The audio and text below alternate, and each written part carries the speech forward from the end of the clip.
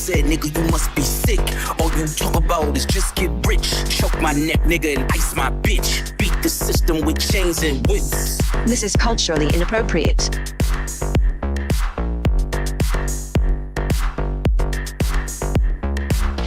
You run from the spirit of repossession. Too much enamel covers your necklace. I buy bitches, you buy them sections. You buy watches, I buy collections. Misery's fueling your aggression. Jealousy's turned into obsession. Reality TV is mud wrestling. Some sign checks I know better than. Beware of my name that there's delicate. You know I know where you're delicate. Crush you to pieces, I hum a breath of it. I will close your heaven for the hell of it. You think it'd be valor amongst veterans. I'm watching your fame escape relevance. We all in a room, but here's the elephant. You chasing a feature out of your element. And those lab diamonds under inspection. The question marks block your blessings. It's no tombstones in the desert. I know by now you get the message. Uncle said, nigga, you must be sick. All you talk about is just get rich. Choke my neck, nigga, and ice my bitch. Beat the system with chains and whips. It don't take much to put two and two. Your lucky streak is now losing you. Money's dried up like a cuticle. You're gasping for air now, it's beautiful. John 10:10, that's my usual.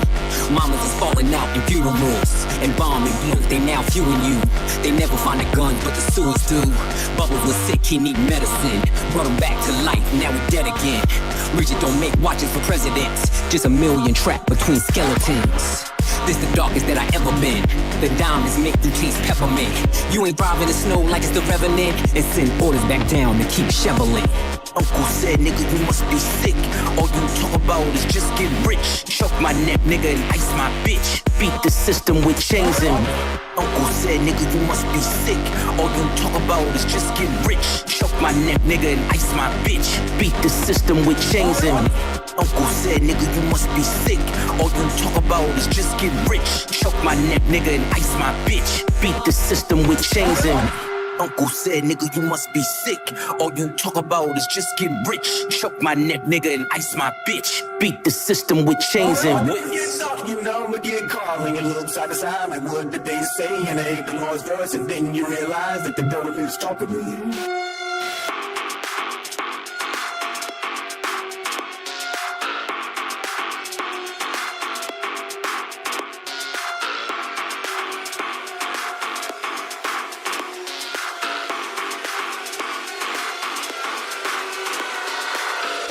I'm not the candidate to vibe with. I don't fuck with the kumbaya shit. All that talent must be God sent. I send your ass back to the cosmics. The things I seen under my eyelids. Kaleidoscope dreams, murder and sirens. Let's be clear, hip-hop died again. Half of my profits may go to Rakim. How many Judases that let me down? But fuck it, the West Minds, we right now. Therapy showed me how to open up. It also showed me I don't give a fuck. The two-time Gemini with the genocide. I'm generous, however you want it. I'll be the gentle kind. Gentlemen and gangsters connect. The agenda of mine. Move niggas up out of here. This shit get gentrified. Heavy jeans like Genovese. I drop your Pentagon to show up at your gender reveal. And tell them, give me mine. I son niggas, I am the general. Where my gin and juice? Every song is the book of Genesis. Let the sonics boom. Niggas want the tea on me? Well, here's the ginger root. I generate residuals, bitch. Get off my genitals. They say I couldn't reach Gen Z. You fucking dickheads, you must be full of that ginseng. Here comes the jinx, yeah. Asianetics been synthetic, screaming they genius. A finger wave, they all fall. Niggas is Jenga. God gave me light, a good year full of free will. Trunk card, tell me not to spare your life. Fuck, you know, I'ma get caught when you look side to side. Like what did they say? And they hate the Lord's verse. And then you realize that the devil is talking to you.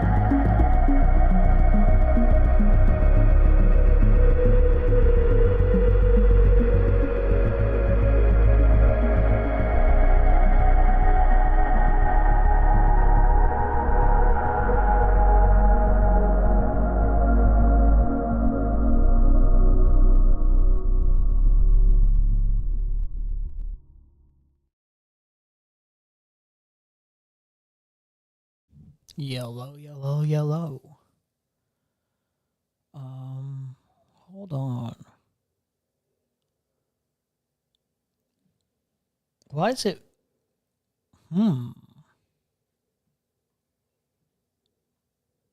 I figured it would do that. We need to edit this. I changed something on my stream. And I had to adjust some things. We need a new chat box.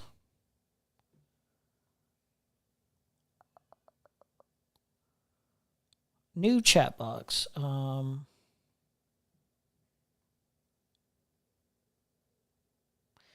Going around to the end, so I don't know if you include that massive TikTok crash out over Z misusing donor money. I'm like on the Erudite stuff on the new President Sunday.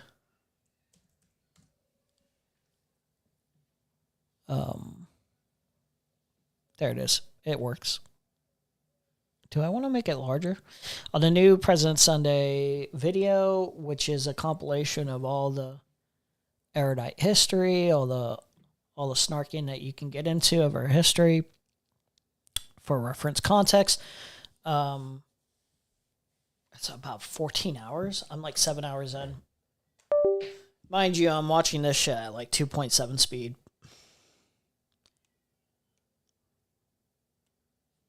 I just watch this shit while I work. I have it on, listening in the background.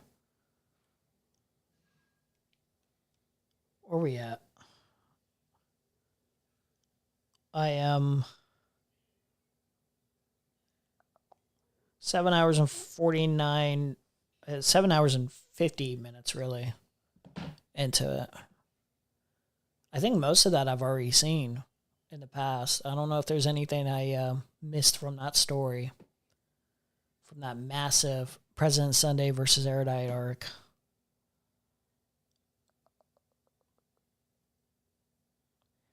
Which, by the way, I've dropped a edited down, straightforward, like,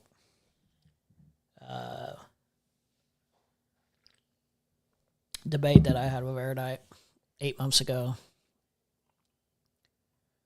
We're going to do a new process of live streaming. It won't be that significantly different. I talk about it as if it's going to be significantly different, but it's not going to be super duper different. But basically, I'm just going to take topics. I'm going to stay focused and condensed as much as possible. And I'll be covering it as if I'm going to make a video out of it. I'll edit it later and drop it in my videos. We need to stay on the gravy train of just constantly dropping videos, whether it's little edits or past content or future content like today. And I dropped my Hassan derangement syndrome edit. Most of these are already on Twitter, on Black Plague J. But, yeah, we're dropping them slowly on YouTube. I'm trying to find what I want to cover specifically. I know the Iran war stuff is happening. It's so much, but it's like, also like, I don't know. It's draining. I wanna find something to have a little bit of lightness to it. A little bit more lightness to it to create a video out of.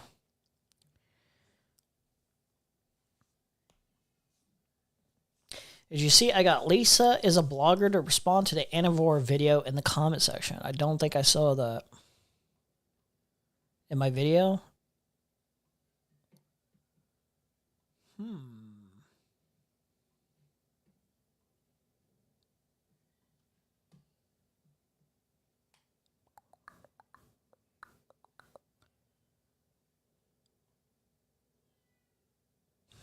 I sort of disavow that Anna is a crazy bee, but I can't stand by that. Don't stick it in women who are nuts. Anna and I both have OCD, but the narrative at the time was that she was crazy. Also, the only reason Simra and I had VIP status was because we were locals to Stardust. In that era, circa 2021, she pretended to like me as a friend. I have forgiven her, kinda, but that was a strange time. I mean, the point of the video, I hate comments like this. Like, if you're in the know, you're in the know. If you're not, you're not. If you don't understand the point of the video, then, like, okay. Maybe you're just not up on the lore, and then maybe you can pick up on context clues of what the video is trying to communicate. I think it's pretty obvious. Comments like this are annoying. I'm just going to do this a lot more because I don't care. I don't care. I'm removing random retarded stuff like that because it is a nothing comment. And then I'm also going to remove comments that are like clearly brigades. Like the old past Asmongold videos are clearly just brigades of a bunch of Nazi filth. And we don't need that. We don't need that. Don't need it. Don't care. But like clearly the point here is pretty clear that, you know, the perception of this person and Stardust's conduct here of downplaying and then gaslighting Anna, this moment is just so gaslighty. I can't believe how gaslighty this piece of shit is. Absolute filth. But everybody's talking, so I didn't choose to be abused, fuckers in chat. I have no idea what that is. Anytime somebody brings up abuse, I'm sorry, I was like actually violently raped, so I'm like, it's a little bit like. Who asked? Who asked you, bro? Who asked you? No, dude, I don't know. You're saying that psychological abuse isn't abuse, or what? No, I'm sure it is. I don't know what you've been through. No, I'm sure it is. I don't know what you've been through. Then what was the point of the comment, dipshit? We all know the point of the comment. It's like a dishonest, like, oh, like, I'm sure.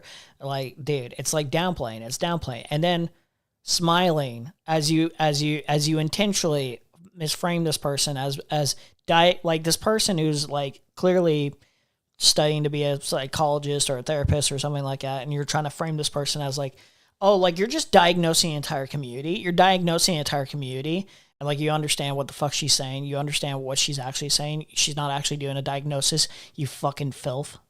Oh. I didn't diagnose them. I said that they were sociopathic. Here. Like it's clearly provoking somebody that's like distressed. That's like the point. Like they're filth. They're filth. They're filth. They're absolute disgusting filth. Like that's the point. Laughing about her violent rape. Whoa, buddy. Whoa, buddy. So, yeah, that's crazy. Lisa, as a blogger, saw this. Not that Lisa, as a blogger, is a big name or anything. It's a chatter, but you know, it's not like I do anything too much to like. I'm trying to find ways to promote these a little bit better. I probably should like.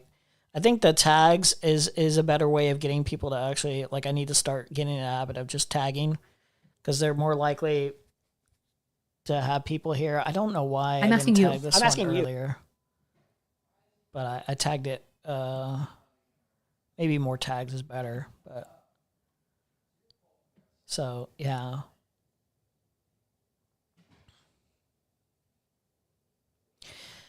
I probably need better headlines. I think the title headlines are okay. Maybe find a way to grab. Well, JD Vance Needs Worse Burgers is not. It's like kind of goofy, but it doesn't really communicate or grab you as much as you would probably think. I need to find better headline. I was trying to think. I was like, I kind of wanted to title it what I like originally titled it in my tweet, which was basically "The Divided Filth of America," which is a more fitting title for something like this. But I was trying to grab something else. It's like.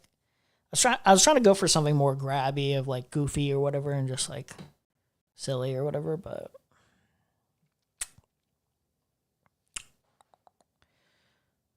was being a little rascal in the Sunday premiere chat and I directed her to the video. Based. Let's go. Based. Very sick. Awesome. I genuinely, I'm actually mad because I was looking for something specific to like make a video on right now to like cover over. Let's look around now. Let's do that. Let's do that. Do you have any suggestions first, T? Like off the top of your head? Like genuinely, I was looking and I was like, I don't want to be redundant. I don't want to do something I've done the last few fucking streams, which is like another Hutch stream or some shit like that. God, please. Like I know I can do it. I could just slop it out and do it, but like I don't want to. I genuinely do not want to. I need something very specific.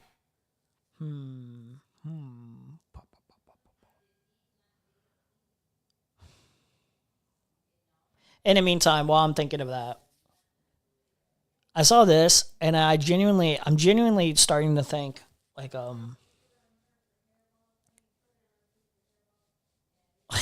I saw this video and it's just like just run with me here. Watch this video, see if you think what I think. Okay, we need to slow it down. Get some snacks. Sure. I know we came for snacks, but can I get this? Sure. Really? Yeah. Okay. Do you like these? Because these are my favorite. Yeah, they're delicious. Good. Do you want to pick one? Sure. Which one do you Okay, want? just like you're probably thinking what I'm thinking right now. Let's go through a little bit more of it. We'll go a little bit more. You're probably thinking like, I think I know where he's going on, but like, you might be too harsh already. You might be too sick in the head with it. No, just hold on. Our Patches are pretty good, but only if I can eat all the blue ones. Deal. I'm gonna get apple juice. I know you said that I should drink more water, but I'm just gonna get some more. Okay. You remember Bluey? Yeah. I think it was my favorite. Okay. I think I'm beginning to think this is a lot more common, like, than you would think, and it's a little disturbing. It's a little disturbing. It explains a lot about the behavior men exhibit towards women. A lot more. Just in this, it feels like you're like, it's like you're doing like a fetishization of like little girls here, like kids. Like you want a little kid to fuck. You want a little girl to fuck. The behavior like exhibited here, like it's like the fetishization. And okay. I'm just like, it just feels uncomfortable looking at this. When it's on display as most commonly right here, like I'm just saying, like, and it feels like here's the other thing. I don't think women want to acknowledge this as much as they should acknowledge this, but like, hear me out here. In some cases, there's a reason it's it goes both ways in the fetishization a little bit. I think the women, not always, obviously, not as commonly, but like I think they play into it purposely because they have that fetish as well. Like it's like I don't see this chick not understanding how she comes off here. Like, I mean, come on, bro. The Bluey. I want apple juice. I want apple juice. Now we're in the toy section. Can I get this toy? So, like, a lot of men simultaneously want a little girl to fuck, like a child to take care of, but also simultaneously a mother that takes care of them in very specific ways. Like, it's like they don't want an equal in any way, shape, or form. And also the POV, like this is the POV, like they're talking about autism here. I don't think this really has anything to do with like just autism, this behavior. Like I'm strictly just seeing fetishization of like little girl behavior, not autism. I'm not seeing that. Are you seeing autism displayed here? I'm not seeing it. I don't understand. I don't understand how this is like about autism. I'm just gonna get some more. Okay. You remember Bluey? Yeah. I think it was my favorite. Bluey, my favorite. I saw Bluey. I watch Bluey still. I'm 23. I'm 25, and I still watch Bluey. I watch Bluey. I don't watch Grown Up Show. I watch Bluey. Papa. I love Bluey. Bluey, my favorite. Bluey, can you fuck me as I watch Bluey?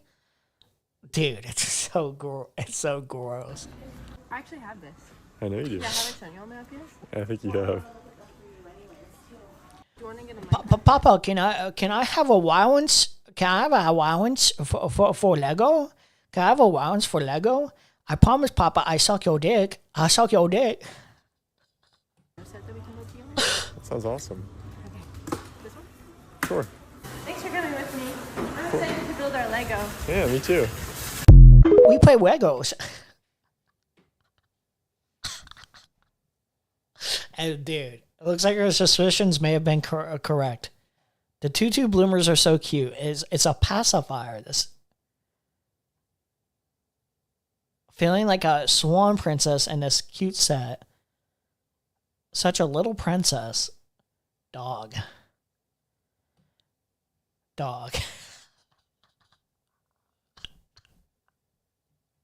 So like the quote tweet here, I think I disagree with this quote tweet like a little bit here.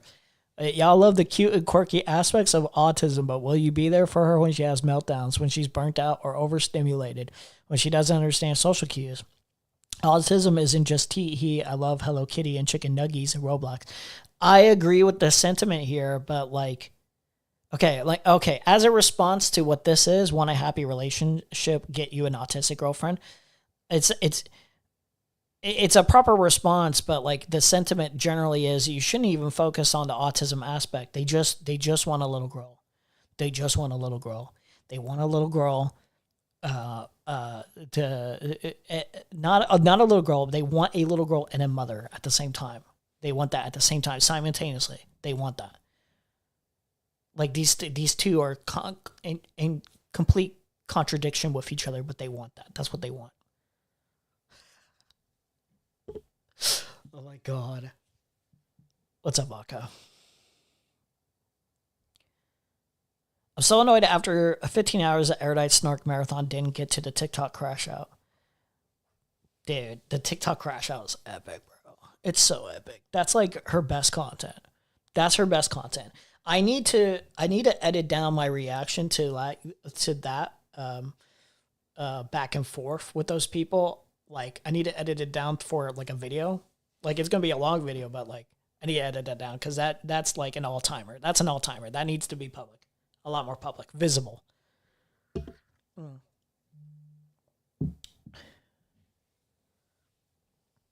Do you think no bush counts as the same type of fetishization? No, I think it's like more of a preference thing where it's like if you don't want bush or whatever, it's like it's just like, oh, like you prefer smooth skin or whatever.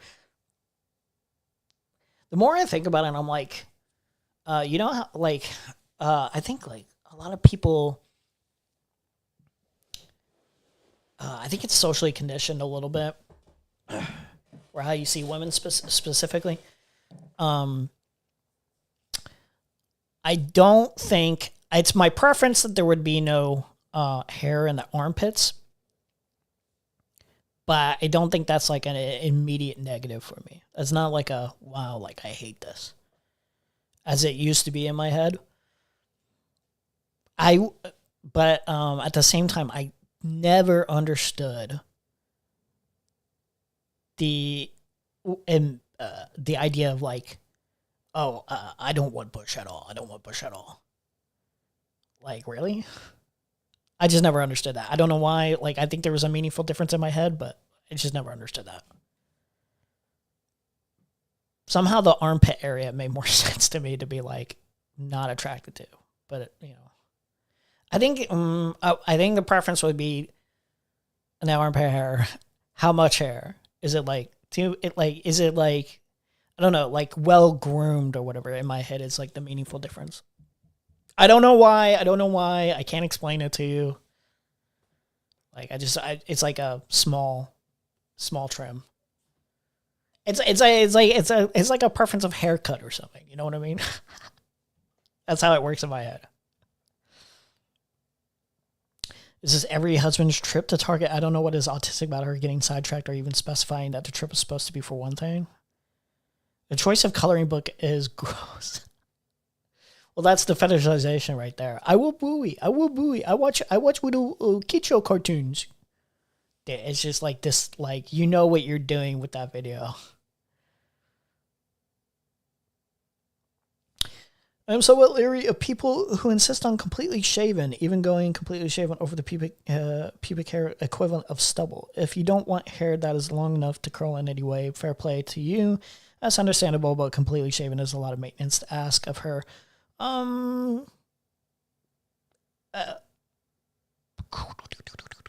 Completely shave. I don't think it's a lot of maintenance. Well, maybe. I don't think it's the end of the world, is what I'm saying. But, still. I think it's okay to have preferences.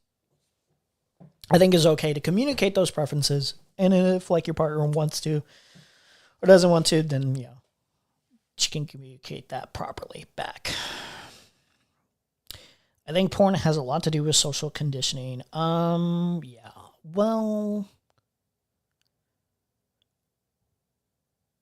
just like in most art, I think porn is a reflection of, like, everyone's preferences. But I do... No, it's a reflection of other people's preferences. Like, just like any, like, media or anything like that. I think it can strengthen the social conditioning if that's what you're used to seeing, for sure. Just like any other media, like certain propaganda or brainwashing, or like you're just kind of like adjusted to a certain way of how things operate. So I don't, but like, I think it's primarily because it's already it was already ingrained where people preferred, like, completely shaven. Porn storylines be crazy. Yeah. And we have to deal with the reality that a lot of people are mostly in tune with, like, the more taboo natures, because that's what makes it more interesting for them. That's why, like, the stepbrother, stepsister thing is, like, so common or whatever. I don't remember who communicated this, but it was like, it like clicked in my head where I was like, oh, that should have been obvious from the first place. I think one of the reasons why people like the stepbrother, stepsister porn is because, well, not only just the taboo, but it's basically just like the idea is to appeal to this idea that it's easy. It's you don't have to do as much legwork to actually go out and seek a romantic partner or something like that. It's basically just the idea of already being in this, like, household, this family or whatever, and being adjusted, and it happens naturally. Like, it's this idea that, like, you don't have to do as much work to actually garner someone's affection or whatever. It's just like kind of sick idea of, like, grooming each other over time, or one grooming the other or whatever. That's like the gross dynamic of it.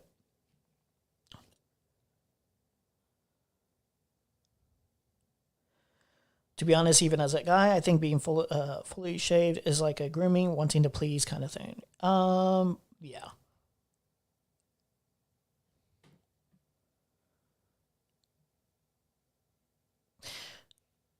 She's asking for juice boxes and fucking Bluey coloring books. They want a taller they can fuck. This shit's weird.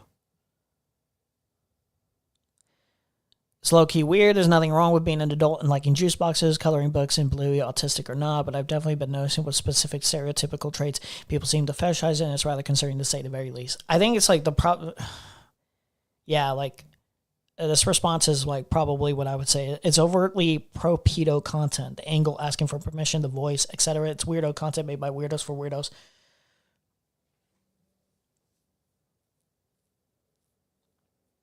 It's like,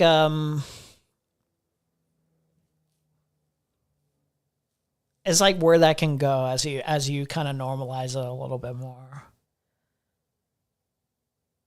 It's like what you're communicating, like with the content.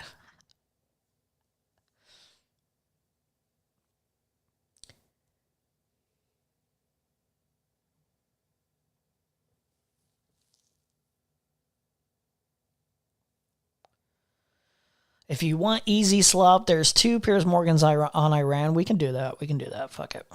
Hair isn't dirty. No, hair isn't dirty.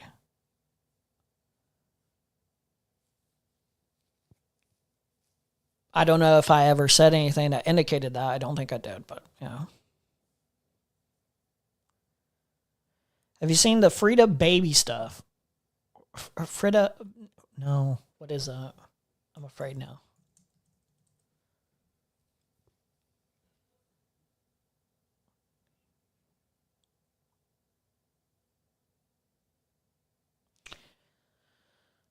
That's a part 2. I guess this is part 1. Please explain to me, this is a baby thermometer for babies, for literal infants, okay? Wait, hold on.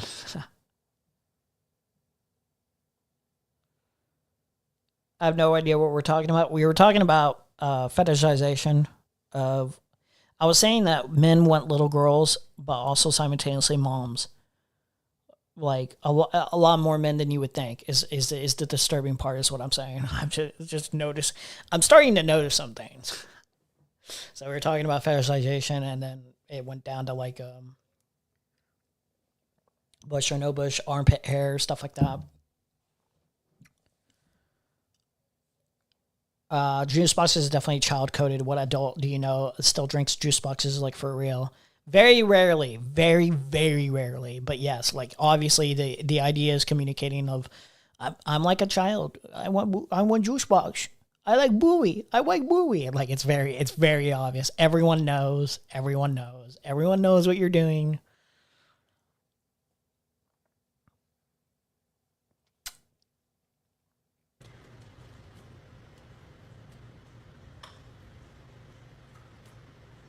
I have so many questions. Why is this on here? In case you can't read it backwards, it says, how about a quickie? So this is on a thermometer thing? Please explain to me, this is a baby thermometer for babies, for literal infants, okay? I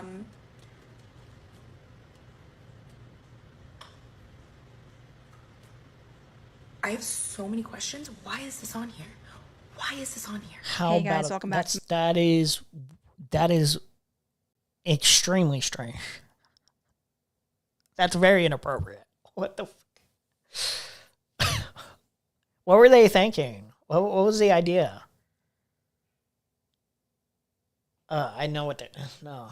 So my channel. So apparently a very popular baby brand named Frida Baby is trending for very concerning reasons. So much so that this has people removing the company's products from their baby registries. And if you've ever bought a product from them, or you're thinking about buying a product from them, I urge you to watch this video, because something very disturbing is going on with their marketing, and it might make you too think twice about buying something from them in the future. So let's talk about it. The infants aren't reading, bruh. So I wasn't even planning on filming today, but when I saw this story, I just thought, okay, I need to just hop on and talk about this, because I feel like if you're not on TikTok, if you're not on social media that much, you might not be actually hearing about this. And I'm definitely curious about your take. When I heard about this, I got very sick to my stomach. It's very disturbing. So I'm going to show you the TikTok that sort of started this conversation. Look, I don't work in marketing, so I'm certainly not an expert, but in light of everything that's going on in the US right now, maybe running an ad campaign for a rectal thermometer where you're joking about having a threesome with a baby is a bad idea. If you didn't catch it... It's so strange to me how they even remotely thought that was a good idea. In this climate, outside this climate, why the fuck would you think that was even remotely, like, who runs these businesses? Who runs the marketing, bro? Dude.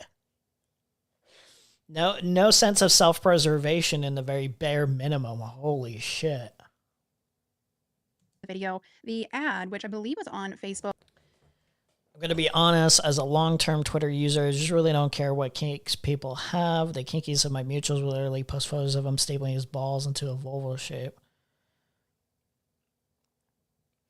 It's just strange fetishization being brought out publicly. It's just like it's gross. It's just gross.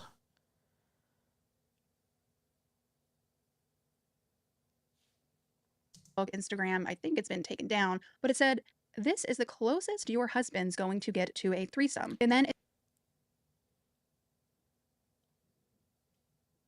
Okay, I think we need a restart, guys. The dinosaurs had they had their time. The humans had their time. I think we're done. Okay, I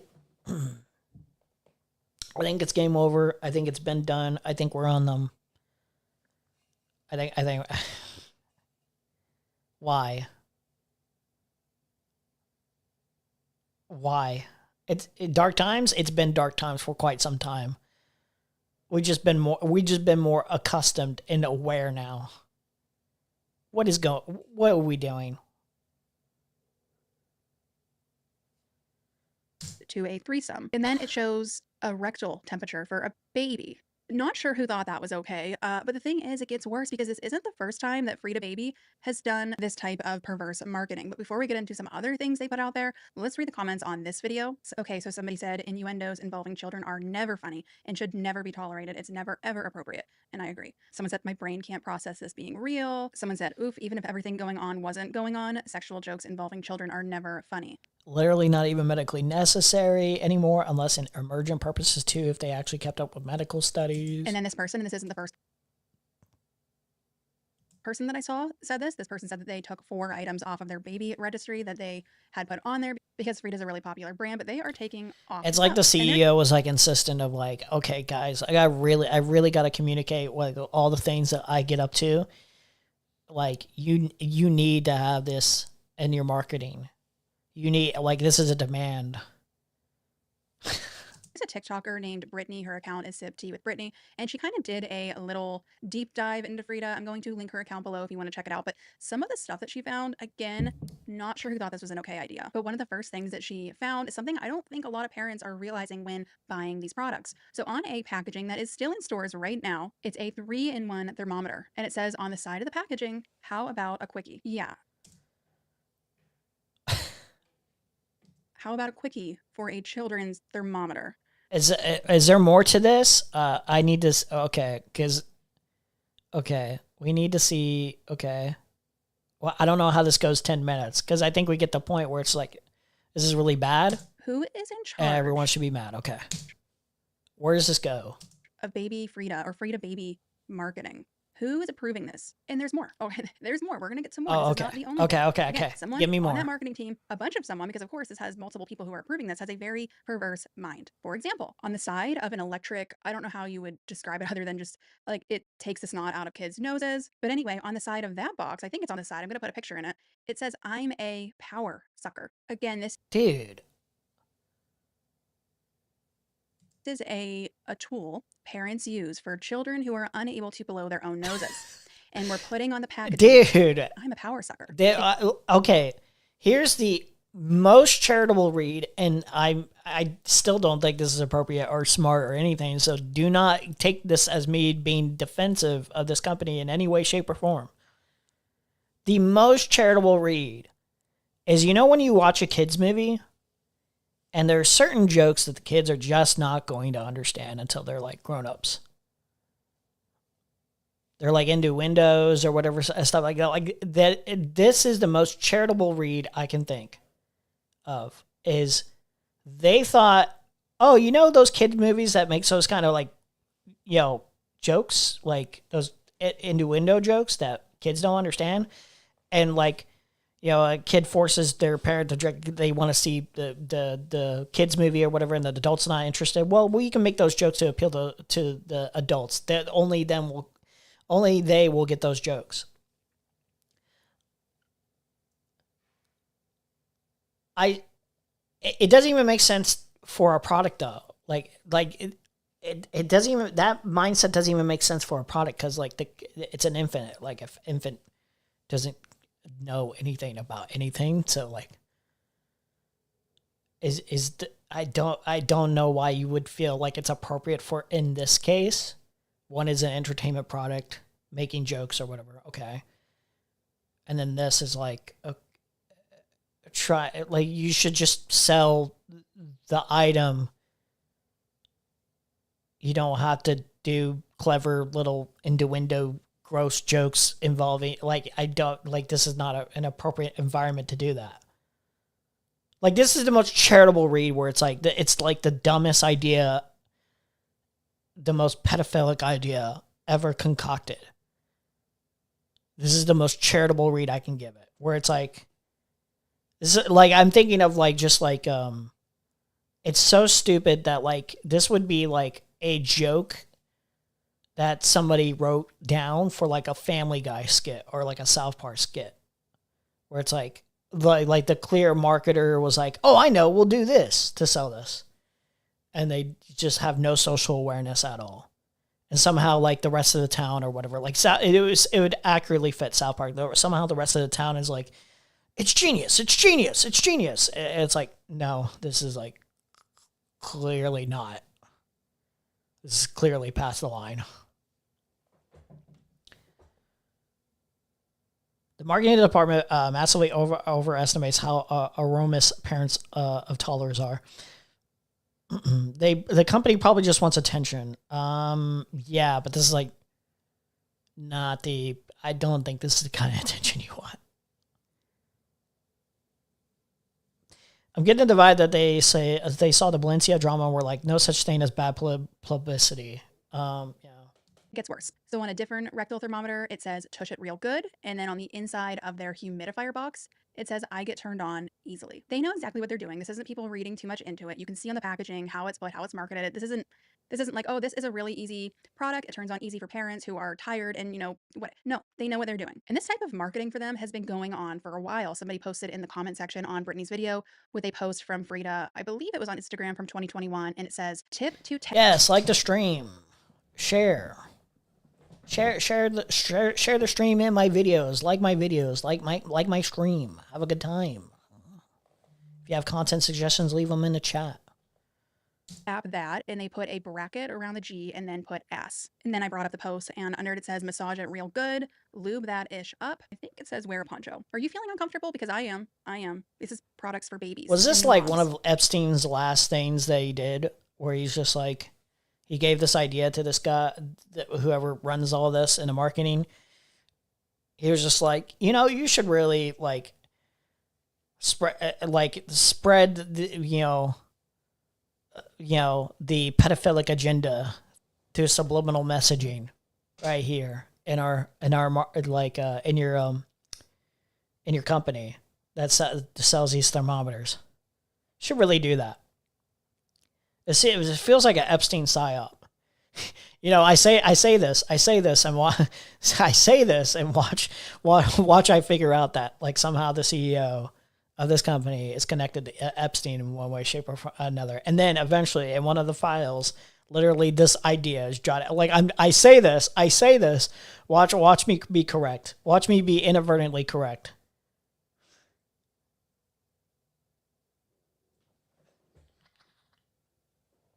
Does the company have Epstein ties? I know I'm making a joke. I don't know that this company or the CEO or anything like that has any Epstein ties. I'm making a joke. This isn't for adult toys. This is for stuff for babies, Jesus, toddlers, and new mothers. Again, keep in mind, Frida Baby is a very popular, top recommended baby brand, and they're not cheap. Their thermometers alone are $40. I feel like when parents are looking for these type of products, if they're out at stores or they're on their registry, this brand is very well known. And if they need the item, they need a thermometer or this or that for their baby, they're probably not thinking too much about the packaging. Right? They just get the items that they need, they go about their day. And I think that's why this hasn't blown up too much yet, although it is now. More people are talking about it over the last 24 hours, which is a good thing. Now, I know people might see this and just say, oh my gosh, this is a play on words. You're overthinking this. This isn't weird at all. I think it's really weird. And the reason I say this is it's a brand that's designed for babies and mothers and postpartum products and things like that. It is all about babies, what their needs are, and what world is playing on words in an inappropriate way okay to put on baby products. It took me going on the deep dive to realize that people post about it. It's more in like forums. People are like, oh my gosh, like. I just looked just to be sure. Based on the search results provided, there is no direct substantive link or connection mentioned between Chelsea, Hirschhorn, CEO of Frida Baby, and Jeffrey Epstein.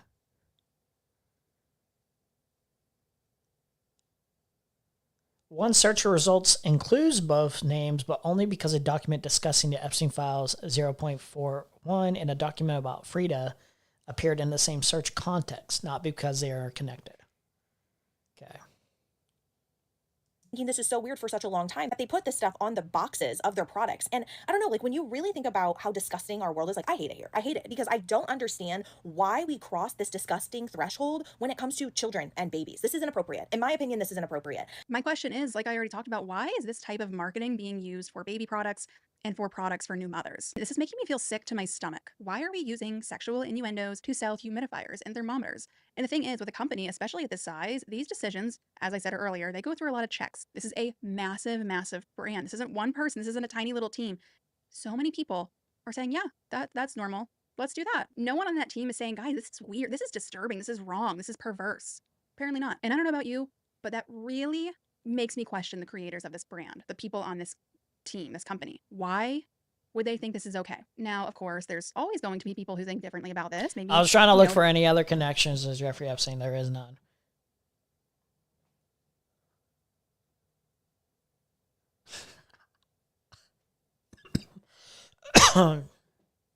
jmail.world. You could check. There's a website that allows you to read the emails easily. Yeah, the Jmail one. Yeah.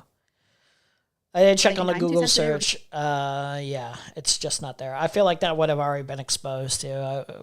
People who are talking about this, calling it out, are too sensitive or prudes. Maybe even that's you who thinks that, and let me know what you think. But I did see some comments from people who said, "Who cares? It's not like the baby can read."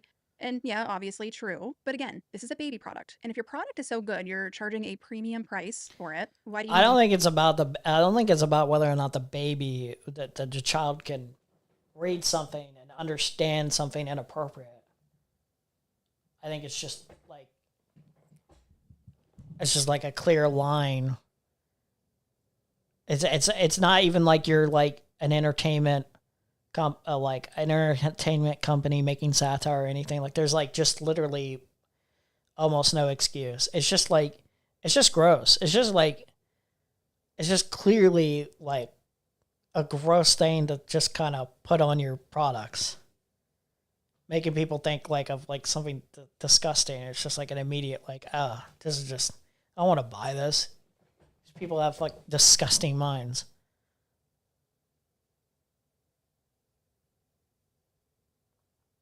Wouldn't it be funny if it literally had Epstein recommending play on words? Oh my God, it would be so funny. It'd be so funny, but also very deeply depressing. Use this shock value marketing to sell your premium product meant for babies and moms. This type of marketing has no place in an industry that was created for the needs of children and new mothers. It's beyond gross. We need a new word for it. But anyone who thought this was okay on the Frida team is clearly deeply disturbed. When it comes to kids, there should be zero tolerance for anything that feels even remotely exploitative, whether that's inappropriate marketing, suggestive undertones, or campaigns that blur boundaries for shock value. And of course, Frida is going on a deleting spree pretending this never happened, but screenshots are there. Products that say these things on the side are still available in stores like Target. People are checking and they're still available. They're going to need a PR person on this real quick because deleting stuff is not gonna help. I just feel like this is important. It's important to show brands like this that this is not okay. It's not funny, it's not appreciated, and it's 100% not necessary. And like I said, if your product is good enough, why do you need to do things for shock value? Why do you want to have a photo of a baby? And yes, I know it's a cartoon baby, but it's still a baby getting a rectal temperature done while also talking about a threesome. To me, and again, call me a prude, in my opinion, whoever thought this was a good idea is truly a sick individual. And let's face it, it was more than one person making this come to life. But they certainly need their heads checked because this is dark, it's gross, and I am sick of children. What's the part 2 to this? What more can you explore on this? It's so much worse. Okay, guys, welcome back to my channel. How much worse does this get? Holy shit. I did not think the baby Frida drama, their marketing, all of that could get any worse, but here I am the next day filming a part 2 because after I uploaded the video, so much more stuff came out, and dare I say, a lot of this is even worse. So if you are lost and have no idea what I'm talking about, dude, what can you do to piss people off even more? You make even more puns? Like even more deplorable jokes? Be sure to check out part 1 and then come back for this video because unfortunately we have a lot more to talk about. So let's get into it. Okay, so like I said, I did a part 1 where I covered a few of Frida's really sketchy marketing stuff. And what I think is kind of funny is I saw some people, not in my comment section, but in different forums and stuff saying, There's no way this has to be AI. I have these products and I've never seen that on them, and that post has to be AI. Maybe it's AI or it was a parody account making these type of things. Guys, it's not. For anyone wondering that, it's not. All this stuff came directly from their Instagram, Facebook, directly from their packaging. I was actually at Walmart last night and I said to my husband, I want to go down the baby aisle real quick and just look at Frida stuff and see if anything on the shelves right now says anything. They were out of the thermometer, but they had their gas trap product. It's our picture here, guys. It's Tap that gas. real. I went out to the field. So that How do I know that picture is an AI, buddy? How do I know? How do I know you're not just lying? Can be put to rest. But in all why isn't your face in there, buddy? seriousness, people are digging up so much stuff that just goes back years with Frida. I did see some people asking when did this all start because they don't remember when they got Frida products years ago, seeing anything like this. And I don't know for sure when this marketing started, but I think around 2019 is at least when I'm seeing a lot of these posts coming up. With that said, a lot of their posts now are being deleted. They have not come out with a statement yet, but they are deleting, they're changing captions, but people of course are saving, pictures, screenshots, all of that. With that said, a lot of their stuff is still up. Like, let's look at this one post from November of 2020. The caption, Jesus Christ. Getting all hot and sweaty thinking about what's dropping tomorrow. Can you guess what it is? Jeez, bro. Says getting all hot and sweaty thinking about what's dropping tomorrow. Can you guess what it is? And they have a photo of a toddler sweating. It's not a cartoon, it's a real toddler and they are sweating. Again, it's the innuendos that they are putting out there. I don't know what product was launched, but they don't sell anything that would need a caption like that, let alone using a real baby sweating. Again, who thought this was okay? But moving on to another post that is still up from February 2021, a photo of a thermometer. And on the photo, it says it's getting hot in here. The caption, hey, Mom, what is nightstand top drawer worthy, battery operated, and comes in clutch when things are hot and steamy? I think these people should probably be locked up just for this marketing campaign. This is just like deplorable.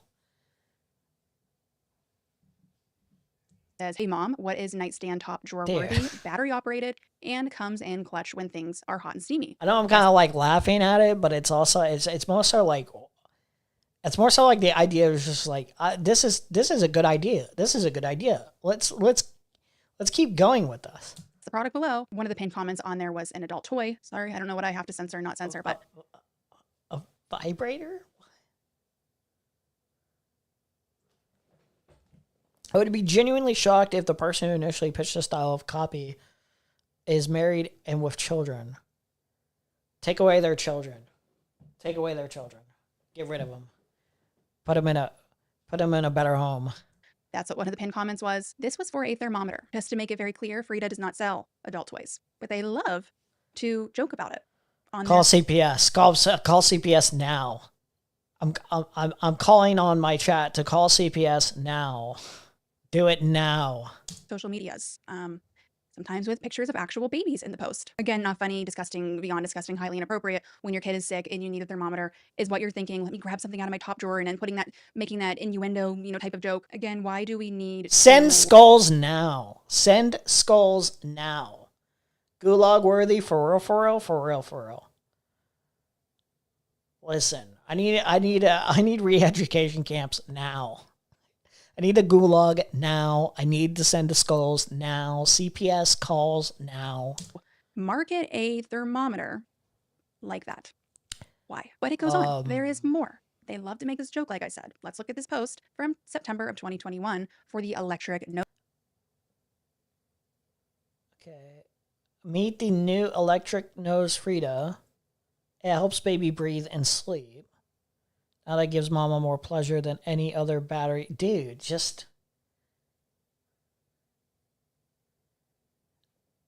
I am really just thinking that they were just like, okay, like, we're trying to appeal to adults to take, like, for products to take care of their children. Maybe they'll find this cutesy that, like, we're, yeah. Like, I don't even know how you begin to think that this is I don't even know how, like, you get this passed without people like, without shareholders being like, I don't think we should do this. I don't think we should do this. I don't think this is appropriate. Like, you're going to fuck this company over. You're going to fuck us. You're going to fuck us over. I don't even know where to begin with that, like, thought process. I don't know how that gets in, like, for a mass group of people to do this, to get this out there.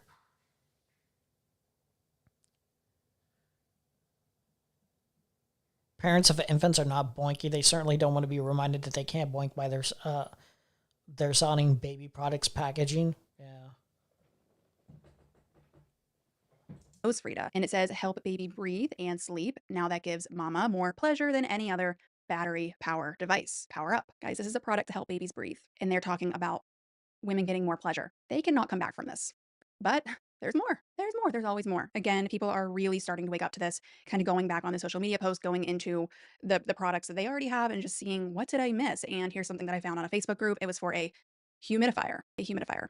And it says size matters. We've got that big mist energy. We've been making it rain in nurseries for like ever. Cough, cough. So wait, they've been doing this for a while and nobody's kind of like made a big deal out of it until now? What were they doing it in 2019? Genuinely, I feel like this. I don't know how it only took till now for people to make a bigger deal out of this. OG humidifier. Again, if this is a one-time thing, that was their only time they ever made that kind of joke. Okay, it's not a one-time thing. This is their sense of humor, their marketing team, which, by the way, some of you guys did some investigative work. It's I think that's pretty telling if like it only took till now when it's been happening since 2019. Maybe everyone's just kind of blasé going about their like, it's just like until like one person just kind of makes a big enough like of a fuss about it. I feel like you just get away with a lot of like weird, like disturbing shit. And it only really matters when somebody like points it out, like here, clear as day, like, wait, why the is nobody like talking about this more? Like making a bigger, is this just me? I feel like this is like seeping underneath. It's like a lot of just weird behavior, just problematic behavior in general of all varieties, shapes, and forms. Even if it's as clear as something like this, it's just kind of like ignored, or like everyone's kind of apathetic because it's just like everyone's tired, everyone's constantly working and dealing with their own lives or whatever. But like, I don't know. I especially in this climate, everyone's just kind of like more on edge, reasonably so. And they're finally like seeing something like this and they're like, wait, what the fuck? Like, what the fuck? Dude, what the fuck? Like, you know, like how things kind of just seep in culture, and it just like, it's just kind of like, you kind of, you like understand that it's wrong, but you're like, it's kind of just, I'm too tired. Or it just doesn't immediately register in your head as like the worst thing ever, or like one of the more like potentially problematic things to like normalize. I don't know. It's the only thing I can explain is just like general like exhaustion I think people have felt over time. Because that's the only explanation I can think of, like where like if this has been happening since 2019 and it's only like been talked about significantly till now, it's just like general, not apathy completely, but just exhaustion is why they've been able to do it for so long. As a non-marketing but otherwise business person, I do have Schadenfreude when an absolutely idiotic marketing person fumbles us hard. The Bud Light marketing, Jaguars copy nothing video, the Cracker Barrel rebrand, which just skinwalks every other brunch restaurant ever. The head ups of the marketing are women. I think there's one or two men, but they're not even.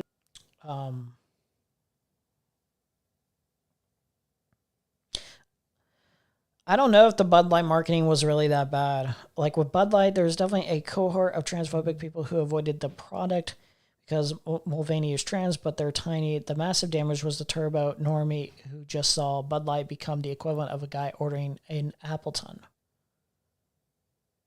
Appletini, oh. I think with the Bud Light marketing, Mulvaney, well,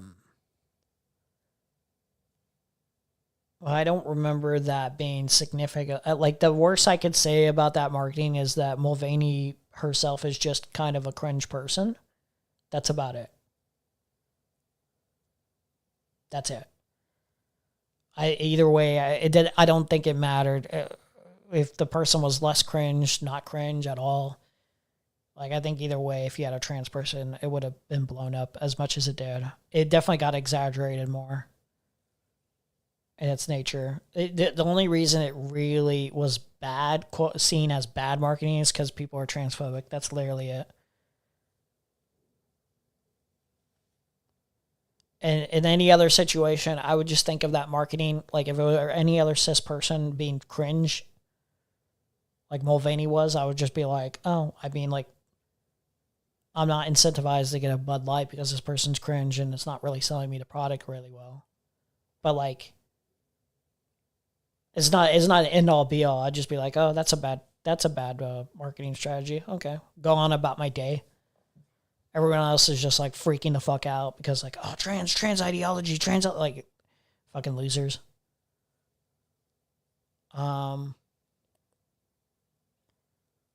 But like became a girly drink to turbo normies. Well, no, it's not that it became a girly drink to them. It became like a woke drink.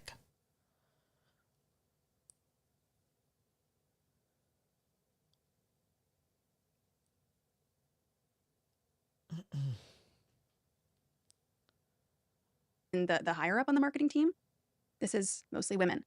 And are we stupid? Am I naive for thinking that a company created by moms for moms wouldn't be like this? Like, it would be a safe, trustworthy company, marketing. You underestimate how performative normie beer drinkers are, probably, but yeah, I don't know.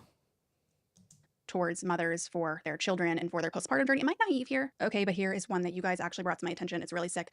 They use a actual baby, again, not a cartoon for this one. The baby has, I'm gonna blur the picture, but the baby has snot over Wanting their right to eye. drink is performative, yeah.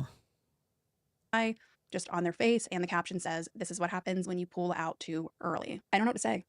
This is disgusting. This is really dark and disturbing. And there's more, because something that I noticed scrolling on their Instagram is a lot of questionable thumbnails. And maybe that's not something that, we would think much of, but given everything that we know now, I just feel like this needs to be mentioned. You guys can let me know what you think about it. Keep in mind, on Instagram, they choose what the thumbnail on the post are going to be. Pull out too early. I guess what the joke is, like, the result is you have a baby. Okay, when you pull out too, it's gross. I don't know. It's gross. No, yeah, that's just, yeah. I don't even understand what the joke is.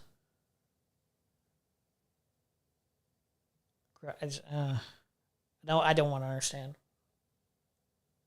Yeah, that's, I don't even know. Questionable thumbnails. And maybe that's not something that, we would think much of, but given everything that we know now, I just feel like this needs to be mentioned. You guys can let me know what you think about it. Keep in mind, on Instagram, they choose what the thumbnail on the post are going to be. They are in... Oh, is there supposed to be snot? That's... Oh, my God. Dude, Jesus Christ. Oh, okay. Okay.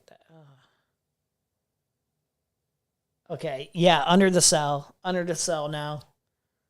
On the wall. On the wall now. Jesus fuck, man. They are in complete creative control on what the thumbnails are going to be. So a lot of them I noticed are babies sucking on teethers, which I know they sell teethers, but I don't know, making that the thumbnail of real babies again, not cartoons, doesn't sit well with me. But one that really stuck out was a baby's mouth open a little bit with drool hanging down. Gross. Obviously going to be blurring the picture, but that to me is disturbing because they made that choice to make it that thumbnail, and with their sense of humor, with what they are putting out there, makes me wonder. She said the baby had a snotty. I missed that. I guess I missed that in my They catering to on their social media. Living in a post, and I don't know what I can say, you guys know how it is, but e-file world, this is not okay. This is not okay. A lot of you guys mentioned that in my comment section, and I completely agree. But back to their ads and marketing and all of that. This one is for their Frida mom. So they have a Frida baby line and then a Frida mom line, which is for, postpartum, breastfeeding products, all of that. So if you're a mom, let me know what you think about this one. But on the side of their packaging for their 2-in-1 lactation massager, it says second base never felt so good. How do you feel about that one?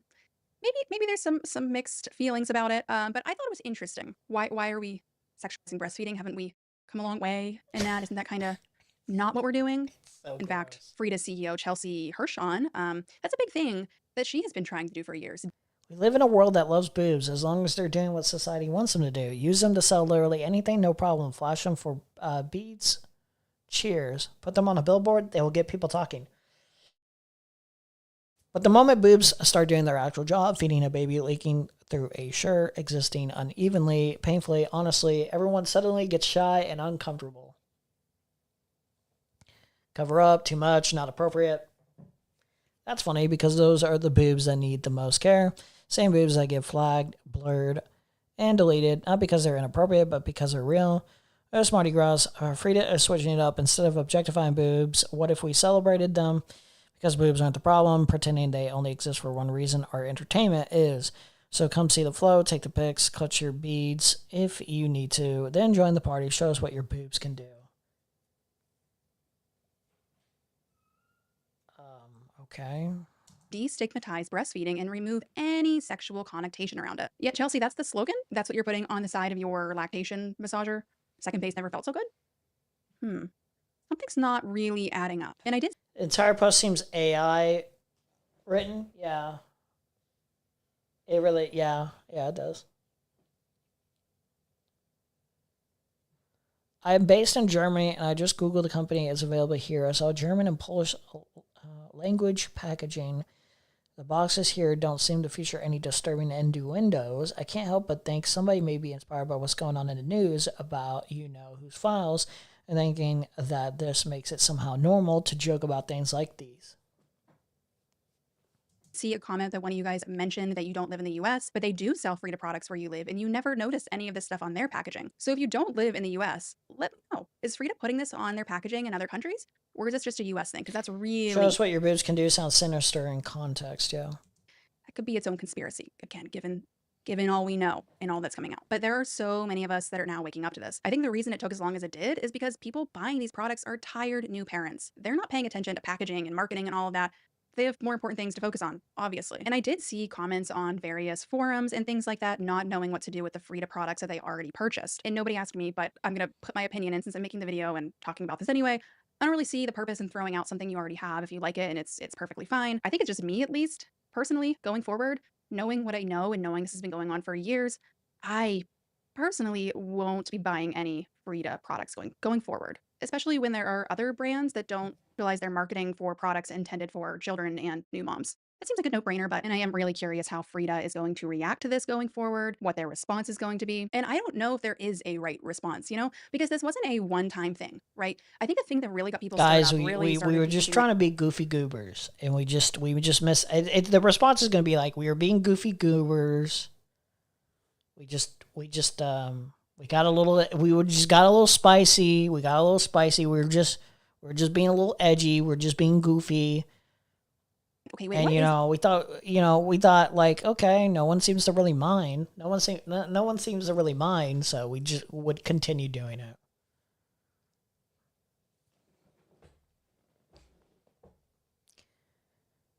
Backing off that one German comment, it is something to not that in regards to files, people are being investigated in other countries over them, but not here. Oh, something to note. Okay, yeah. Yeah. The Clintons got depositions. Both of them are like, what, 4 hours? This, and it was we might watch a little bit of those. 3-in-1 product, that joke. But that wasn't the only thing. This has been a pattern for years. So what are they going to say? oh, sorry, we realize this was a bad decision. We want to do better going forward. A bad decision that you consistently made for at least 6 years? No, I don't buy it. I get that companies, they want to push the limit. They want to do crazy shock value marketing, but no, not for products that are meant for baby. While Epstein was being investigated in 2008, Mandelson sent him an email lamenting Epstein's treatment and said this could not happen in Britain. What did he mean by that? What do you mean by that? What do you mean by that, buddy? What do you mean? Clayman never answered that question when I asked. Oh my god. Is he a Peter Mandelson guy? Or whatever his fucking name is. Is it Peter Mandelson? Or I don't remember. It's Peter Mandelson, I think.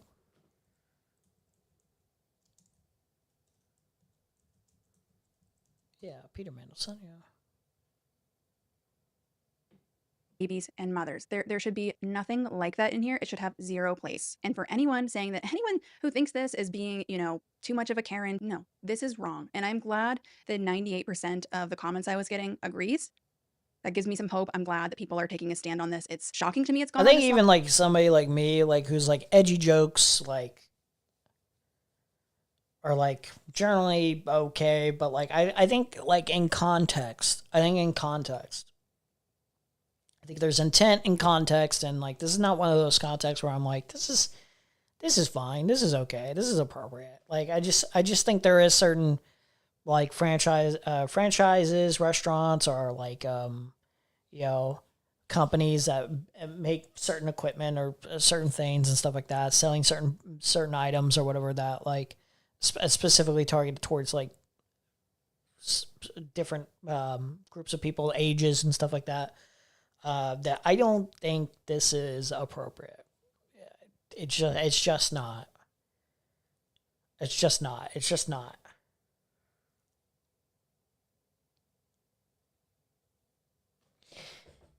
He's a stormtrooper above all.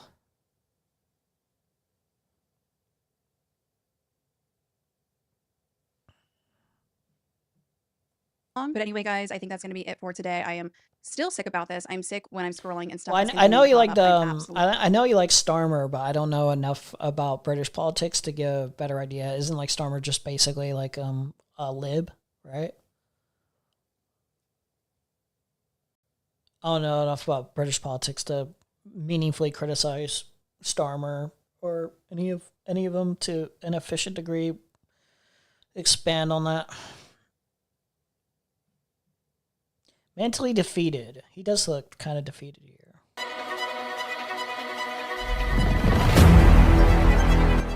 Okay, we don't need the music. He looks like a tired boy. He's very tired. He's had a rough day. He has a rough day, rough week. I didn't even know this existed till now. So apparently, creepy video Trump sexualizing his 1-year-old daughter has resurfaced. Dog. There's no... This is in public too. What are you doing? Tiffany have of yours, and what does Tiffany have of Marla's?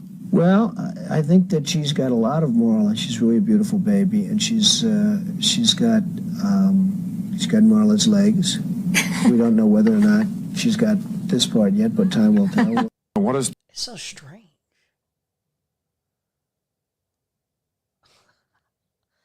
What the fuck are you talking about,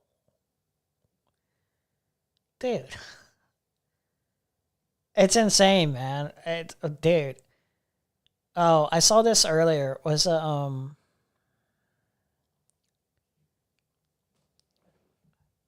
Trump diagnosed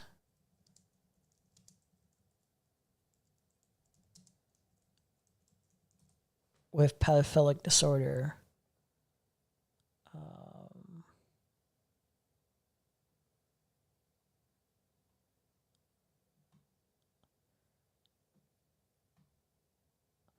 WMR's GOP source indicated that Trump has refused to release his tax returns because they will reveal the many out-of-court settlements he has paid to silence his assault victims and their families. The list of Trump's child victims came with an interesting reference point that was apparently part of the documentation in the settlement cases. Trump was designated with a psychiatric disorder referenced in the American Psychiatric Association's Diagnostic and Statistical Manual of Mental Disorders, DSM-5. The reference disorder is pedophilic disorder.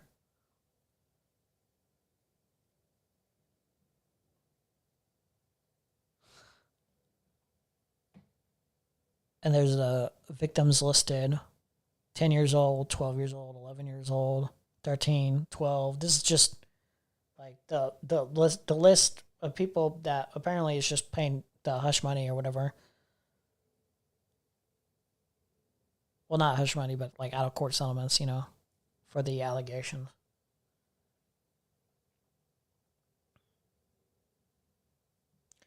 It's in the DSM-5. I don't know. I'm just reading. I guess it is. Isn't it officially in the DSM-5? I don't know. I don't know how it is.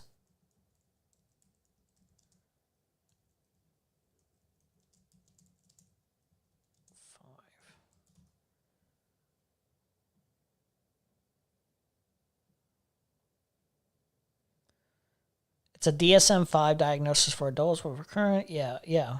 I figured. Yeah, it was already like it was already an official disorder. Yeah. Since when? I don't know when it happened. Way back, apparently.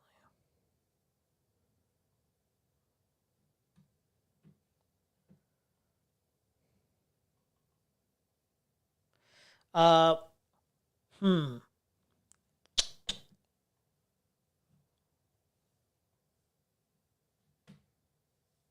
do we want to do? What do we want to do, guys?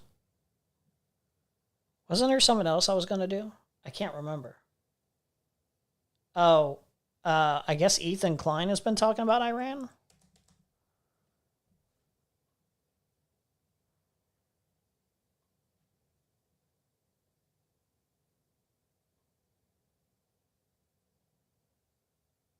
The war. Wasn't he apparently saying a lot of stupid shit about it, right? Topic introduction, subathon, tattoo talk. Is ChatGPT getting worse? Dogs are not here.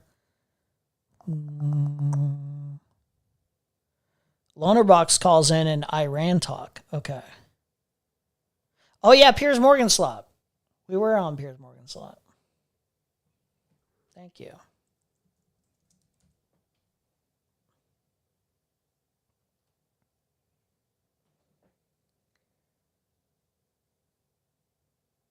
I saw Ethan give some wild takes on Perry's stream. Did Ethan see the Brandon Buckingham video on Purple Perry Gaming? Legendary Purple Perry Gaming? Unleash US and Israel. We didn't start this war.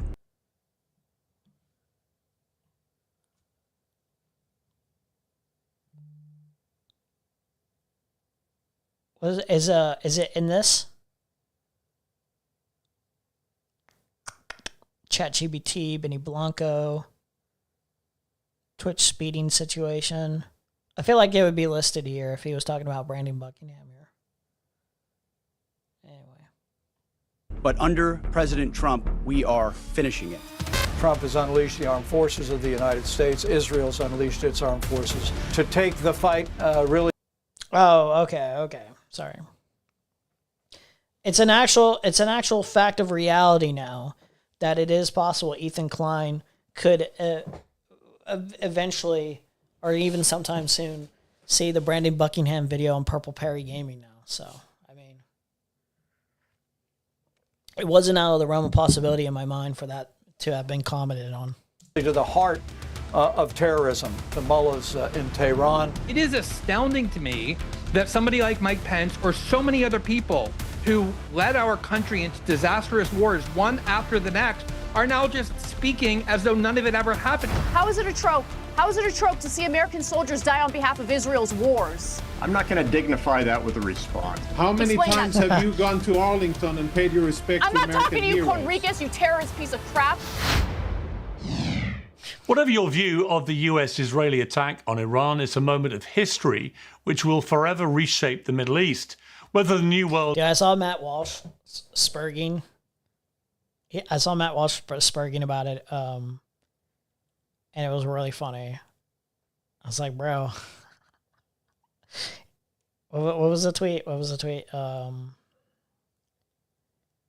He was like, I can't take the gaslighting, guys. I really can't. Conservatives are now running around saying Iran has been waging war on us for 47 years. Okay, then why didn't any of you call for an attack on Iran at any point until now?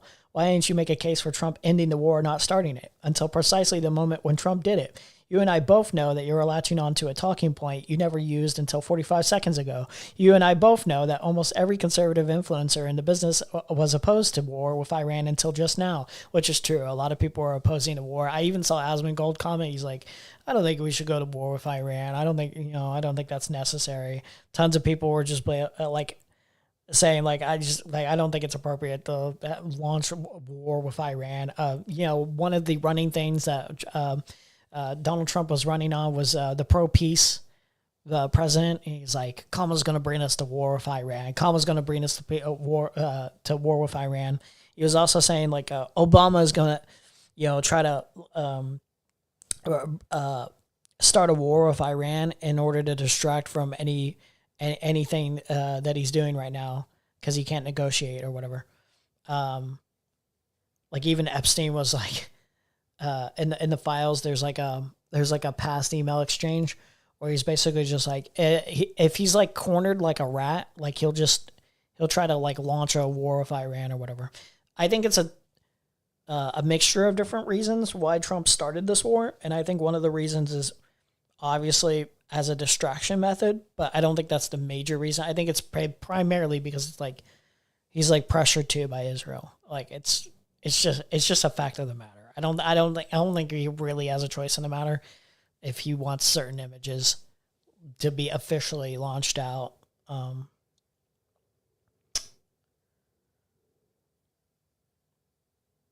Now you're trying to use justifications that stretch back decades. It doesn't make any sense. If you changed your mind, fine. Say so. Explain why. You're allowed to change your mind. I've changed my mind about things, but don't try to rewrite history. Be honest about it. There's too much at stake to play these games. The gaslighters are responding with more gaslighting. Yes, I'm well aware that neocons have been calling for an Iran invasion forever. I obviously wasn't talking about them. I'm referring to MAGA conservatives, American firsters, Trump's base, the people I talk to every single day. Attacking Iran was not a policy priority for them, and many were expressly against it. Trying to rewrite that history now is just grotesque, insulting our intelligence. Make your case for this operation. Just be honest. Come on, dude.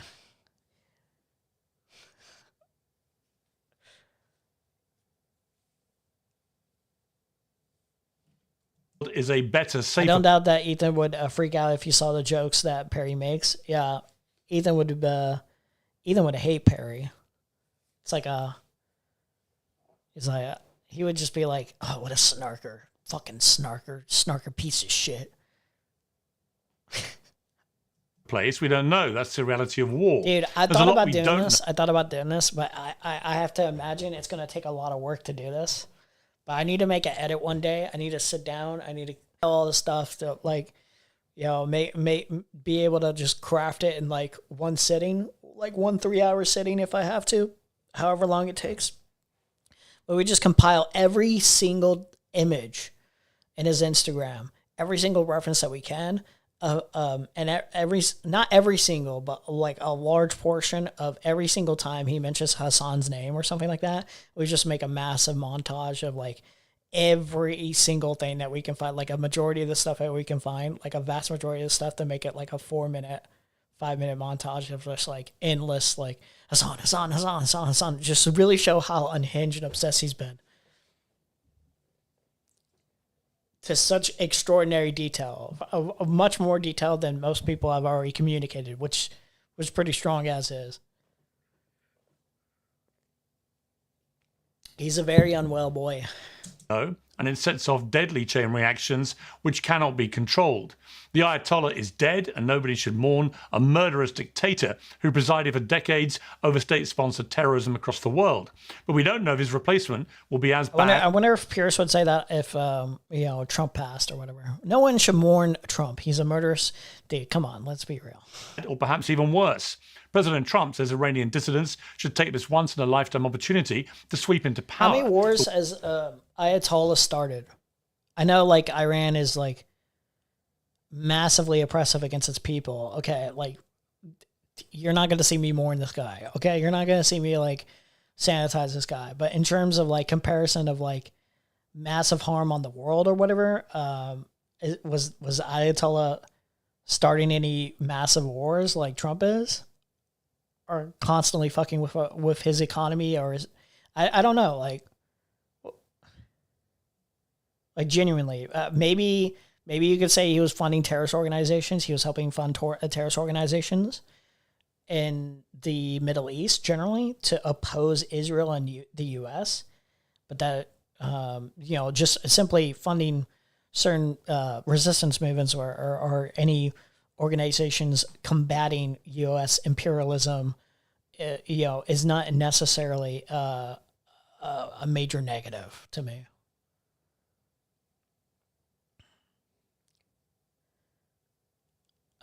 Did he start any wars? I kind of do want more context for this guy.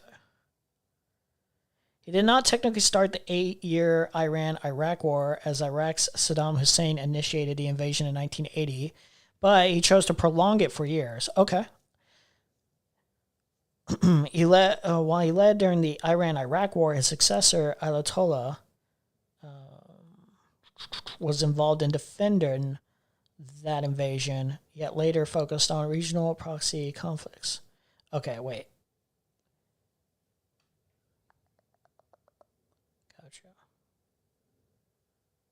So this one, okay. The Ayatollah right now currently didn't start any wars. The prior one didn't start a war, but he prolonged it. Okay. He prolonged an Iran-Iraq war, which I'm pretty sure is the...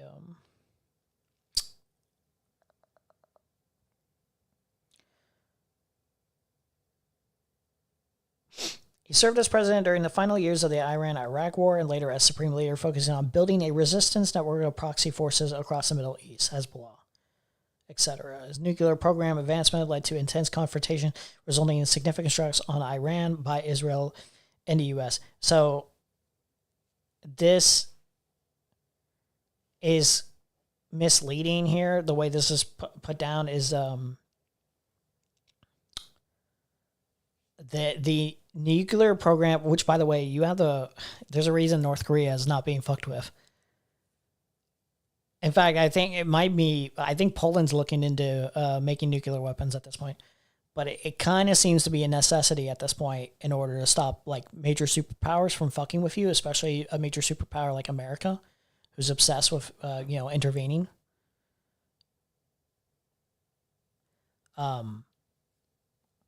So Netanyahu's been wanting to create a greater Israel for a while now. He's been wanting to, for like 40 years. He's been like selling the narrative that Iran was weeks away from making a major nuclear weapon, having major nuclear weapons. But like, this isn't inherently a bad thing to have like nuclear weapons. Like, it's like if everyone has nukes, everyone's incentivized to not launch those nukes at each other. Like, it's a deterrent.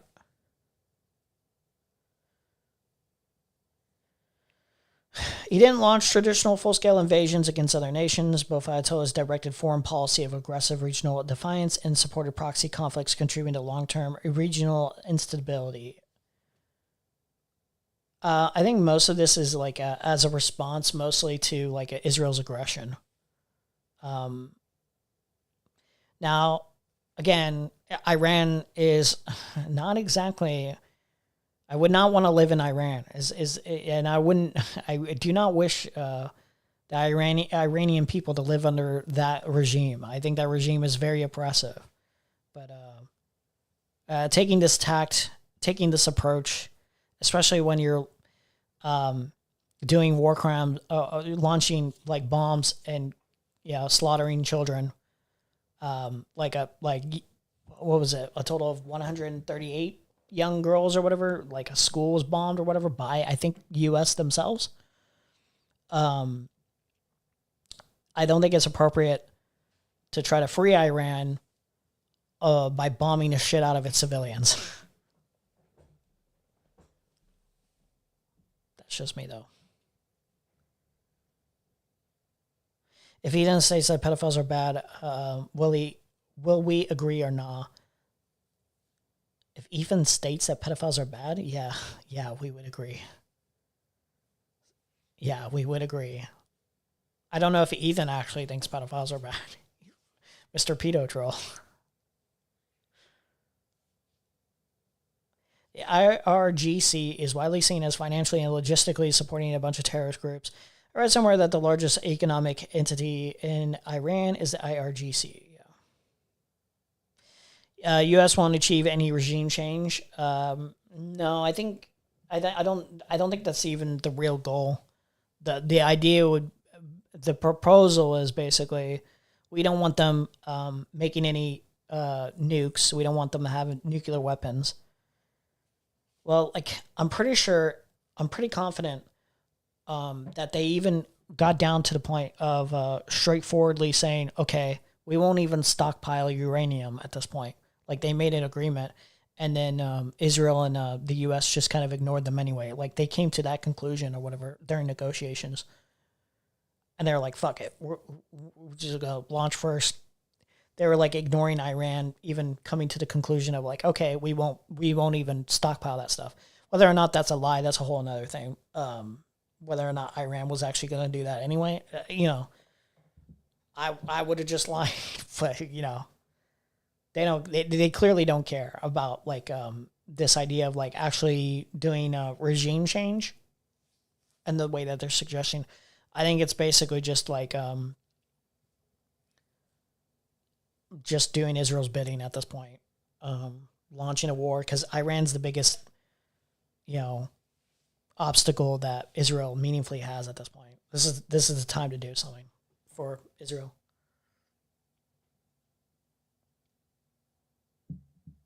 Obviously, there's regime change. What I'm saying is, I don't think that's I don't think that's the meat. I don't think they genuinely give a fuck.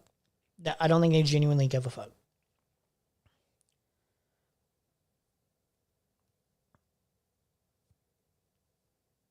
But we don't know how they're supposed to do that. The civilian protesters don't have the guns. President Trump says the war should last up to 4 weeks. There's Iranian bombs They rained want to down. create instability. They want I think he even said himself that he wants the Iranians to rise up, basically, take control. On Gulf states who did not want a war. We don't know if it can be contained. US allies in the UAE, Qatar, Saudi Arabia and elsewhere may well tell the US that it just can't wash its hands of a regional war it started. And above all, we don't know what the US justification for the war really is. Donald Trump's conversations with individual journalists over the weekend have echoed his shifting position in the weeks leading up to the attack. On the one hand, it's about Iran's nuclear capabilities, which Trump had said were obliterated and set back decades only last year. On the other, it's about freedom for Iranians and protection for protesters, which many in his base feel is simply not America's business. It's precisely because we don't know so much. This is an enormous gamble by the American president, by far the biggest across either of his presidencies. Trump's legacy will surely now be defined by what happens next. Just as the oil prices are good for Russia, so yeah, also no munitions for Ukraine. Since all will get spent in the Middle East. Pretty much. I feel like Ukraine has taken the back burner. I haven't seen media coverage of it as often, and I feel like Trump isn't talking about Ukraine as often. I feel like you guys have been fucked over and left by the wayside at this point.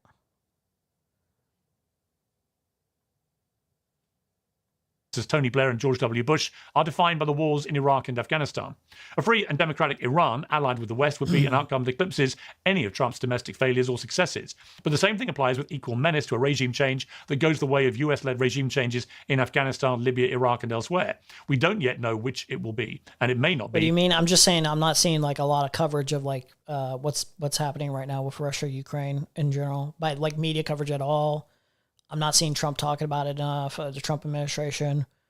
It just feels like there's been a lack of like attention onto the conflict, which I think is very upsetting. Trump today called Zelensky a circus director and blamed that too much aid was sent to Ukraine. I haven't seen that today. I believe you when you say that. Like but yeah, generally my statement was about like lately I just haven't seen a lot of like coverage. Ukraine being ignored, Duckbringer most effective. Of course, leftists don't care, rightoids do. No, like I literally just haven't seen the coverage. Like it's not out of a lack of care. I literally haven't seen the coverage. I haven't even seen the coverage by liberals.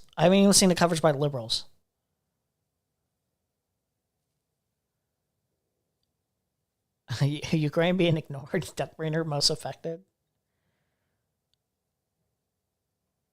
In America's control.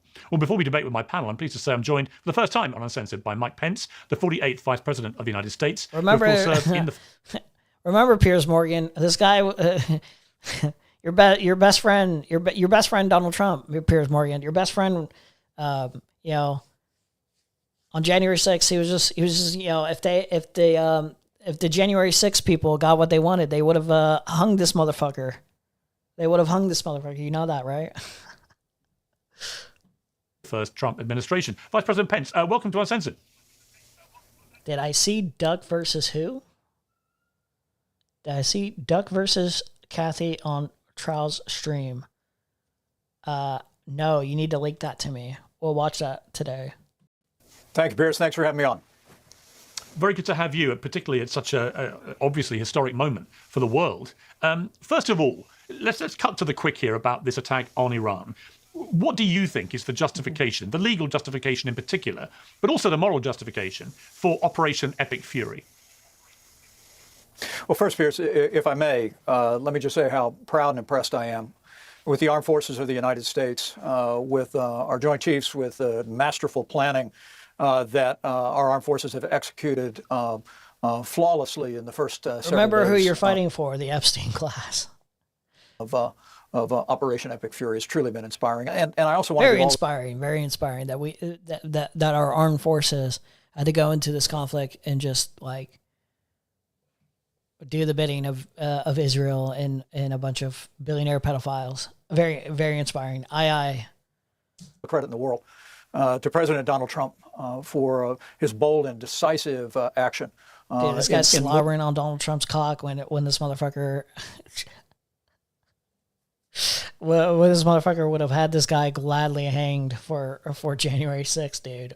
Moving against... Dude, how embarrassing. Very embarrassing for Mike Pence here. The Iranian regime unleashing our forces in partnership with our cherished ally Israel and their courageous IDF forces. I think it has been a promising and encouraging first few days, but the real work lies ahead, as you suggest. And I believe, in answer to your question, that the real objective here is to confront a war that started 47 years ago. I mean, the truth is that from the time American hostages were taken in 1979 to the time that 220 Marines fell, 20 more American service members were cut down in a terrorist attack in Beirut sponsored by Iran. Iran has been waging war on the United States, on Israel, on the West for 47 years. Our response has been all along the way, it seems to me, to slice away at the tentacles, whether they be Hezbollah, Hamas, the Houthis, or the insurgents in Iraq.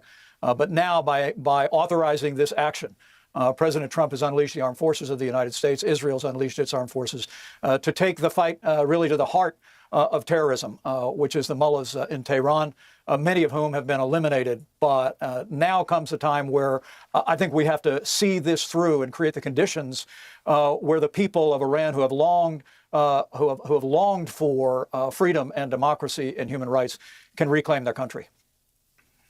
Dude, we barely got that over here, bro. We don't really have that over here. What when you think America's gonna bring that to Iran? Is it really just gonna be the meme of like, oh, I wouldn't say you're free, just under new management? It's literally just going to be that. That's all it's gonna really be.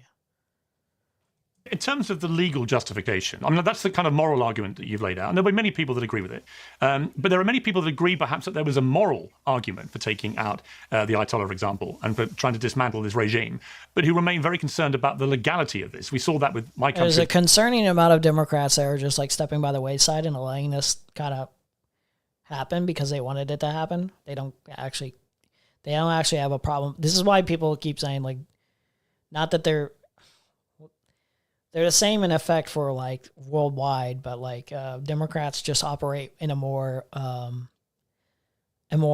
polite, proper mannered, more beneficial to like the American people. It's just like they don't actually care about like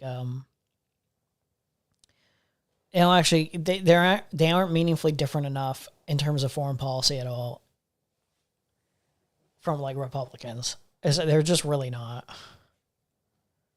The UK, who refused to sanction any involvement in this. Because like, if you think Kamala, I don't know if Kamala would have had a war with Iran or whatever, but if you think Kamala was not at least appealing to this idea of like, you know, I'll just do whatever Israel wants. Like eventually, it may not have been Kamala, but I'm sure there would have been a point in time where, you know, they would have been a lot more willing to be antagonistic at least towards Iran. I don't know if it would have escalated to this point, though, but still.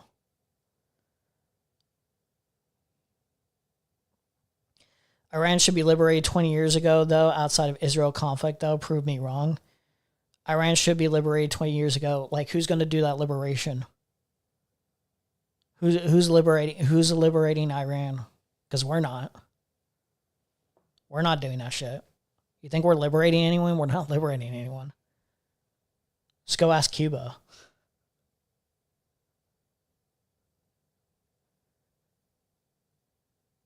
Kamala would be better than Trump, so it's just dumb not to pick the lesser evil. So third option doesn't. Yeah, like no one said that Kamala wouldn't have been a better option.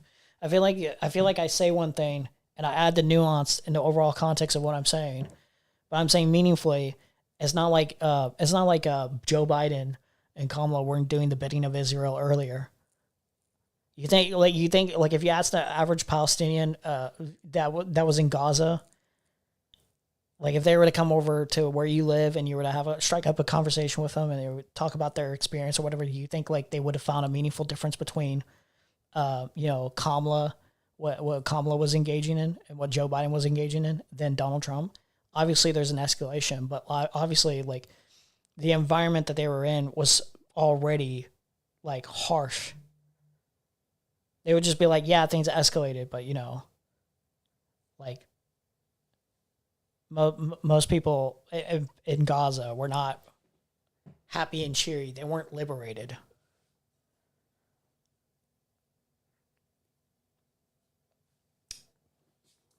Cuba's not liberated.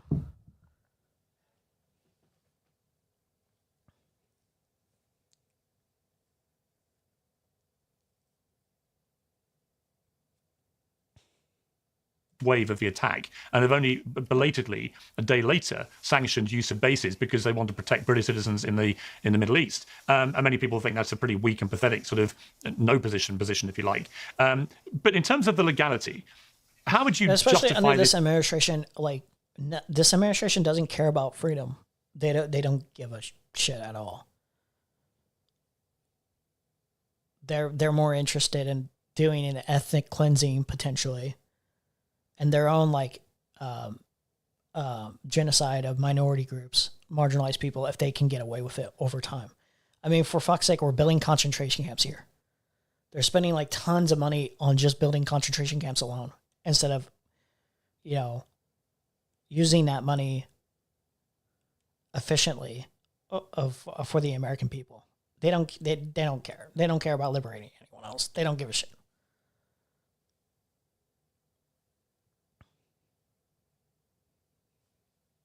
Legally to people that are concerned about that aspect of this? Well, I never thought I'd miss Tony Blair. Going back to your first point, I mean, look, we've had a special relationship between the United Kingdom and the United States since the end of World War II. I always said it could be defined during my years in Congress and through the White House by a simple truth that when we go, the UK goes. And to see Keir Starmer and to see the hemming and hawing and the hesitation, which I'm glad to see now giving way to a recognition with the attack on your base in Akrotiri in Cyprus. It seems that now the Starmer government is waking up to the real widening threat that Iran presents in this moment. But it's been disappointing to see that. But better late than never, right? But in terms of the world would forget about Kamala. I voted for her, but she punted the election. Yeah. Yeah, that would be nice. Wouldn't that be a better world? I wish when she left, she stayed gone. Like, at least Joe Biden, from what I can tell so far, is just kind of like not trying to gain any public attention or whatever. He's just not in the spotlight. Legal justification. I must tell you, when it comes to international law, it seems like international law for literally generations has been that terrorist organizations and the leading state sponsor of terrorism in the world can strike without being hit back directly, but that nations of the West, notably the United States of America, is constrained from striking back directly at them. And I think this is a moment where President Trump, learning that Iran was reconstituting its nuclear program when it's long advocated for not only death to America, but for wiping Israel off the map, when Iran is developing and maintaining an arsenal of ballistic missiles that threaten Israel and our other allies across the Arab world, including Americans, tens of thousands of Americans stationed at U.S. Bases there. It seems to me more than justified the action in this instance. But again, there's a lot of talk. I saw in one major newspaper over here today that President Trump had pledged not to start a war. Well, I hold the view that Iran started this war 47 years ago. And President Trump, with the greatest military force on earth, allied with Israel and now a growing number of our allies across the Arab world and in the West, is purposing to finish it. And I believe that he'll do a great service to history if we see it all the way through and eliminate the ability of... I'm going to avoid all the Republican boogaboo words here, but Kamala does exemplify the shortcomings of an identity politics first approach. What's funny enough is like it's not even like that. That was like a major focus in like her messaging. But like she was framed as that. So like they really got away with like leading on that kind of like narrative. Like you can't, like they were like ineffective at doing any counter messaging to like really truly display how meaningfully different they were. Also, like, shouldn't your approach also be like to aid in more progressive ideals, more progressive policies? That should be your like focus, to garner in more voters or whatever. You should try to appeal to those voters. You should try and even entice like normies with better policies, like better angles, like better messaging, like instead of just try to appeal to the right, like and come off as more diet MAGA with some of your policies. It's funny how advanced and superior U.S. still had an issue with Shaheeds. The elevation of Kamala as a viable VP in the first instance was IP. This regime to continue to tyrannize the people of Iran. You referenced Tony Blair there, and it's interesting because I think Tony Blair has been the kind of elephant in the room in the thinking of the current UK government about how to respond here, because, as I'm sure you're aware, in the start of this century, in the build-up to the war in Iraq, Tony Blair went against public opinion in the UK, went without a second UN resolution. I'm bored by this one. Let's see. Let's skip over. I don't give a fuck about Mike Pence. Boring ass motherfucker. To this. Well, welcome to all of you. Anna Kasparian, your response to Mike Pence there, laying out a moral and legal justification for these attacks on Iran. First, I would like to ask Goldie whether she apologizes for laughing as Cenk Uygur on the last episode he was on was talking about dead American soldiers as a result of wars that the U.S. gets dragged into on behalf of Israel. Goldie, do you apologize for laughing at the thought of dead American soldiers? Anna, no one's buying your jihadi propaganda lies. Everyone knows that Elika and I were laughing. Oh, it's jihadi propaganda to be concerned about dead American soldiers who were forced to fight on behalf of Israel. Interesting. Okay. To answer your question, Can I answer the question? 175 little girls have been slaughtered in an Iranian school. That was the first Israeli strike that took place. Hang on one second. Anna, hang on one second. You asked her a question, so I will let Goldie respond. Then you can respond to my question. Well, she responded by claiming I'm sharing jihadi propaganda. I'm talking about dead American soldiers. So do you apologize or not? Okay. May I respond? Goldie, quick response. Thank you. So we're she actually laughing at like, is this seen on the screen?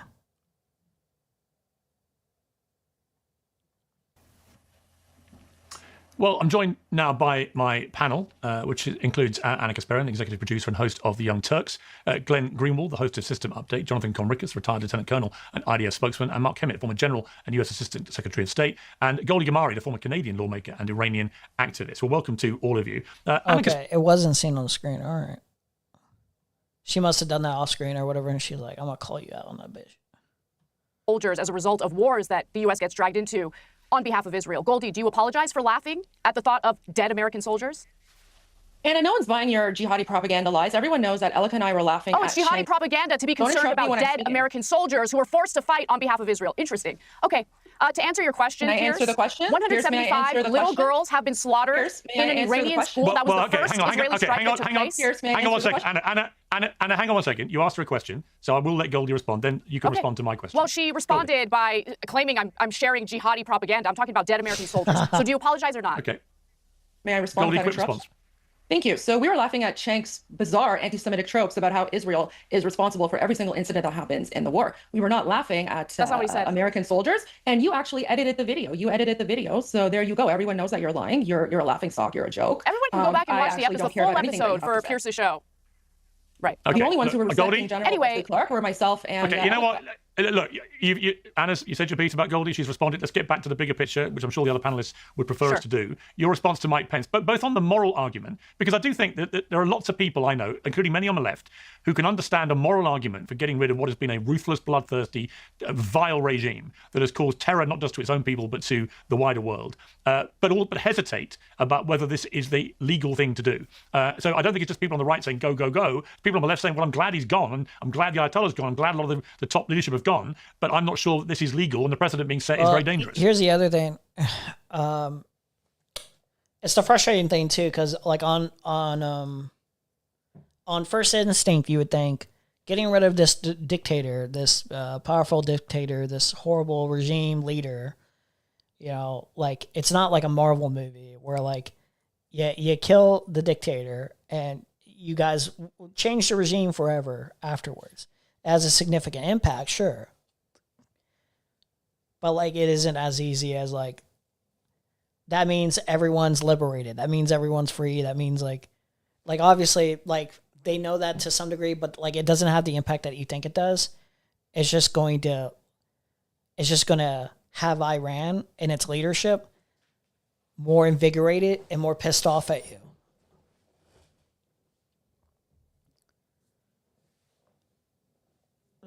So like I don't know. Like it's not like immediately. That's why like an assassination attempt on like Donald Trump is not exactly well advised as like an option for the most part, because you know the ramifications of that could potentially be worse.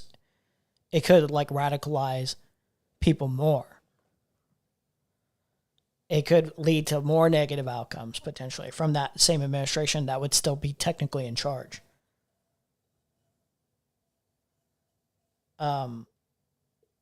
Especially if the assassination was done by like another foreign state or whatever, or if you're kidnapping dictators or anything like that, like it just leads to instability.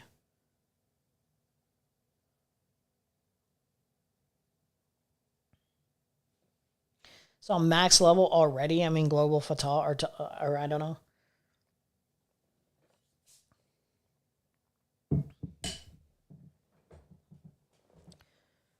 Well, they replaced Kasparian with Mudahar or someone else with Keemstar. It would have been a more serious panel. No, it wouldn't have been.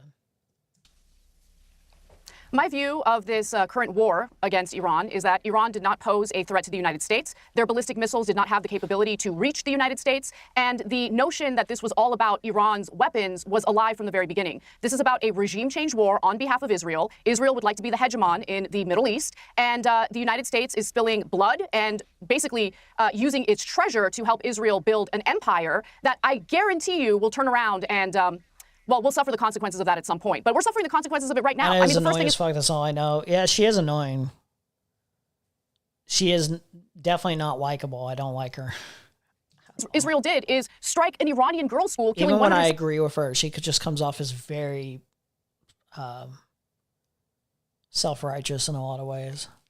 Not that like some of the things that she's saying isn't worth, making a point, and not that there isn't something like being said that needs to be said, but at times it comes off as like more preachy, and it deters people off from listening.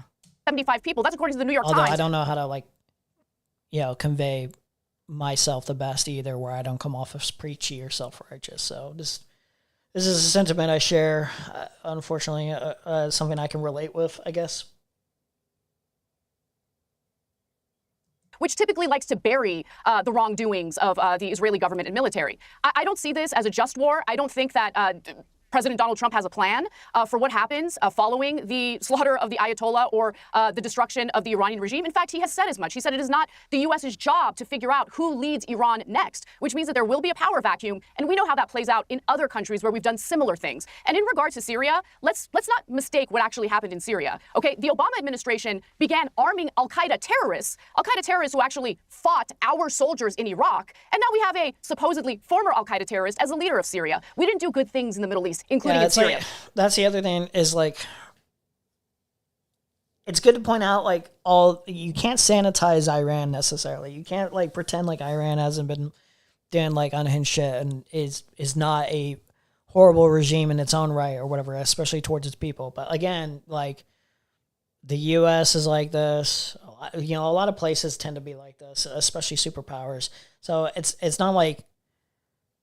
Is the behavior here like appropriate here in this context, especially if like Iran's more than willing to negotiate peacefully?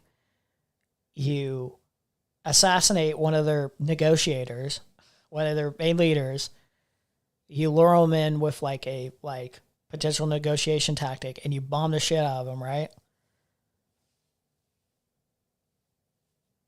Like, how can they trust you? That's one thing. And then even when they get to the point where they're like, okay, we won't stockpile uranium to make nuclear weapons or whatever. We'll try to appease you. We'll appease you or whatever. Like, just chill the fuck out. And then like you just ignore them and you just strike them anyway first. Then it's like, what do you expect? What is the response? How do you negotiate? How do you negotiate with terrorists?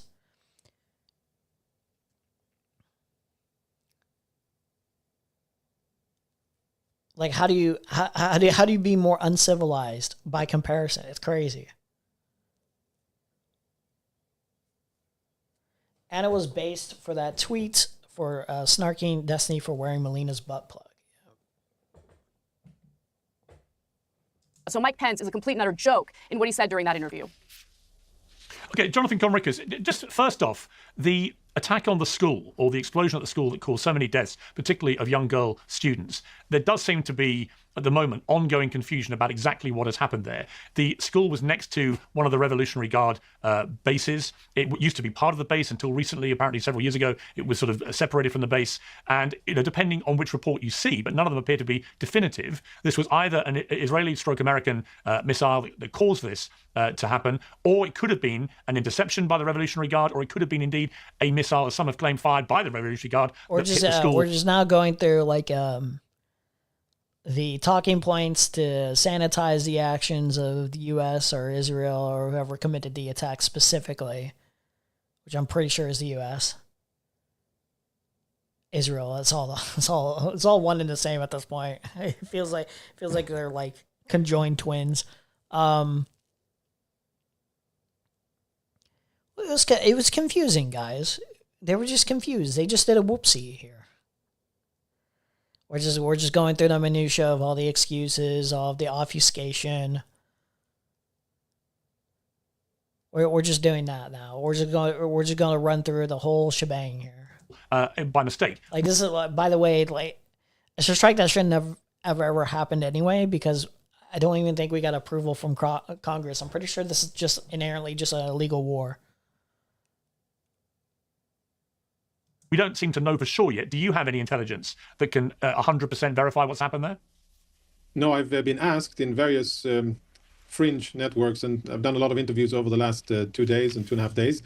And, that topic comes up when someone is grasping to try to undermine the American and Israeli operation against the regime, because it is a relatively convenient tool to use. Usually it's not by people who have compassion for civilians, for Iranian schoolgirls, or for Iranians in general, but it's usually for people who have something either against President Trump and his policies, or very often against the state of Israel. So I've looked into it, and so far, kind of a messy situation where I can't really make sense of what happened. I've seen the F-15s being friendly fired down in... No, I haven't seen that. I haven't seen that yet. Whether it's Israel or the US who struck, or whether it's some type of a false flag operation by the IRGC. I wouldn't be surprised in any of the options. It could be an American or an Israeli strike at a proper military target that happened to be too close or co-located within... I'm seeing like tons of different things over and over. I hadn't seen that yet. I saw that Tel Aviv was being bombed by Iran. Jesus. I know a lot of bases apparently were bombed. We need to get like a bullet point of like everything that's happening here. I don't know if this is real, but apparently it's not just like take this with a grain of salt. Let's see. I have to look into this. I don't want to state this. I'm looking at this, but I'm not sure if this is like real or not. So yeah, that's the problem with this day and age. You have to like ultra verify some of this stuff to be certain of these things.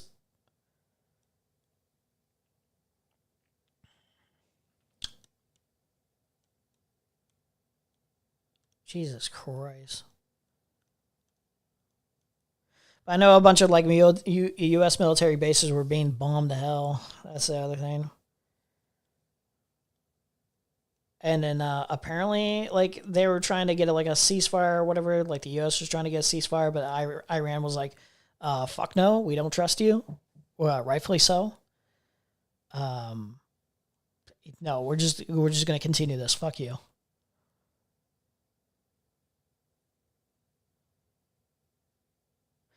U.S. Supreme Court effectively ruled that AI art cannot be registered for copyright. Good. I mean, we need to do more with AI in general. A lot more regulations. I wish the Supreme Court would do more on the AI issue, but I guess that's something. AI went off for a bid due to Iran striking a data center somewhere. Keck went down for the region, specifically Anthropic. Claude was affected. Iran will negotiate for this month and then agree at the end of the cycle. Yeah, I don't know. I don't know where this is going to go.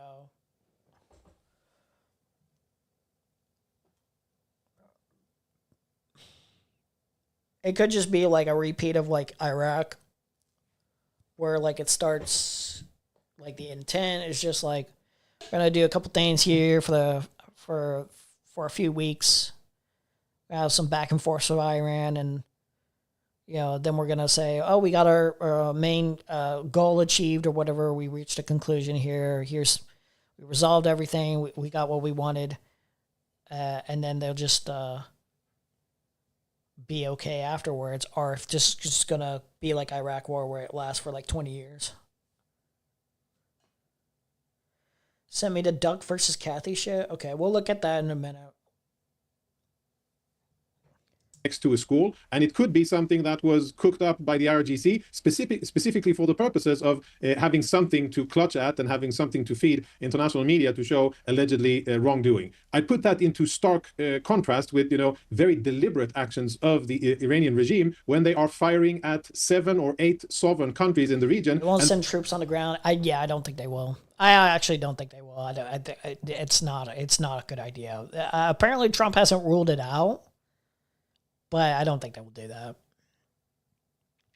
It'd be the easiest loss of 2028. Also, oil price wipeout. Yeah.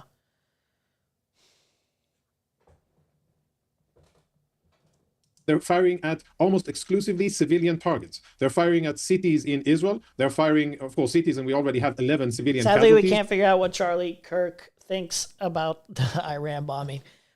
There's a lot of people using Iran, his takes on Iran, where he's like, we shouldn't go to war with Iran. That would be the biggest mistake. That would be the dumbest thing we could do. They're using that as for that side, for being against going against Iran, his talking points. But like Charlie Kirk, remember Charlie Kirk's the kind of figure where it's like, I think if. You saw how he handled the Epstein stuff, where he's just like, okay, I'm going to trust them to handle this properly. And he just stopped talking about it. Like, he got the call from the big boss. And he's like, okay, I'm just going to keep my mouth shut. Like, I feel like it would just be handled like that, where he's like, got a problem with it, probably first 2 days, 3 days, maybe. And then he would just be like, okay, I trust them. Here's why I trust them. I think he would just get the call from the big boss or whatever. I think he would handle it. I think he would handle it that way. Like, most of these people just are so... they just, don't have real convictions. They don't really stand on things meaningfully. Confirmed, all of them civilian, none of them military, most of them women and children, one elderly man. They've been killed in various incidents where Iranian missiles... Yeah. I think the only reason I think the first few days he would probably be like, I don't think this is a good idea to go, is because of the method. It would probably, the idea, I think if I were to guess, another reality of if Charlie Kirk was alive or whatever, is he would probably go with the idea of just like how the Democrats are like, oh, I think we should go to war with Iran. I think there's a good reason to, but we have to get it approved by Congress. It would probably be something along those lines of I don't think Trump has sold this war effectively enough. I don't feel like he sold the real reason why we should. And then he would be like, we didn't get it approved by Congress, but as more things transpire or whatever, he would just be like, guys, I got to stand with America here. I got to stand with our troops. I think that would be the route he goes. If I were just take a wild guess. Have exploded in Israeli cities. We have confirmed deaths in the UAE, in Saudi Arabia, in Kuwait, and a lot of incoming missiles on Cyprus, Jordan, and other locations. And of course, we could speak about this incident, and I'm sure that many people who have issues with Israel... Dude, we truly are the unbombed over here because...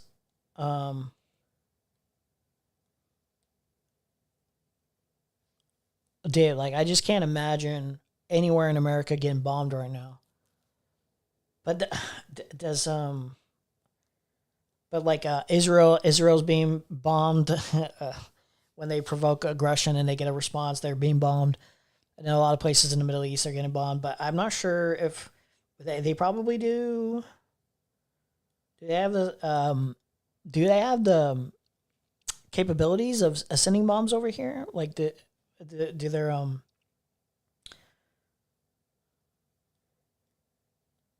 are they advanced enough for that? I think they are. They might be, but I'm not sure.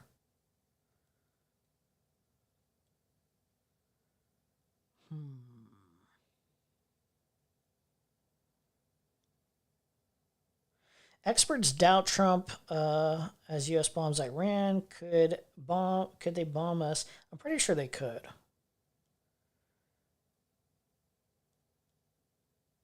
But like I don't know. A lot of people seem confident they can't.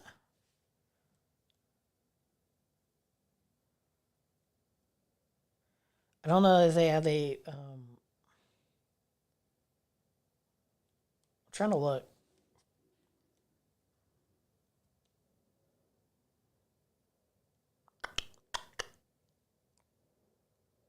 The prospect of one that's on from the phone.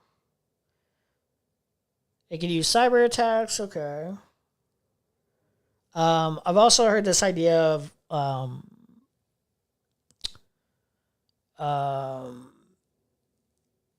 sleeper cells possibly retaliate. C.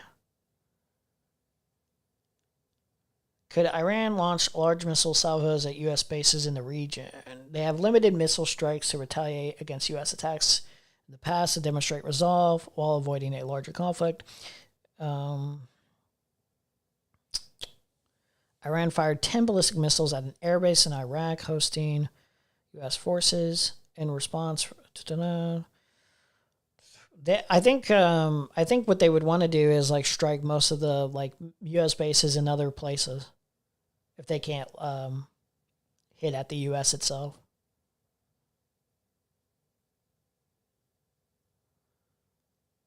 In response to June 2025 limited U.S. strikes on Iranian nuclear facilities, Tehran launched 14 missiles at the U.S. airbase in Qatar.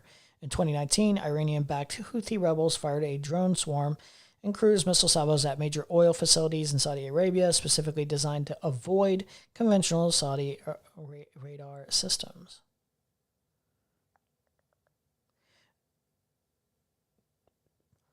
Iran fired an estimated 550 ballistic missiles and over 1,000 one-way attack drones for an average of 45 missiles and 83 drones a day. That offers a sound planning assumption for the current crisis, and U.S. interception rates will likely be the same as Israel's 85 to 90%. In all likelihood, Iran could combine this attack with jamming against U.S. drones and cyber-enabled misinformation campaign to compound the effects without risking a broader spiral. Iran sees its ballistic missiles as a key bargaining chip and essential for deterrence, implying a need to preserve force for future standoffs.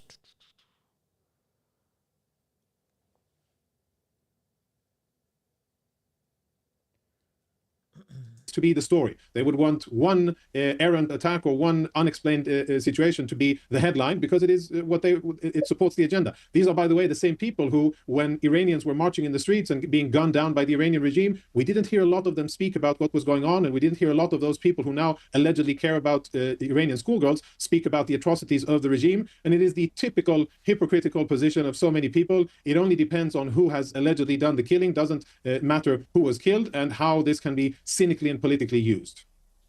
Okay. We all know that there's one country that seems to have an affinity for slaughtering children, and that country is Israel. But anyway, no, that's actually Iran, dear Anna. That's actually the Islamic Republic of Iran. Right. Okay. We also know. I think from what's happened in Gaza, it is prudent to get to actual facts before we pass too censorious judgment, and I prefer to do that because I think if we don't, that way madness lies. As we're talking, General Kimmett, President Trump has told the New York Post that he's not ruling out sending US ground troops into Iran if they were necessary. He said Operation Epic Fury was way ahead of schedule by taking out dozens of Tehran's top officials. He said, quote, "I don't have the yips with respect to boots on the ground. There will, like every president says, there'll be no boots on the ground. I don't say that. I say probably don't need them, or if they were necessary." He also told CNN earlier today that the big wave in the conflict is yet to materialize, indicating the US has not yet begun to strike Iran forcefully and suggesting more significant action is imminent. So where do you feel we are with this, General Kimmett, and how precarious would it be for the US to commit boots on the ground? You know, I talked earlier to Vice President Pence about the parallels here with Iraq back in 2002-03, where committing boots on the ground turned out really, historically, to be a disaster. Could we be sleepwalking our way into another disaster here? Well, first of all, I hope there's a little stability while I'm answering the questions. First of all, as one of those boots that walked on that ground in Iraq in 2003, I think that nobody wants to see us repeat the mistakes of that operation. And for that matter, as we look forward to whatever emerges. I don't know about that, buddy. Apparently people do. It's just like very adamant about. Wasn't Tim Pool saying like, yeah, we should go to war with Iran, but also we should take Canada.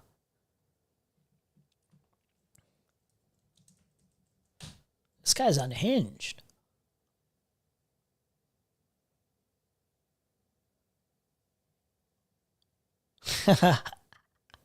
He's defending Hassan right now.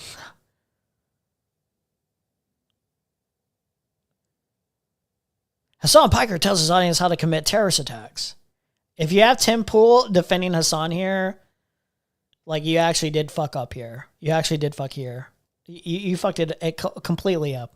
He's explaining, as I have for 14 years, that commercial drone technology has created an insane level of warfare. Saying you can buy these is not telling people to buy them. And I have said the exact same thing Hassan said here into the U.S. government. Anyway, where was this insane comment where he was like, we should take Canada as well? Oh, yeah. Is there even literally one argument as to why we shouldn't take over Iran? Or Canada, for that matter? Or Mexico? Why did you decide to go full neocon? It's illegal under international law. Modern international law, especially the United Nations Charter, prohibits states from using force against territorial integrity or political independence of another state, except in very narrow circumstances like self-defense when actually attacked. That prohibition is widely accepted by legal scholars and governments. Remember, international law doesn't matter to these people anymore, though.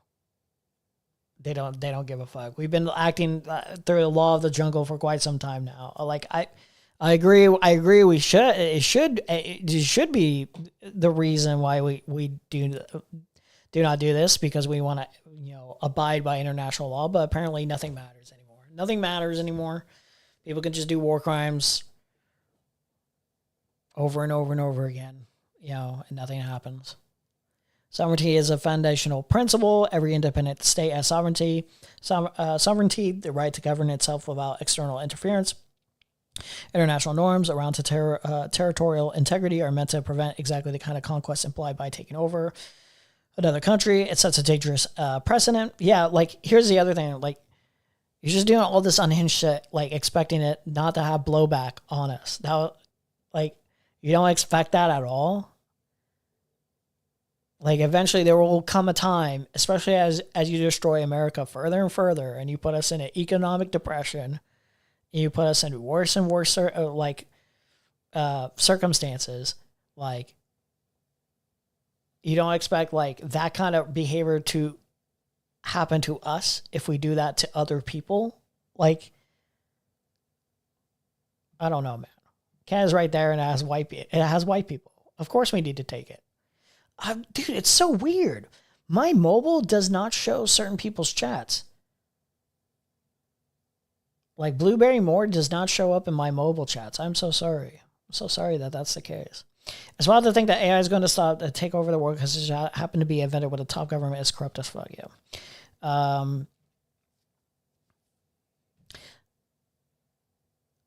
Assam miserably failed when bringing correct numbers. Why did he name DGI? Even without Hassan's sake, he just made up stuff with numbers.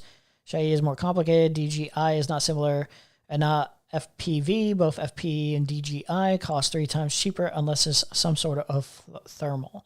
Yeah, I'm not sure. I don't know enough about drones to agree with that or counter that or disagree with that. Like, I don't know why you didn't do it. Humanitarian and economic consequences, wars and occupations cause widespread suffering, loss of civilian lives, diplomatic and strategic backlash, or peaceful alternatives to conflict, historical examples show the cost, moral and ethical arguments. Yeah, like, it's, dude, is this really the only response you can muster? Dude. You're not even going to try to counter that. The least you could do is save yourself the embarrassment and ignore that you just got flayed here. It's very, like, all these reasons are actually pretty reasonable. No, we should just take Canada, guys. We should just take stuff. Just take whatever we want. Scum. Actual loser scum.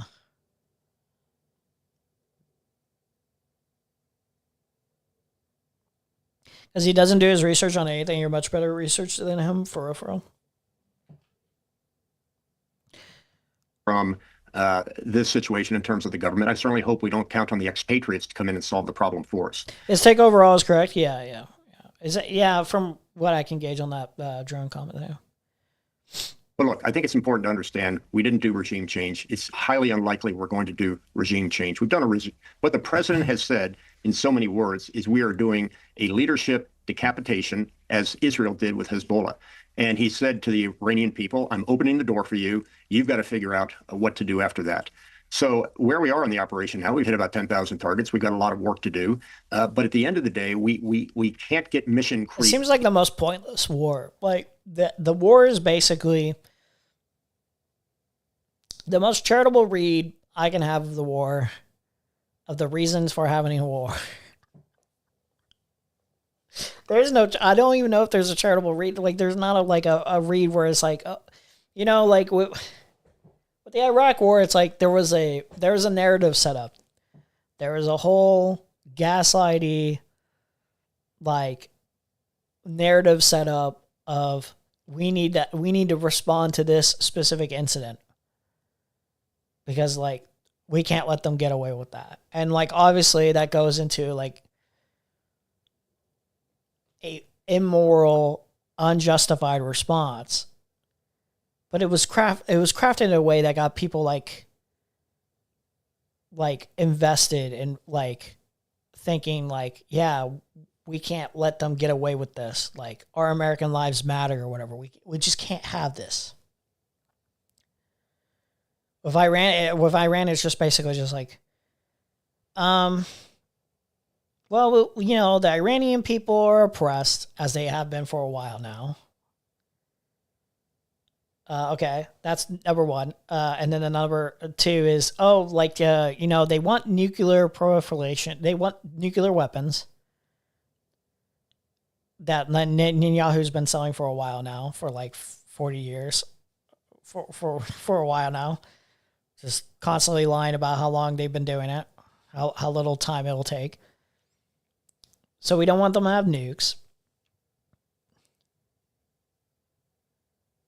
So wait, oppressive regime, which, you know, there's plenty of places that are oppressive regimes that we don't do much, if anything, about, or like we just stay out of their business or whatever.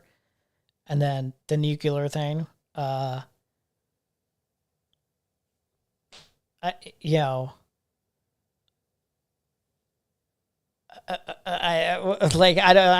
don't know. Like, what's the third thing? What's the charitable read of the third thing? Like a justified reasoning, not like an unjust reasoning. We all know the real reasoning, dude. There's not really a justified reasoning in this operation. Seen it, been there, done it. We ought to stick to our end state that we're seeking, which is no nukes, no ballistic missile program of any size, and no proxies, because that was our end state at the negotiating table, and the negotiations failed. We shouldn't be changing our objectives just because we're using military force. The purpose of this military force is to get back to the negotiating table and finally get what three presidents, ever since we've discovered the nuclear program, has tried to get. Now, the fact remains is it's highly unlikely that we're going to see that anytime soon. And the only way we're going to get the Iranians back to the negotiating table for those purposes is through... I can Cash and Hexaf get to Valhalla with no wars. They'll find their way. They'll figure it out. They'll figure it out. Strong use... They can fight each other or whatever to the death. ...of force. And look, you ask, why now? And the very simple answer is, and legally a preemptive strike meets our conditions, do you want to be facing... across from that negotiating table, a nuclear-armed Iran with long-range ballistic missiles? Better to do this now. And just before I go to Glenn Greenwald, when I spoke to Vice President Pence, we talked about the parallels with Iraq, and he was quite scathing about Prime Minister Starmer's reluctance to get involved at the first stage of this operation, refusing to allow Americans to use the bases, the UK bases and so on. What is your view of that? Because it did seem a marked departure in the normal practice of the UK to allow American forces to do that. Did you think that was a mistake by the UK Prime Minister? It appears you and I have been around a long time. We went through Iraq together. The fact is, I think that Starmer just did not want to be referred, as Tony was, as the British poodle. So I think what he wanted to do is give it a little bit of time, make it look like this is an independent decision of his, rather than being, we do have a special relationship, but we're not tied at the hips, and Britain is not a proxy for the United States. We knew, particularly if the Iranians started firing back, that Britain would come in the way that the Saudis and the Emiratis have come in. And one last comment.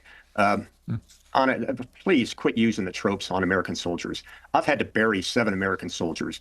They went into the battlefield. How is it a trope? How is it a trope? How is it a trope to see American soldiers die on behalf of Israel's wars? How is that a trope? Explain that to me. Nobody's dying on behalf of Israel. I'm not going to dignify that. Let me read you. Let me read you what Israeli media has been saying. So American soldiers came under friendly fire in Kuwait. I don't know if any of them have died. Hopefully none of them have died. But on Channel 12, Niv Raskin said this. We need to emphasize this is an incident involving American forces and not, heaven forbid, an incident involving Israeli forces. Ooh. Why is he representative of anything, Anna? Who makes him representative of anything? Why are you This is a huge figure in Israeli media. No, saying he's not this a out huge loud. figure. He's a talking head on Sacrificing a American morning soldiers show. is totally okay, I guess. Well, okay. Look, I want to bring in. I would like him to answer my question. Why is that considered a trope? Okay. Why is it considered a trope to be concerned about American soldiers during these endless, nonsensical wars? Why is that considered a trope? How many Explain times that to have me. you gone to Arlington and paid your respects I'm to not American talking to you, heroes? Conriquez, you terrorist piece of crap. I'm talking to the general. Tell me why that's please keep the ad hominem down. How many times have you paid troops to our American troops? How many times have you done that? Like, what's the relevance to this? What's the relevance? She's saying, like, why don't we stop making more dead heroes? I want to hang on. American soldiers. Can we go back to the Answer the question. Can I bring some order to this, please? Jonathan, let me conduct the panel, please, because Glenn's been waiting very patiently. Before I come to you, Glenn, and I will give you plenty of time to speak, I can promise you that. General, just explain why you consider that to be a trope. And secondly, I was really struck by this friendly fire incident, because I can't remember, I'm sure you will be able to correct me here, but has it ever happened before that 3 American fighter jets have all been downed in a friendly fire incident, apparently here by Kuwaiti forces by mistake? As they went over Kuwaiti airspace. Can you remember 3 American fighter jets going down in friendly fire in one incident? No. And I'm sure. Oh, I did see this image. Sure, those Kuwaiti soldiers that fired those shots will remember that for the rest of their lives. Luckily, none of the soldiers, none of the airmen were killed. They got out of their aircraft alive and relatively unhurt. We call it the fog of war. Yeah. And in relation to the why is it a trope? fact you think it's a... Yeah, I think, be fair to Anna Kasparian, just answer her question, why you view that as a trope, what she said. I'm not going to dignify it with a response. You just want to smear me. Okay. Well, fucking pussy, bro. You said something. Back it up, bitch. Nonsensical claims, but you can't even answer why you even believe in the smear. What is the trope? You can't answer it, right? I'll tell you Being why. concerned about Americans dying on No, I want to come to Glenn. Everything that affects you is a total trope. hypocrite. That's Okay, what you are. the general's chosen not to respond. That's his right. I want to go to Glenn. Glenn, you've been waiting very patiently. Thank you. Look, this is a story. A lot of passions are going to run very high here. I don't have all the answers to what I think is going to happen here. It does, to me, bring back a lot of bad memories from the Iraq War, which was started in many people's eyes who perpetrated it for the best of intentions. Saddam was a bad guy. What is it? The polling is like really low on who wants to go to war with Iran. Isn't it only like 20% of Americans? I'm pretty sure it's something like that. Bad things to his people, killing many of them, running a ruthless regime, possessing weapons of mass destruction, and he had to be stopped. I've been on this rodeo of rhetoric before, and it feels to me like we're on a very similar path now, but Iran is an altogether bigger and more difficult scenario than even Iraq was. You've got 220,000 Revolutionary Guard, you have nearly 1 million regular army, you have many other paramilitaries, hundreds of thousands more. This idea that America has, or Donald Trump has, that by doing these strikes, you're going to start a big revolution amongst the people on the ground. They've got to get past 1.5 million very heavily armed people that will try and stop them. And we saw recently they stopped 30,000 of them by killing them. So do you think that the mission here is even achievable? And do you think what has happened is legal? I am glad, Pierce, that we started the segment with Mike Pence, because he is an American elected official who voted for the Iraq War in 2002, 2003, continued to defend it for many years. And unlike many American politicians who did that, who ended up saying they regretted it or it was a mistake, Mike Pence, to this very day, believes that going into Iraq was the right thing to do. And everything that he said in justification and defense of this new war was exactly the things that he and all the other American leaders who wanted this war in 2002 and 2003 were saying then. But it's not just the Iraq War. It's also exactly what happened in Libya. President Obama said, oh, don't worry, this isn't a regime change war. It's just to protect the people of Benghazi, and that it ended up being a regime change war that destroyed Libya. It's what we did in Afghanistan, where we were told, oh, we're just going in to get Osama bin Laden. And then 20 years later, our troops leave, trillions of dollars spent, huge numbers of dead, and the Taliban march right back into power. And you can even go back to Vietnam, where we relied into that war. Do we want even more trillions spent on another fucking pointless fucking war? Please. Oh my God. through that war by many of the same people who are telling us now that we have to do this. It is astounding to me that somebody like Mike Pence or so many other people who lied to the public continuously. Isn't this already having an effect on raising gas prices? I forget exactly.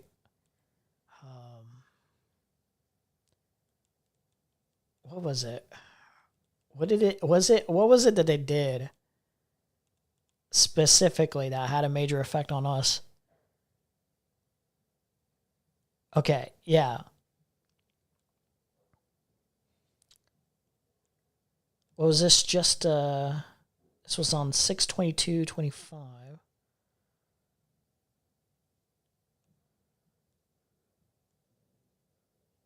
Wow, that was way back.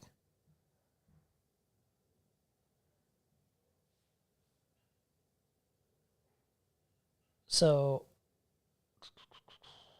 that's not related to the war specifically, but this does have an effect on us generally.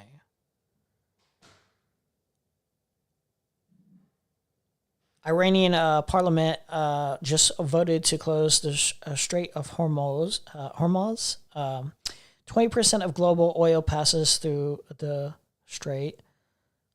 Here's what they expect if successful. Oil prices could spike by 30 to 50%, plus almost immediately. Global inflation likely rises. U.S. gas prices likely skyrocket.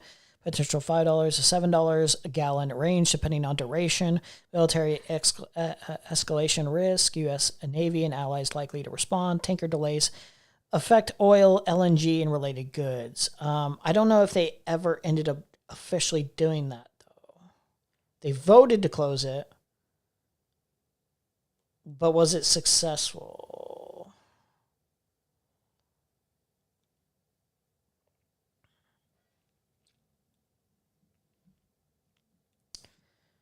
Okay, week one, gas prices jumped 16 cents overnight in Minnesota, still heading up.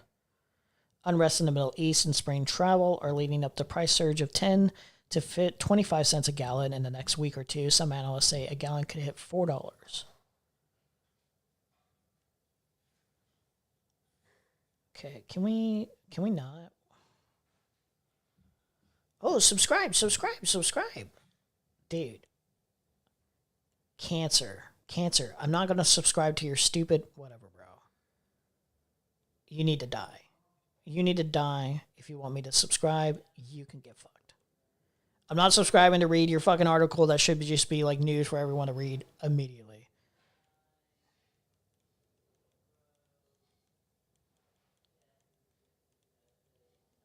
I want more info on this. Jesus, man. How high can oil and gas prices go because of the Iran war? Here are the scenarios. How high oil and gas prices rise depends on whether the Iran war disrupts supplies for a prolonged period. Last time oil prices broke $100 per barrel was after Russia invaded Ukraine in February 2022. Gasoline prices hit an all-time high of 5.016 per gallon nationally by June.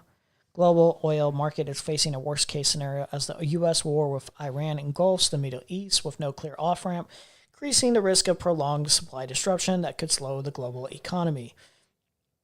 Tanker traffic through the Strait of Hormuz, the world's most important choke point for oil shipments, has come to a standstill as ship owners take precautionary measures. About a third of the world's total seaborne oil exports pass through the strait in 2025, according to energy consulting from Kepler. They've expanded its Islamic Republic has expanded its retaliatory strikes to include regional energy facilities. Qatar on Monday shut down liquefied natural gas production after 2 drones hit key facilities. About 20% of global LNG exports come from the Gulf, primarily Qatar, passing through the strait. Our base case assumed that an unprecedented disruption would remain improbable. That assumption failed. The war has already led to the first near total halt to shipping through the strait in modern history. Crude oil prices settled up more than 6% on Monday after surging more than 12% earlier in the day. European natural gas futures soared more than 40%. Prices could rise higher, still depending on how long the war lasts and whether Iran targets Persian Gulf energy infrastructure. Drivers in the U.S. will likely see gasoline prices start to rise today or tomorrow. Should expect a 10 to 30% gallon increase at the pump over the next week. Brent prices could surge above $100 per barrel, and European natural gas prices could break 60 euros, 70.17 per megawatt hour if the regime in Tehran takes a hard line and attacks neighboring energy facilities, said Francisco Blanche, commodity strategist at Bank of America. A prolonged disruption in the strait could spike Brent prices by $40 to $80 per barrel. Wow. 60 to 70 to oil. Yeah, fun. Yeah, Iran is roughly 20% of the oil market, so of course prices will go up if they are invaded. Also just paid $4.89 a gallon. Fun. Yeah, I saw a video on the Strait of Hormuz and how it affects like tons of different places, including China, shit like that. It's like pretty vital. They led our country into disastrous wars, one after the next, are now just speaking as though none of it ever happened. It would be like as if a journalist, I published 8 or 9 different fraudulent stories with fake quotes and fake sources, and then the next day I wook up and said, oh, I know I did those things in the past, but I think I should still have credibility for you to listen to my reporting today, even though I did all of that. The other point I want to make is, I want to ask Jonathan, because honestly, it is very, very difficult, I have to confess, not just for me, but for the world, as the polls show, to listen to an Israeli official in an Israeli accent give lectures on the need to have compassion for civilians after everything we just watched Israel do, vaporizing tens of thousands of people in Gaza, all throughout the Middle East, attacking countries. But since he is here, I do want to ask him, Jonathan, there's a lot of reports in mainstream Western press about how the IDF has built its... Yeah, my compassion is mostly for the innocents, the non-Zionists, the children, the animals that are being bombed in Tel Aviv. I mean, that's about it. Primary military and intelligence structures, not just within key residential areas in Tel Aviv, but also underneath. Is it true that the IDF has built key military and intelligence targets within residential areas of Tel Aviv and beneath residential targets in Tel Aviv, the way that the Western media has continued? It would be very nice if we weren't in a situation where people weren't constantly bombing the fuck out of each other and weren't escalating shit and having total aggression, you know, but I don't know. So you reported, is that actually true? Yeah, I can give a relatively short and plain answer to it. Surprising question. I've read some of your reporting and you seem like an informed guy. But yes, the IDF headquarters, referred to as the Kiryat, is indeed located in Tel Aviv. It is surrounded by civilian buildings, and inside the headquarters, not underneath civilians, but underneath the headquarters itself, is a bunker, which is not a revolutionary concept of militaries. And that bunker is a few stories below ground. Its name is indeed the Zion Citadel, and that is where some of the Israeli officers, generals conduct military operations from. I suppose some of the strikes, if not all of the strikes that are ongoing in Iran today, are managed from there. When Iran targeted that location, they've targeted it now. They have targeted it in the past, and Hezbollah has targeted it in the past, and so have many others. You actually never heard anybody in Israel, definitely not anybody official, say, that isn't okay and it's not a military target. It is a military target. We cannot move Tel Aviv out of the way, and the base is probably too big to move out of the way. And if it is... Human shields. Then it is on Israel, because it is a military target. But there's a very big difference here between doing that, having a properly marked and disclosed location, which is the IDF base, everybody knows that it's there, and doing what our enemies do, which is hide underneath and between the civilian population, disguised as civilians and using civilians as human shields. There are no civilians above the base used as human shields. It's different when we do it, guys. And there are no civilians that are told to be in a certain location so that our enemies won't strike. Okay. Because that's a cowardly thing to do. Yeah. Can I just make one quick point? Can I just make one quick point about the moral aspect that we raised?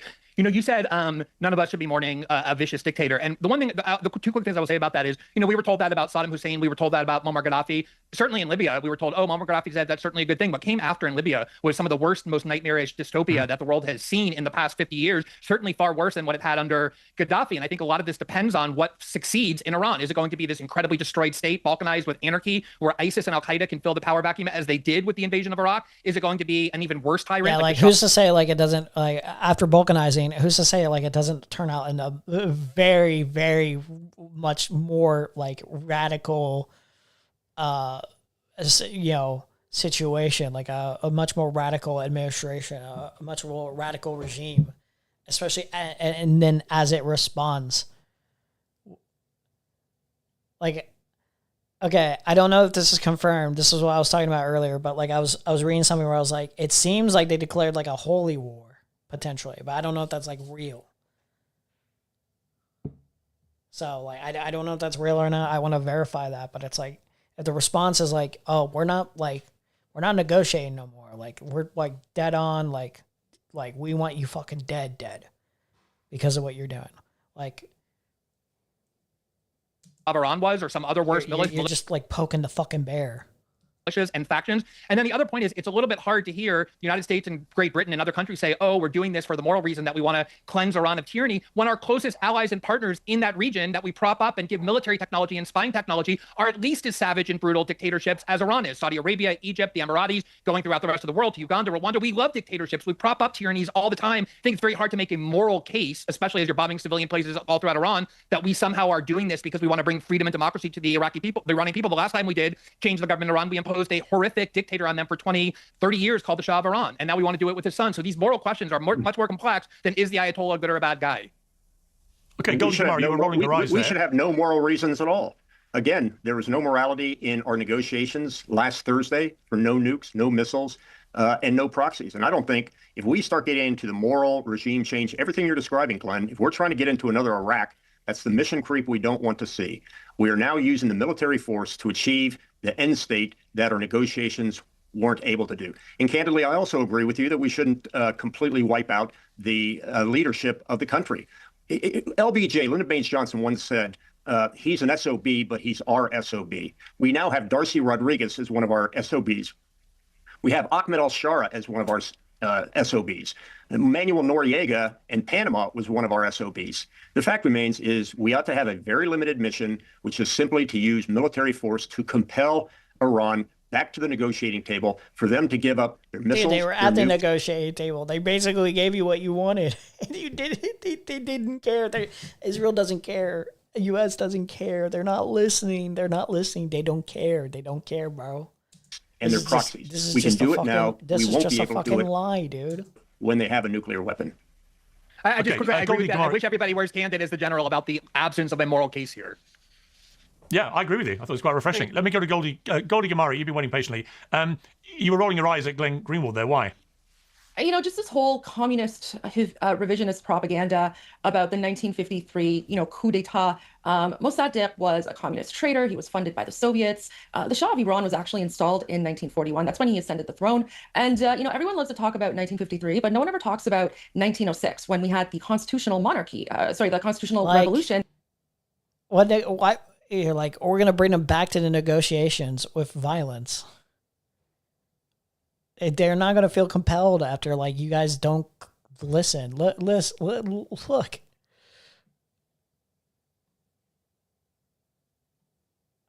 In case you missed it, Iran's lead negotiator said 2 weeks ago, Iran was ready to commit to never having a nuclear weapon.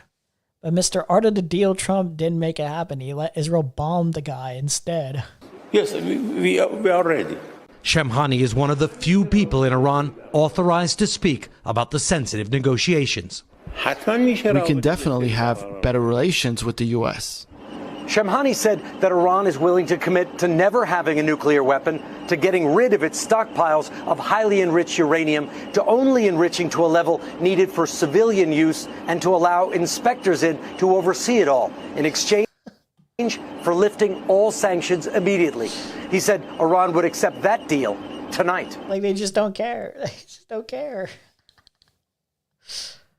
How do you talk? How do you talk to these people then? Video on the claim is accurate. Iran's negotiator offered a nuclear deal on May 14, 2025 per NBC News, including no weapons, uranium disposal, and inspections for sanction relief. No deal was finalized as talks stalled by late May. Per Reuters, Israel conducted strikes on June 13, 2025, killing him. However, blaming Trump for letting Israel act oversimplifies. Trump favored diplomacy, but Israel's actions likely reflected its own interests, not U.S. direction. Oh my God. It's crazy, dude.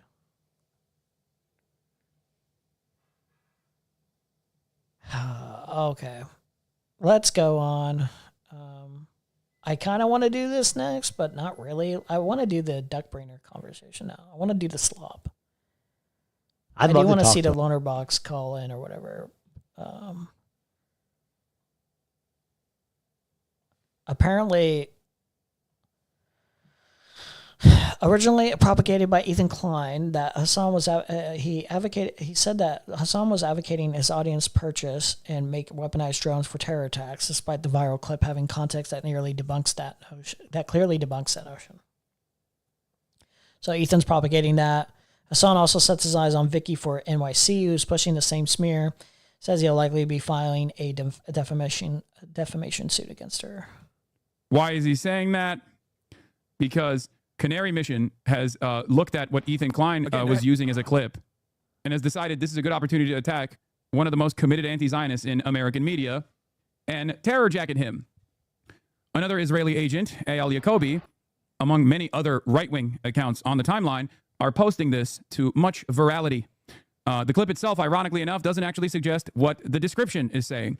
Eyal Yacobi, Israel's worst Hasbarist, says, breaking, Hassan Piker tells his audience to commit terrorist attacks. Just make fucking drones. You can purchase them online marketplaces. I remember when I saw him making these comments on his stream, and I was immediately thinking to myself, I know what he means here, but I know that people are going to twist this. And I sensed it. I just sensed it. It was just the easiest read of all time.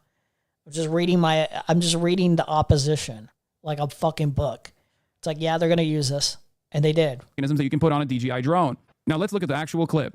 I was thinking about this with like the Afghanistan, the Taliban, Pakistan fight that was taking place. And I was really thinking about this. You really don't need suicide bombing anymore.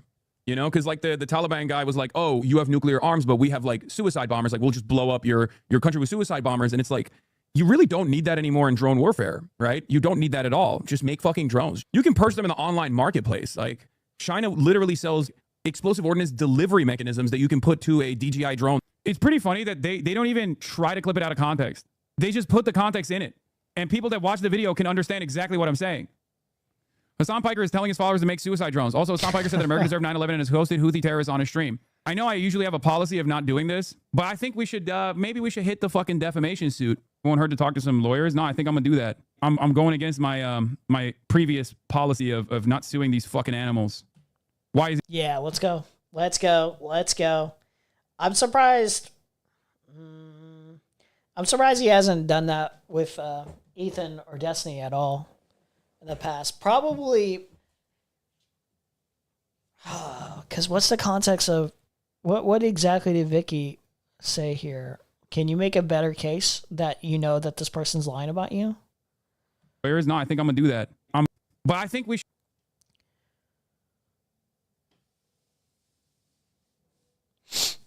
Here are a couple pictures of our mayor and a current city councilman hanging out with him recently, telling his followers to make suicide drones.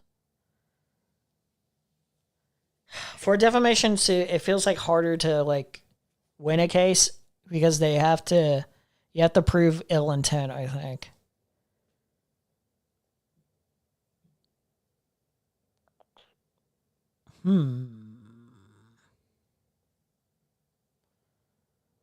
You have to kind of prove that they're not like a total dipshit who just misunderstands what's like even being said in the video in the first place. They didn't actually believe this. I'm trying to think of the meaningful difference of this tweet where it would be easier to make a defamation suit than any other thing that Ethan and Destiny has said about Hassan in the past. Interesting. We'll get to Ethan later in the Loner Box conversation. I want to go to what Vodka linked me.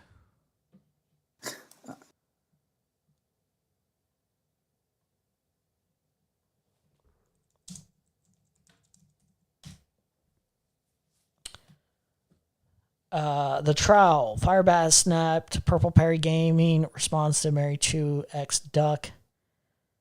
541. We're at 532. Okay. Kathy and Duckbringer have a spat with each other here. I don't know about what specifically, but I imagine about the Duck situation, possibly. About the Ryle Docs controversy. So let's look at this. Let's see how this goes. All right, Kathy, you're on the air. Here's the chat too. For context here. Soul got set up. Poor gaped man. I guess this was about something being covered earlier about Soul. Let's see. Seeing trial actually when the debate is jarring. Let's see. Substance mention. Follow him on Twitter. Why did you have to ask him? Sodomy's here in chat. This trial guy is kind of cool, guys. Plenty of people tell trial to drink less. We want longevity here. So maybe we'll pay attention to the chat as it goes on. We'll see what's going on here. How's it going? I'm sure, Kathy, you'll have some great insight as always. Oi! How you doing, Oi, bruv? I'm good, brother. How you doing, mate? You good, bruv? I'm doing all right. How are you? Yeah, mate. I'm good, brother. Yourself, bruv? Yeah. I'm all right. All right, sweet. We can do this. We can do this all night. Any Final insight? boss of unemployment himself. Duckbringer's here in the chat there. I'm gonna ask a question right now. Okay. What do you think about the Indian immigrants in the UK? You guys misunderstand Kathy though. He does actually have a job. He's being paid by Hassan to snark. He's being paid by Hassan to snark all of Hassan's enemies. He's paid to go into the trenches and dedicate himself to full on snarking, and the paychecks are really good. The paychecks are really good. I know. I've seen them. I've seen them. I have no problem with people that come to this country and establish themselves as integrated and productive members of society. Those that don't integrate, not the biggest fan of. Okay, However, I feel that most of these parties have a very extreme policy position that I do not align myself with. Okay, that's number question one. Number two, so are you pro or against doxing? I'm against doxing. I know where this is going, but what I would say is that I don't believe that Duckbringer has actually ever truly doxed anyone, and a lot of it's hyperbole. Okay. You weren't there. I was there. I was in the BC where she doxed. And if Duckbringer doesn't want to run away, he can join live. They know. She's a moderator. Okay. Listen, I'm not gonna. Listen, I will let Duckbringer. Hang on. If Duckbringer wants to join to argue with Kathy, I will allow it. But at the same time, I don't want Duckbringer to feel compelled to do so. Because I'll be honest with you. If she want to join, she join. If he doesn't want to. Because I'll be honest with you. Like, everything I've ever seen about it seems fucking weak sauce. You know, it's what did you see about it? Tell me. Oh, she made a joke about Raul Kittenhouse being an abuser, and she wants said his full name on VC. I'd have to see recorded evidence. To be honest, I'm not gonna lie. It wasn't. What do I do? I no longer possess this recorded evidence, but I myself can verify that this actually was the case, that the full name was said. I'm pretty sure, I could be wrong, I'm pretty sure she even admits to saying that she did say his full name. But there was plenty of people in there, we heard it. I had recorded evidence. Out of respect for Ryle, I completely deleted it. I don't even remember his name. I genuinely don't. Like, even if I remembered his name, like, even if I wanted to be a malicious asshole right now and dox Ryle for whatever unhinged reason, if like I suddenly had a beef with Ryle or whatever, I literally couldn't. I can't remember his name, but I do know for certain his name was said. There was a response from Ryle. I had actually, like, the recording that I have posted right now publicly is an edited one, because what was happening prior was actually his name being said. She was, instigating and getting under his skin with that information, that PPI information. So, I mean, now, if you don't care, if you don't feel any sympathy for him, that's a whole other thing. But like this did happen. The doxing did happen. BC wasn't recorded, unfortunately. There's two recordings. The snarky one wasn't recorded at all. Where that, I don't know if she said the name in that one. I'm pretty confident she didn't. And the one that I recorded, she did actually say his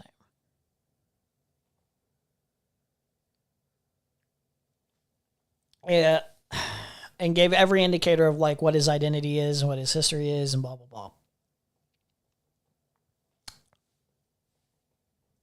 But the thing is that how the fuck am I supposed to? That's the thing, right?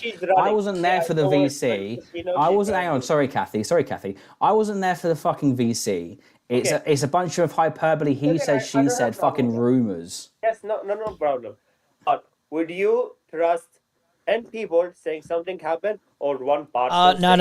I don't. The problem with this argument here by Kathy here is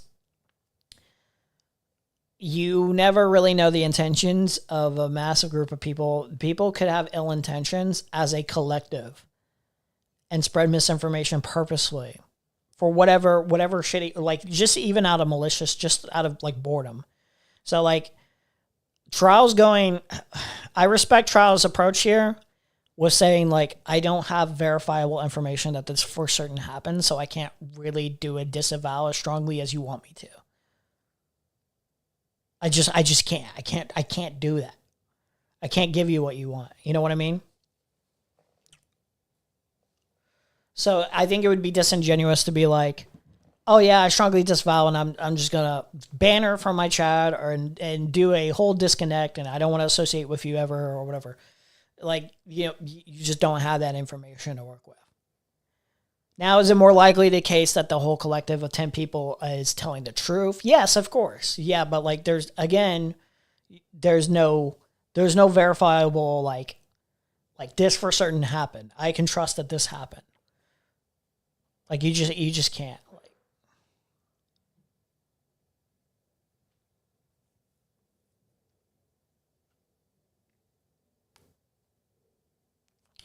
Kathy, I had such a bad showing here. What do you mean? Did you get on here? Did Vodka get on here?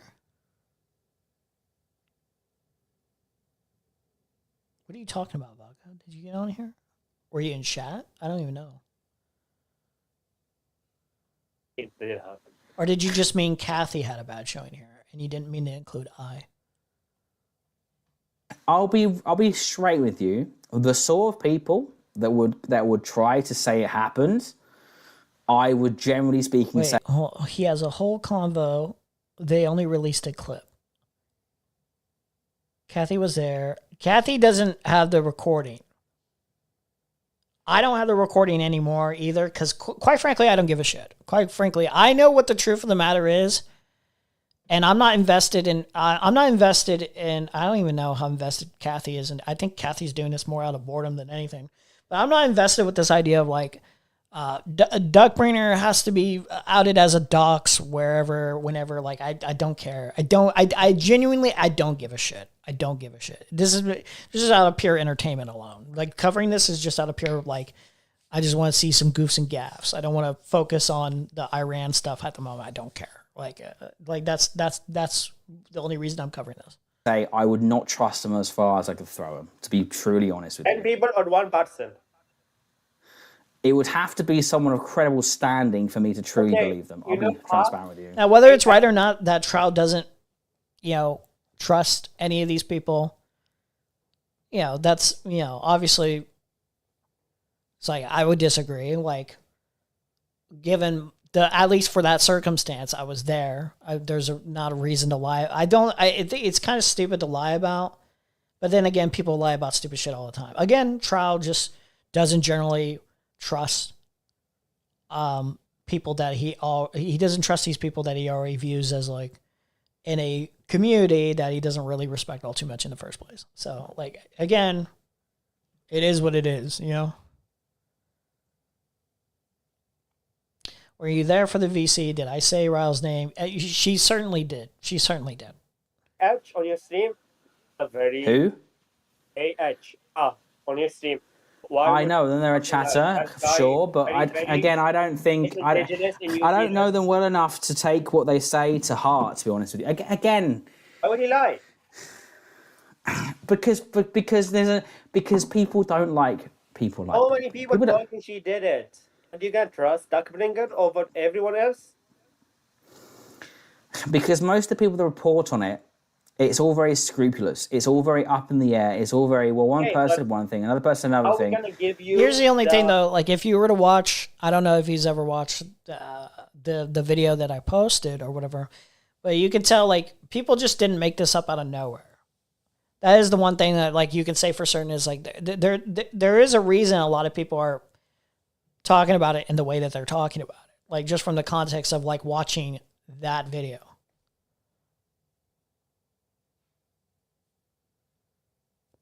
Like it's not like anyone brought this up like for no reason, It's not like Kathy's talking about it for no reason. Vodka says, "Oh no, my bad. Kathy had a bad showing here." Okay. We'll see. We'll see how Kathy does. Emery, my wife is going to a job interview. The place we are at is insanely beautiful, and there is internet. That's what's up, man. That's what's up. What is she interviewing for? Also, where you don't dox yourself, obviously, but what kind of is it like a nice hotel or something like that? Like what kind of hotel is it? Recording. It has docs. Are we sure that you know? And I will review this. Sadame was in the PC and she said yes. Duckbringer docs. Do you trust Sadame or not? I do trust Sadame. Okay, Sadame. What I would say is, and I'll say this on the record, if this one time is someone saying one person's name in the heat of an argument, the one time I would say, well, that is fucked up. I don't think it's a hanging offense. I don't think it means that. I agree with this sentiment. As wrong as I think it is, and it is a dox, it certainly is something to be finger wagged and being like, okay, I don't trust you. I don't trust you to not do this if you had my information or whatever, right? I don't think it's like end of the world thing, It's mostly like you shouldn't be doing like you should know that you shouldn't be doing this. Like, and I don't trust you. I generally I don't trust you, generally speaking. Well, in California has a resort by Lake Tahoe that does weddings and things. That's what's up. That's crazy. I'm jealous, bro. Nice. Good shit, bro. Redeemable, Like people let people you are like in the gold bust. Or cis. I don't know your gender, quite frankly. I'm not shifting the goalpost. I'm just saying, if Chud had done the same shit, people would have sweat for Chud and say, "Oh, well, the context of this." They would have been destroyed if he did the same thing. He would have been. No, I don't think. Chud would be destroyed, especially since it was way more public. It was way more public. The comparison would be night and day. On a live stream, you say somebody's full name or whatever like that. Especially in an antagonistic way. Yeah, no. Chud would have Trial's wrong here. Chud would have gotten so much shit. Rightfully so. In the context that Duck brought it up, it was certainly public. but it's not on like a live stream for like the whole internet to see. So there is like a meaningful distinction of like, well, you said something publicly and it can get out there. It's still wrong. It can still spread. Like, you shouldn't do it. Like, that does have potential ramifications, but is it equal to doing it on a live stream? No, not necessarily. So, and the same I don't think so. I don't think so. You don't think Destiny would have went after her? Yeah, but no one in this community respects Destiny. Destiny could have the most proof. I am indifferent on Destiny. I used to joke about being a Destiny fan because it was funny. I am not a Zionist. Okay, I'm not a fucking anything. I am neutral on that fucking thing. I believe in a two-state solution. I'm not even want to get into that. You think Israelis have the right to kill every child? No, I don't. But I am very critical of the Israeli government. Again, this is I don't want to even get into this discussion right now. Okay. All I would say is just say it in your chat. He said, yes, Duckbringer docs that person, and I was there. She said that in your chat. What do you say? He says he's neutral, but like a two-state solution is basically, it's like an anti-Zionist position to a lot of people in Israel. I can read the chat. This is not what He just deleted the message. Yeah, I'm sure she did. Okay, anyway, have you got anything arguing about if Duckbringer doxed Ryle in a VC that wasn't recorded? Duckbringer's in the waiting room, so I guess Duckbringer's now going to weigh in. Let's go. Okay, hello, Duck. Fuck me. This is turning into another disaster fucking stream. No. All I want to say, by the way, is that if I say that I had which I didn't say somebody's name, I don't even know this person's name, but how are we not doing more to perpetuate a supposed dox that happened by now continuing to bring this up repeatedly? I'm sorry, if I was wrong for in a private VC that was recorded, the whole thing was recorded, by the way. This guy is lying, right? A whole private VC. There's two instances where the dox is brought up. There's one that is recorded, that is public, where I cut out the part where she actually, like Ryle had a back and forth with her, and it got really heated. I no longer possess this recording because I thought to myself, I don't even, I knew nobody gives a fuck enough to, I was just like, it feels wrong to even have in my computer at all. So I just deleted it. After I posted the edited version or whatever, where Ryle's not in it at all. So there's that version, and then there was the one that had the docs in there, and I just deleted it. And quite frankly, again, if you want to believe Duckbringer didn't dox anyone, go ahead. I'm not invested. I don't care enough. I know what she did. I know it. I don't care. A lot of other people know it. I don't care. And the other instance was in the Snarky VC, and that would just, unless somebody else recorded it and just never told anyone, that just wasn't recorded, as far as I'm aware. So, yeah. VC that was recorded and uploaded. Also, bringing, she's like, why are you bringing attention to this? Doesn't that increase the risk of the docs getting out there more and more? It's like, okay, no, I don't think it does. I don't think it does. On the internet, not by me, but by his I think calling somebody out for doxing somebody doesn't really increase the risk of the dox being spread. Still cosigns. Who did more to dox that person? That person who also uses doxes to threaten other content creators. Huh? You want me to? Okay, this is the problem, that you're saying that I'm a doxer, but you want me to you're trying to rile me up here, Kathy. You're really trying to rile me up here with this line of questioning. You're not gonna release the private code? Of course not, because the dox is in the call. So why do you keep talking? If this is supposedly somebody's doxable information, why do you keep going around and referencing it, trying to say that I'm a doxer? Oh my God, I supposedly at one point referenced I said a joke that this person was a woman abuser, and they took that as me referencing their docs because they happen to have, some things out there, right? She alluded to the docs. I remember, I don't think it was in that instance. I think it was in, a little bit out of context of a later statement or whatever. I remember the name being brought up. And then I remember Ra responding with like, "Oh, you're just outright saying it or whatever," and she's like, "Yeah, I'm just outright saying it or whatever." So it was something on Hinge where it was like, then she like played dumb, like, oh that's you, oh that's you, oh that's you. Dude, it was unhinged. It was unhinged. I was like, what the man? What are you doing? It's crazy how many streamers have fallen in the last year. It seems like every streamer that was pre-2020 is sex pest destined to fall. Yeah.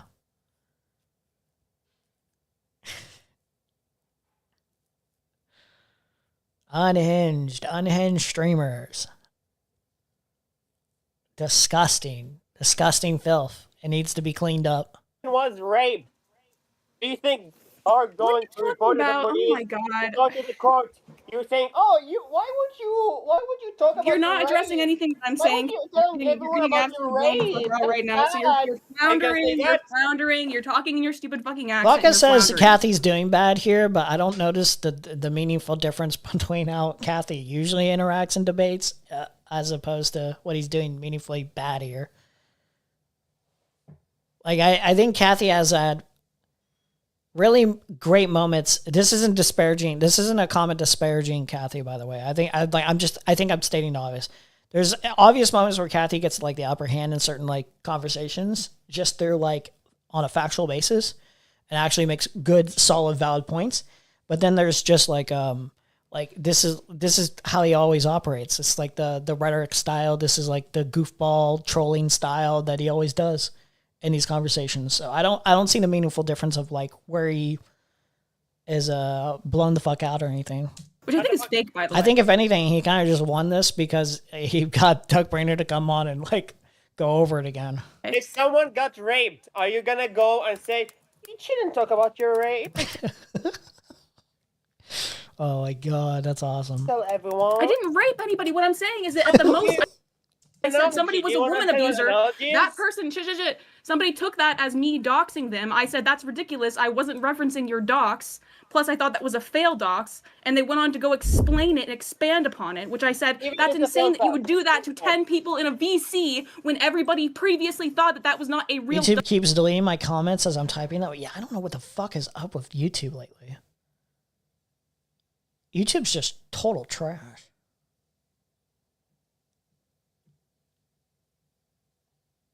With like, for all I know, Queen Bee has been talking.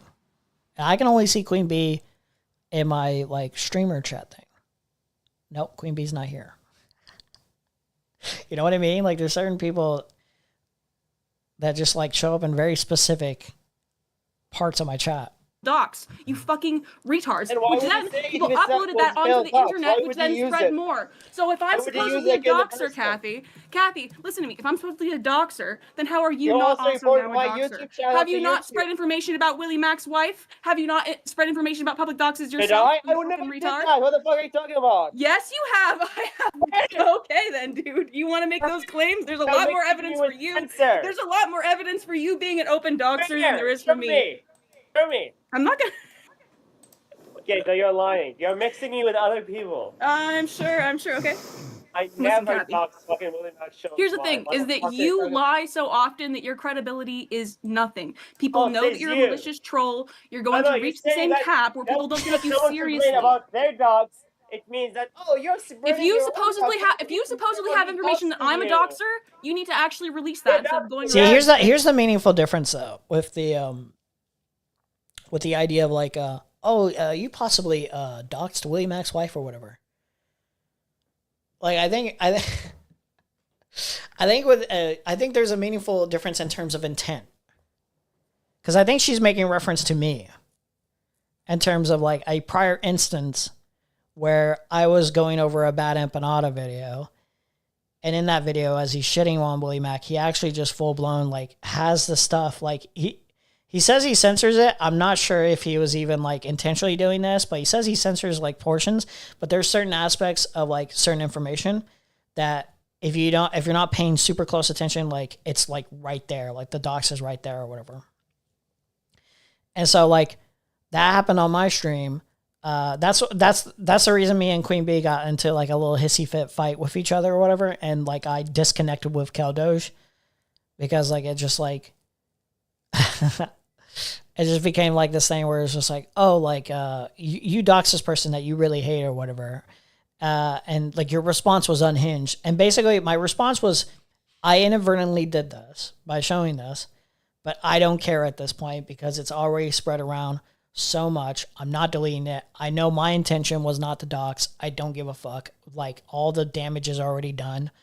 I'm just like one little small person in a sea of like people that have already done the damage. I don't care. I don't respect Willie Mack.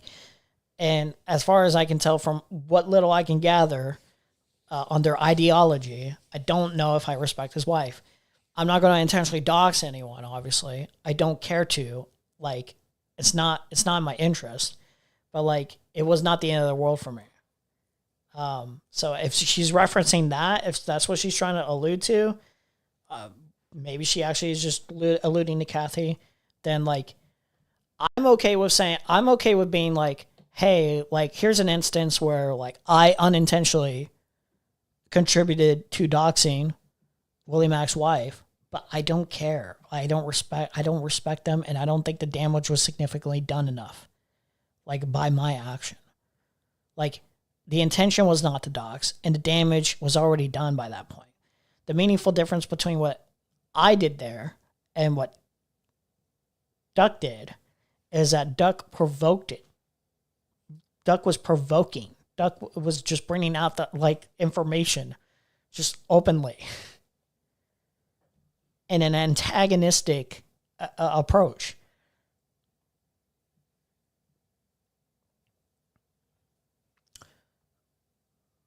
I think YouTube is trying to stop me from doxing myself by deleting my entire message when I type anyone's name, not just mine, but any name, period.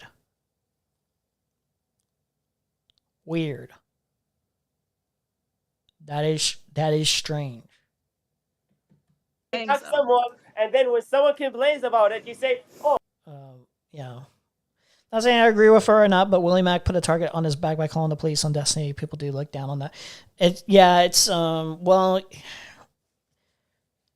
if you're an internet figure, there's probably going to be some unhinged person that's going to eventually, like, if you're big enough, especially, like, you get enough attention, especially if you're a woman or whatever.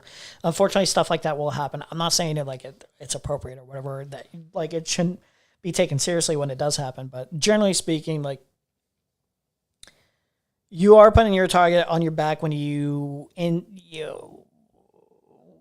get in the bad side of certain streamers, certain communities or whatever. So, especially if you engage in politics or whatever. But, like, Bad Empanada generally, like, straightforwardly hates anyone who spouts off pro-Israel propaganda. You know what I mean? Like, he treats them as equivalent to Nazis, which he, by the way, should. So, like, when he does the unhinged behavior that he's doing, when he crosses those lines, like, there's not a single, like, a moment of regret in his eyes. He sees them as, like, worthy of dying. Like, now, for me, I'm a lot more charitable to the idea that people can change over time. And also, I just think it's a moral wrong to, like, instigate violence or dox people in general over online. And I'm also a reciprocal guy where it's like, I don't want that behavior to be happening to me. I don't want people to do it to me. So I think, like, just out of respect too, where it's like, I don't want that happening to me. I'm not going to do it to anyone else. Like, you know. Also, Bad Empanada had been doxxed numerous different times. He feels justified in doing this. He's been targeted repeatedly. He's been spread around this narrative that he's a pedophile and shit like that. So, I mean, you know, if people want to make, like, the arguments of, like, justified doxing and justifiable, you know, stuff like that, like with Destiny or whatever, you can easily make that same argument with Bad Empanada and his unhinged behavior. You know what I mean? I think Bad Empanada has mental problems, and I think it's sad people engage with him. Yeah, he is pretty unhinged. Like, generally speaking, you should just distance. Just generally don't interact on a one-on-one basis or anything like that.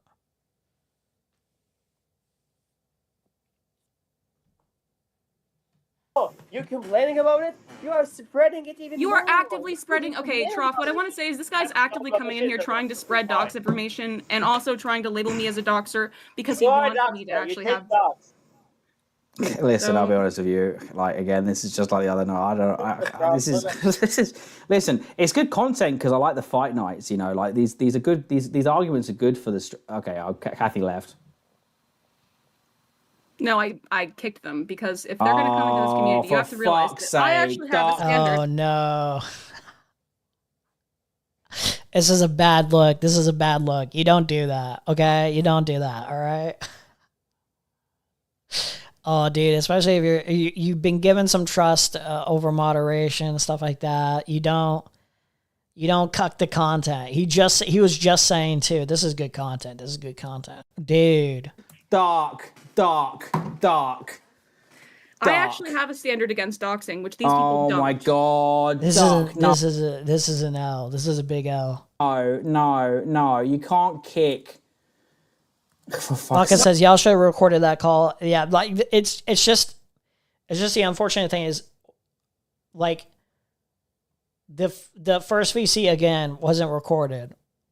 Like no one expected that to actually happen. Like we were like having a back and forth with like Duckbringer or you know whatever, but like no one exactly expected that to happen. Also, there's a general rule that you don't record in a snarky VC. You just don't. Okay, it's against the rules. Period. But then like in the other one where it happens in Duckbringer's server, like that one is recorded, right? We got our permission for recording, by the way. She likes to pretend that she was like, I can't believe they recorded it. She gave permission. Like I don't do this. I don't do this. Okay, that's not necessarily true. I did do this with what's his name?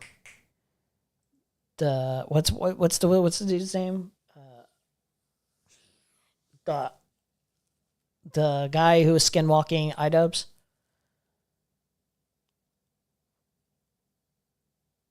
Come right back to me. I can't remember. Cameron 305?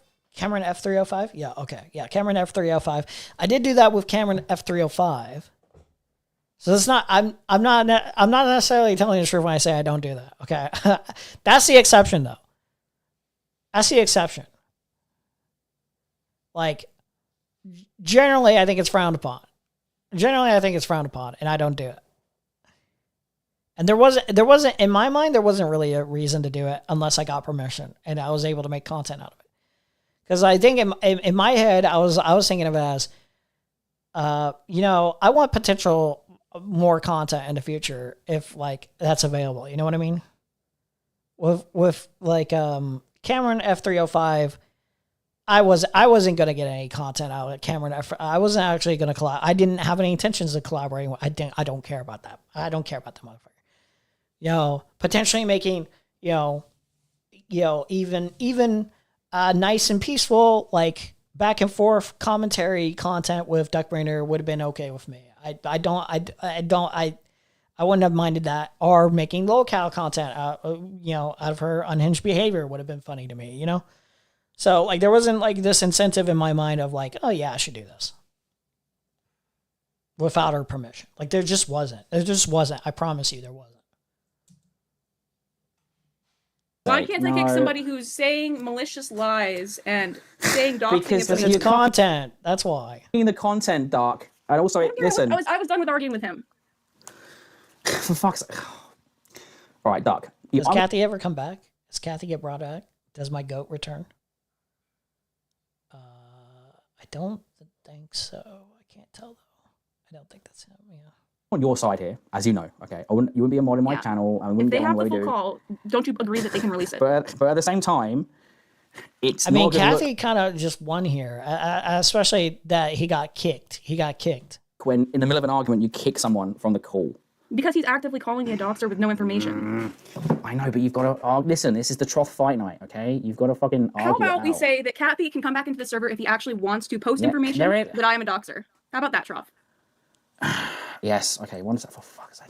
Okay, I think that's fair because that's a big fucking claim and it puts a target on my back. Oh my god. Okay. 1 second. What the fuck did you do to them? I timed him out. Oh, you've timed. Oh my god. Oh my god. How the fuck do you untime someone out on this fucking server? Oh my god. They have a recording. They should just release it with the specifics redacted. Here's the other thing about that recording is that it's just like I feel like what I would have had to redact is a lot. And honestly, like Ryle was very, very emotional about it at that point. And I was just like, like I'm not even going to lie to you guys. I had very briefly considered doing some like redactions or whatever, like censoring to be able to verify that happened or whatever. But it was just like,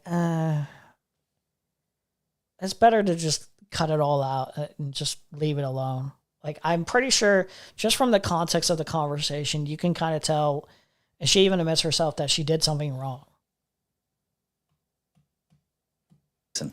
You can mod me if you want, but what I'm saying is I'm not going to demod you. If people are going to come in here with outrageous claims, I think that at a certain point they should have to put evidence. I'm not going to demod you. I'm just saying I wouldn't have handled it the way you just handled it.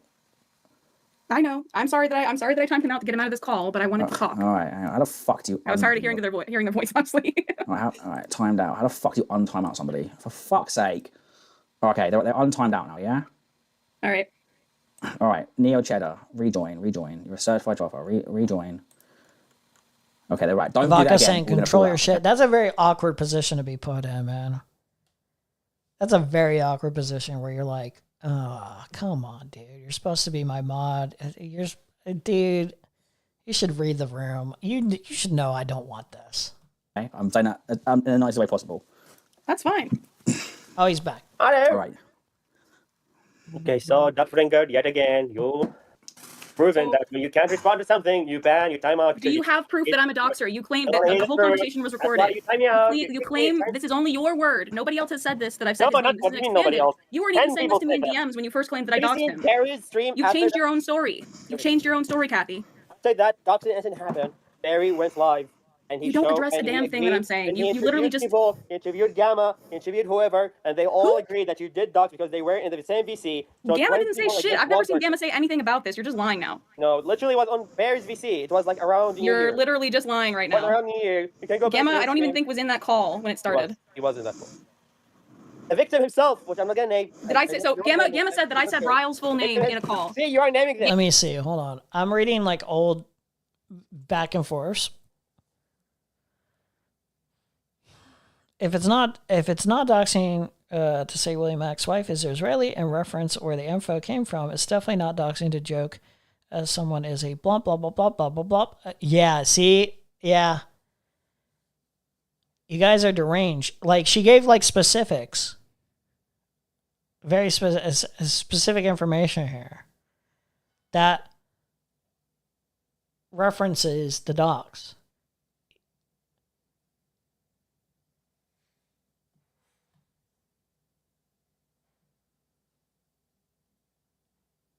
Let's see. Was there anything else referencing exactly?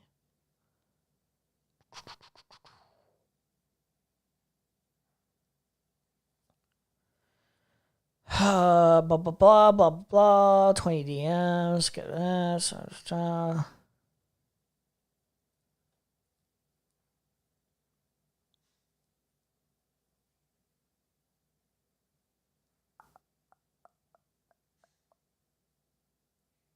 Okay.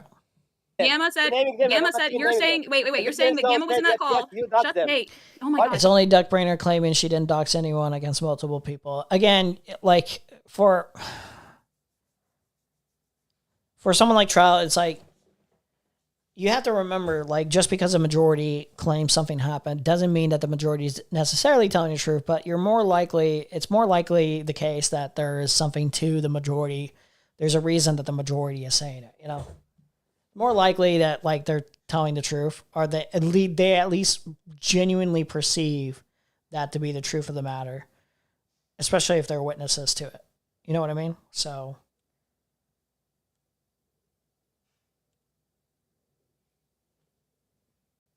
do you realize it's like continuing to talk? Why would the victim lie? What is a victim? A victim of doxing. Who is victimized here? I'm just saying the victim of doxing. I'm not saying they were raped. Who was victimized here? I'm not saying names because I don't want them to be doxed first. Nobody was I'm gonna victimized grab here. some milk. Kathy, literally nobody was victimized here. The one who was doxed. You don't agree that if someone was doxed, they're a victim of dox? And nobody was doxed by me. Somebody was doxed by somebody a long time ago, and you guys are using that to mean that person can never have a specific insult used against them for the rest of time. That's what I'm saying. I love Sheila Fogarty, so I got no It's beef not with that dox comment. information to say that Ryle is a woman abuser if I think that he's a woman abuser because he abuses women often in his content. Oh my God, are you crazy? Doxing information. Why is it doxing information, Kathy? Enlighten us. Because it was Ryle a woman abuser. Right, malicious intent, found some information. I'm not going to confirm. I don't know if it's actually Ryle. So say I don't know anything about Ryle and I call him a woman abuser. Am I now referencing dox information about Ryle? No, but if you and if I was saying that in that VC and that's all I said, which is what you know that's all I was saying. And then you say that, then it's a dox. What did you say? Repeat what you said. You just talked like while I was talking. You mentioned his full name, and then you said. I never mentioned. I don't know Ryle's full name. You retard. Oh my God! You said his name is Eastern European. I didn't say his full name. You're lying. That's amazing. She's just lying here. Like, she said the full name. She referenced the wife beating stuff. And then another aspect that's more specific that I will not say. Do you know his name is Eastern European? Did Gamma say that? She knew what she was doing. It was very particular. It was the name. It was an incident. And another thing that I will not go into specifics about. But it's like, it's very much apparent that it's like, oh, like, I'm antagonizing you with this information that you know you don't want out there, but is, and I know this information. I said his full name. So you are like engaging in a doxing behavior because not everyone does know that information.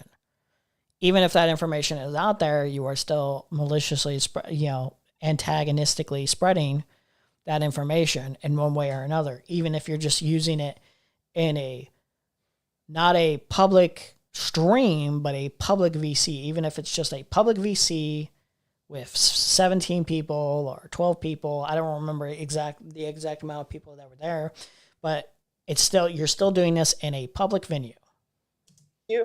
No, I didn't say anything about his ethnicity.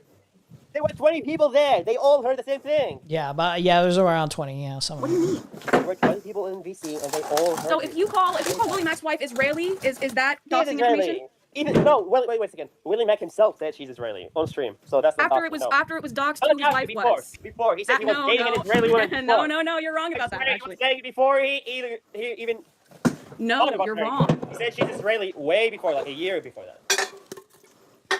And do you think that people collating that information along with the release of her public docs and using that to spread maliciously, you don't think that's the same? Like, do you think that a person has never, for example, confirmed parts of their ethnicity or like joked about it or anything like that? Do you think Ryle himself has joked about being a woman abuser? Yes or no? I haven't seen any of that. Oh, he's done it on Twitter several fucking times, actually. He's done it on Twitter several fucking times. Oh, wow, that's really funny, because I definitely didn't say the shit about the other thing, the ethnicity thing. That was way afterwards, so you're actually lying about that. You don't have any evidence. You're lying again. You have no evidence for anything that you're saying, Kathy. What are you talking about? She referenced the ethnicity thing right after the first thing, the wife beating thing. Show me the evidence of him doxing himself online, which makes it okay for you. Yeah, I'll get that to you. I have a screenshot in a folder of screenshots, whatever. It's on his public Twitter. Let me look it up. There were 20 people in VC, all of which confirmed that you did. This is epic. No, they did not. I love You this say that he didn't confirm. That I said his full name? Yes, they all said that. Do you realize that in terms of okay. I'm going to send the information for Ryle openly talking about himself being a woman beater on his Twitter. I am going to send that in the Trop channel. This is insane. I'm not going to engage with this anymore. I'm not going to engage with this anymore because you're demanding. Wait, fucking retard. You're demanding a standard of evidence from me when you have made a claim and brought no evidence to it. You say that 20 people confirmed it. You said Gamma confirmed it. So post a clip of Gamma confirming it. Post a clip of Gamma saying that I said Ryle's full name right now. Do it right now. Do it right now. All right, calm down. Everyone calm the fuck down. Right. Duckbringer, you've said that you sent a video of something to do with the conversation at hand. Which channel is this in? This is Emery Live. He posted the entire thing. He did. That is the question I asked. I said, what channel? What channel? Emery Live. It's a stupid retard. No, that isn't what I asked. You said where's the clip? What clip are we supposed to be looking at here, Duck? Of what? What are you asking to look at? I thought you said. I do kind of wish that I had the video now, so I could just like not feel gaslit because it was so long ago. I don't even know. Dude, like, Well, you said you just posted a clip. Again, I'm not invested enough. It's not the end of the world or whatever. But like, I was just like, she tried to gaslight me and say like, oh, you're spreading the, with even just the information that you recorded or whatever, and you put out publicly, even the edited one stuff, you're still you're doxing them, you're doxing them. It's like, no, you're actually doing it. If anyone is doing it. But like, I think the information that's revealed in that video isn't enough. There's like, it's like little crumbs, I think, mentioned. That's not enough to get a gauge of like leading you to the actual dogs. It's not explicit. No, I said I have a screenshot of Ryle's tweet. Assuming he hasn't deleted it from his Twitter, I am finding it right now as we speak. But I'm in the middle of debating this retard. Okay, I'm gonna stay silent. Show us. We get the benefit of the doubt. You need to actually post evidence that Gamma admitted. Somebody, I can say I remember being in the call for part of it at least. If Gamma said that I said Ryle's full name, I want you to post evidence of that right now. Unfortunately, you doxed someone, so I can't show the dox. Kathy, you're the one that brought information first, so we're starting with you. You post information that Gamma said that when did I dox anyone? I never doxed anyone in my life. She'll never understand that the reason she becomes content is because she's so easy to rile up, and I hope it stays that way. Now you're all over the place. I'm just telling you to literally post the same standard of evidence you want from me. I'm gonna find the tweet of Ryle's. While I'm doing that, you go get me the thing that said that we're Gamma. Oh my god! Is this the only thing you can do? This kind of evidence someone he posted. What? You're asking me to dox someone else? No, I'm asking you to say. Do you have a clip of Gamma confirming? Yeah. It wasn't BC. This person's what do you do? What? BC, that wasn't recorded. What do you want me to do? No. Did Gamma affirm that he remembers me saying that? Call him in. Let him come in. Did Gamma affirm that he remembers me saying that? Yeah. Yes. All right. Do you have a clip of him saying that? I don't, because it was in BC, and the BC wasn't recorded. So once again, just relying on your word. Yeah, which you're saying Gamma. Listen, if Gamma wants to say their piece, we'll let Gamma in. But at the same time, I have to be a bit of a judge here. Okay. Without any concrete proof, we have to say it's very scrupulous. Butterflies XOX. He was in VC. Butterflies XOX can confirm. Is this Gamma? Hang on. Is this Gamma? Who the fuck is Butterflies? Who is Butterflies? He's a famous chatter. He's in everyone's chat. Everyone trusts him. Butterflies XOX. Say yes or no. I really remember deleting this. Let me double check if I deleted this. I'm not playing it if I didn't delete this. There's certainly no way now I'm doing that. I'm pretty confident I deleted it. And yeah, I don't see it. I don't know if it's in another thing. I don't know if there's a trash bin area where like it's still technically in there for a long period of time. I don't think it is. Yeah, I just straight up deleted it. So there's no way to like certifiably be like even if I just hear it by myself to reiterate, to confirm exactly when she said it, how she said it. It's just gone to the wind. Yeah, I deleted this shit fully. No, not in stream. I was about to click end stream. What a silly goose. What a silly goose I am. No. Do you confirm that Duckbringer doxed? I don't remember this person. I'm sorry, Kathy, but I cannot. I think they're just bringing random sycophants to agree with them. Duck. I'm sorry, Kathy, but I can't just let the word of one chatter, even if they're well renowned for their integrity, be a deciding factor within this debate. I need some screenshots, or I need witness statements from Gamma. We need more integral things. Invite Gamma in. Oh, I don't have. Okay, I don't even think I said his ethnicity, by the way. I think I've made jokes about it. Yes, listen. Kathy, I will send you an invite link. You send that to Gamma. Like, I know I left snarky, but I don't know why Kathy didn't like message me about this.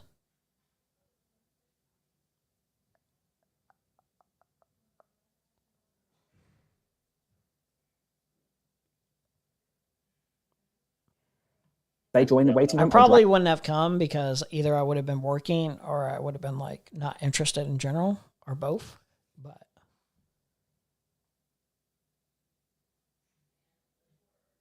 yeah, I don't know. Them in. And if Gamma confirms, then Duck, you're done. And Duck, if he confirms, I mean, that's only going to say that Gamma is another person that wants to say this lie, but it will be more than what I want to say is, but I need to know some more background. What is Gamma's relation? Everyone keeps mentioning Gamma in the chat and Gamma himself. is a streamer in the community. And what is Gamma's relation to we do love Kathy. This situation? Well, he was in the same VC. So he heard. I won't take it as being the gospel truth, but I will take it on board as a corroboration to this situation. Well, he was. Yeah. She like it was very obvious that it's like, I'm alluding to your docs purposely in an antagonistic way. She alluded to the exact ethnicity. Like I didn't even know his ethnicity till then. I genuinely did not know his ethnicity or anything. You were probably asleep. Maybe it happened at all. Well, I'm not in snarky chat at all, so I don't know if Kathy... Because I did leave. I'm not going to lie. I did leave snarky. I was meaning to like distance myself for a bit, take a break from snarky chat in general, to like get a little bit more focus in my own personal life and in terms of like where I want to guide this channel in the future, where I want to take things. Also, just like the news, I just needed a simmer down kind of moment. And I found that was one of the things I needed to do is like just kind of leave. I did leave under a circumstance of like, it was annoying because there's like a rule in there where you can't take screenshots, which generally I understand, but like in the context of what I did it as it's by itself. It's just like a joke. And I posted it on Twitter and Kathy took an issue with that, which, is silly to me. And I was just like, dude, I can't even do this like innocuous, like harmless thing without like Kathy. Like, it's just, I get why he's stringent about like rules, but I don't get that level of stringent. It's just annoying. It's like unreasonable. So like at that point I was just like, I'm leaving. I need a break anyway. Like this makes you want to like, finger wag at me. It's just silly. This is silly. So in the same VC. So he heard. I won't take. I love Kathy. It's just stuff like that. It's just like, I need a break. Gospel truth, but I will take it on board as a corroborating witness statement. Said, let Gamma say his piece, right?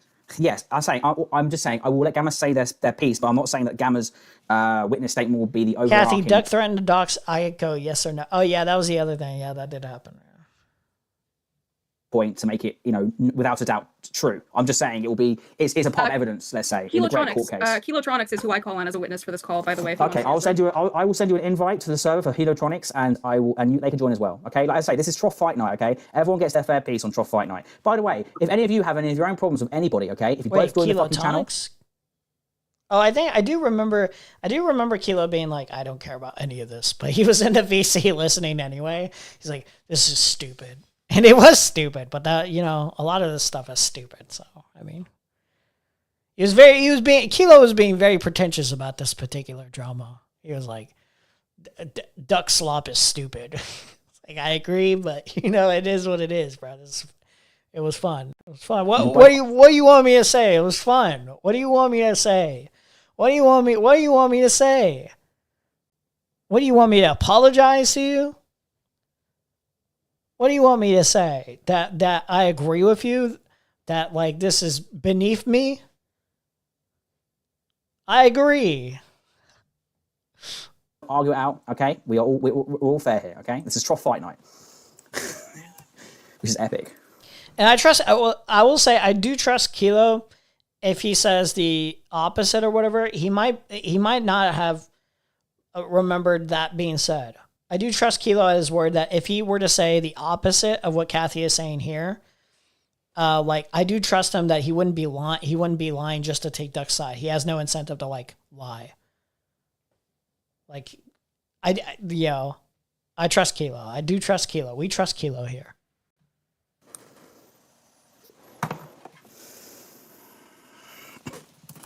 And I've had back and forth with Kilo, so it isn't exactly like. Isn't like me and Kilo have always agreed on every single thing. In fact, if anything, yeah.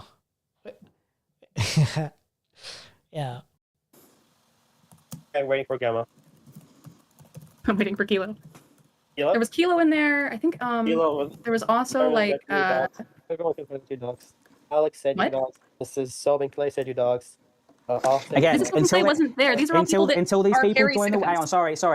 Until these people join the rating room. This is just hearsay. Okay. Okay. Alex now, Reck, I want to be clear. I heard you say it on Perry's stream. I don't think the name was said on Perry's stream, because on Perry's stream, Perry's going over the video that I posted of our call, and the name wasn't said on that call. I'm pretty sure Ryle would have took an issue with that and told me himself. I got the opposite. of that. Ryle told me that I handled it. He thanked me for handling it in a much more respectful manner. Here, I will be clear here, okay? Kathy, I know of you. I mean, I don't think you're the worst person to or anything, but the only experience I really have is when you fucking shit up my chat sometimes. But I will be as impartial as I can here, okay? But again, until these people actually join and speak, I can't take their cooperation into account. Okay. To be fair, I don't great. remember which chatters here were actually because it was 20 people. I don't remember all 20 people. There's some names that I remember more than others. I'm sorry. It's just I didn't remember every single person that was in there. So I don't even know if this Alex Rex guy was in there. I'm pretty sure he's just saying it was just said on Perry stream, but that's just not the case. The name wasn't said.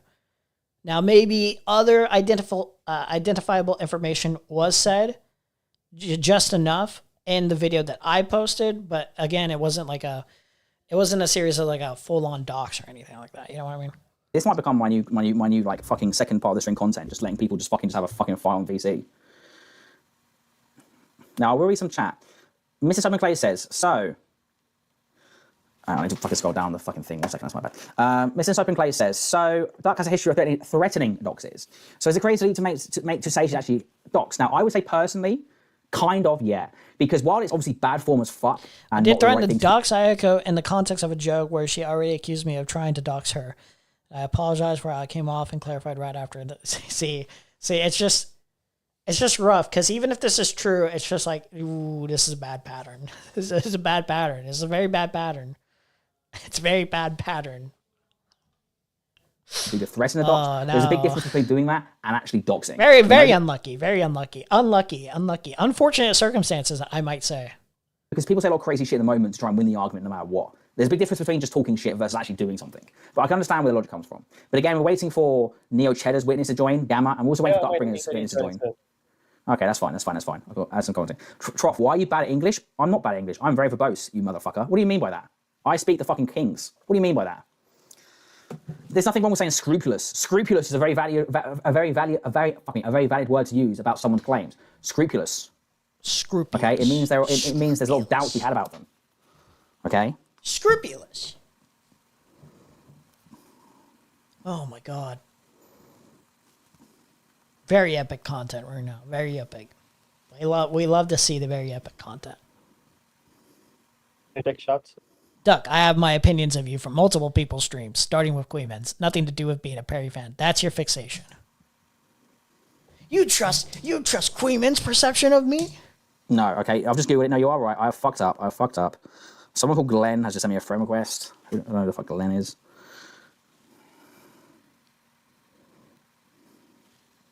Inscrupulous. Sorry. Forgive me. You're right. I have failed. I do apologise. I have failed there. Listen, I heard that call and remember it vividly because I damn near fell off a ladder when it happened. We weren't at joking level when you threatened that. I do make mistakes sometimes. I don't know who this is. Soap and Clay. So for all I know, they're bullshitting right here.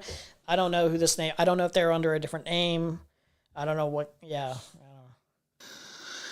Okay, still waiting for the people to join. So I guess I've just got to keep free balling for the commentary to be persistent.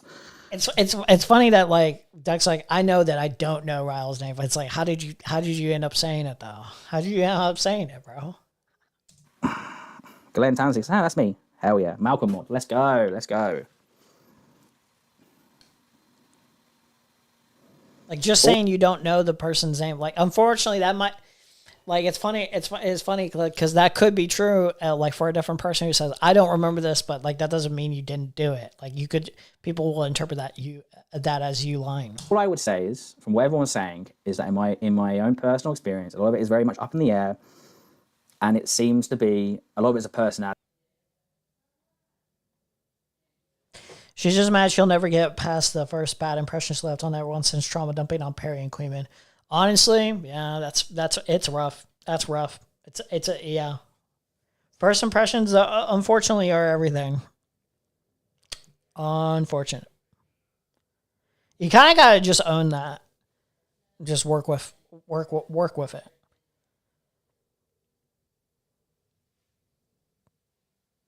It's not like I have the best first impressions on it for everyone's streams. It's not like everyone loves me or anything. It's not like I can't relate to that. I get it. You had a bad first impression. Like maybe you thought you did good in the call anyway, and it's just not the environment, it's just not the community that's going to resonate with you. It's not the streamers that are going to now everyone's going to resonate with you. If you can't own obvious things, it calls everything else you say into question. Context, because I know you pushed back on this before, Kathy. All I would say is, if Chud had done similar things that Duck is alleged of, I think people would to be fair, you say she wants to be in these spaces but can't shake that off. I don't know what you're referencing now. As far as I'm aware, last I heard she's not in these spaces anymore. Unless you want to add more context. I don't think the trough is is these spaces anymore. Maybe it is now. I don't know. He's got more subscribers than me, but he's not exactly a huge platform connected to anyone like Queeman or anything like that. He's kind of like his own island. Shut. But that's only my own opinion. I don't think so. I won't, at least. Fair enough. I thought you meant spurious? Yes, exactly. Thank you. That is what I meant. I meant fucking spurious claims. Yes, thank you. Sorry. Alex, you're right. I did mean spurious. Yes, I did mean spurious claims. Yes, that is the word I was trying to refer to. Kilo was also conveniently saying he doesn't remember. So, I mean, once again, I'm saying, I feel like if Sadame and Kilo both said they didn't remember me saying somebody's name, I feel like if that was the original claim, you guys would have freaked out about me saying it and it would have become a big deal, and then people would have probably remembered that. It's been 5 months. Nobody made this claim originally. You didn't even make this claim. You're making this claim for the first time today. Have you seen Perry's stream? I very specifically remember. I remember myself saying that you said the name. Why would you say the name? I don't watch Perry's streams usually. No, I watch it today by happenstance. Perry said you did. Okay, and was he in the conversation? I don't think he was.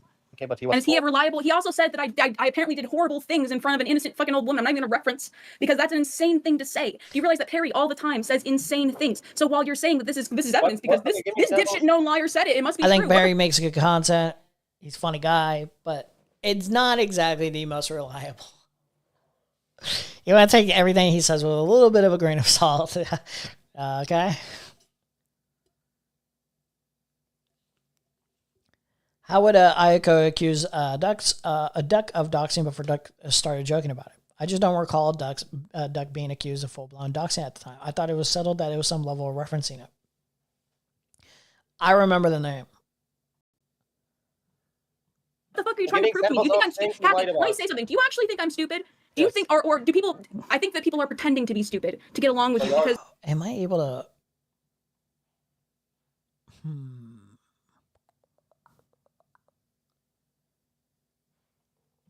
Let me see. Fuck. Did I not add him as a friend beforehand? I thought I did. I was going to see if I can talk to Ryle about it very quickly, but I realized I didn't even add him as a friend.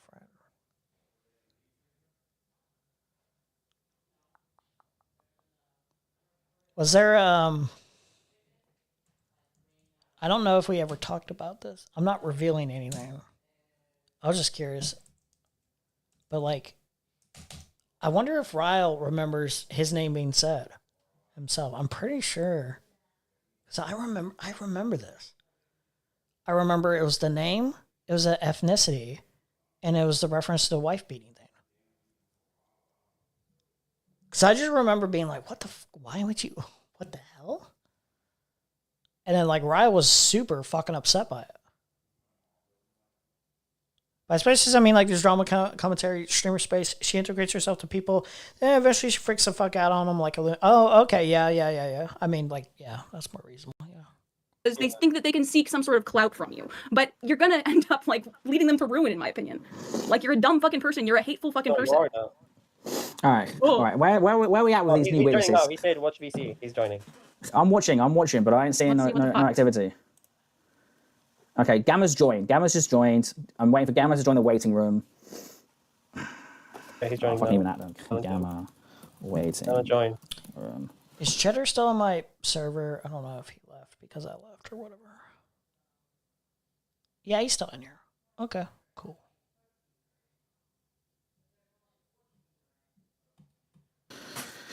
So Gamma was someone else that is allegedly was in this VC as well. Yes. Yeah. Okay. Yeah, I guess if it were me, I'm just clarifying.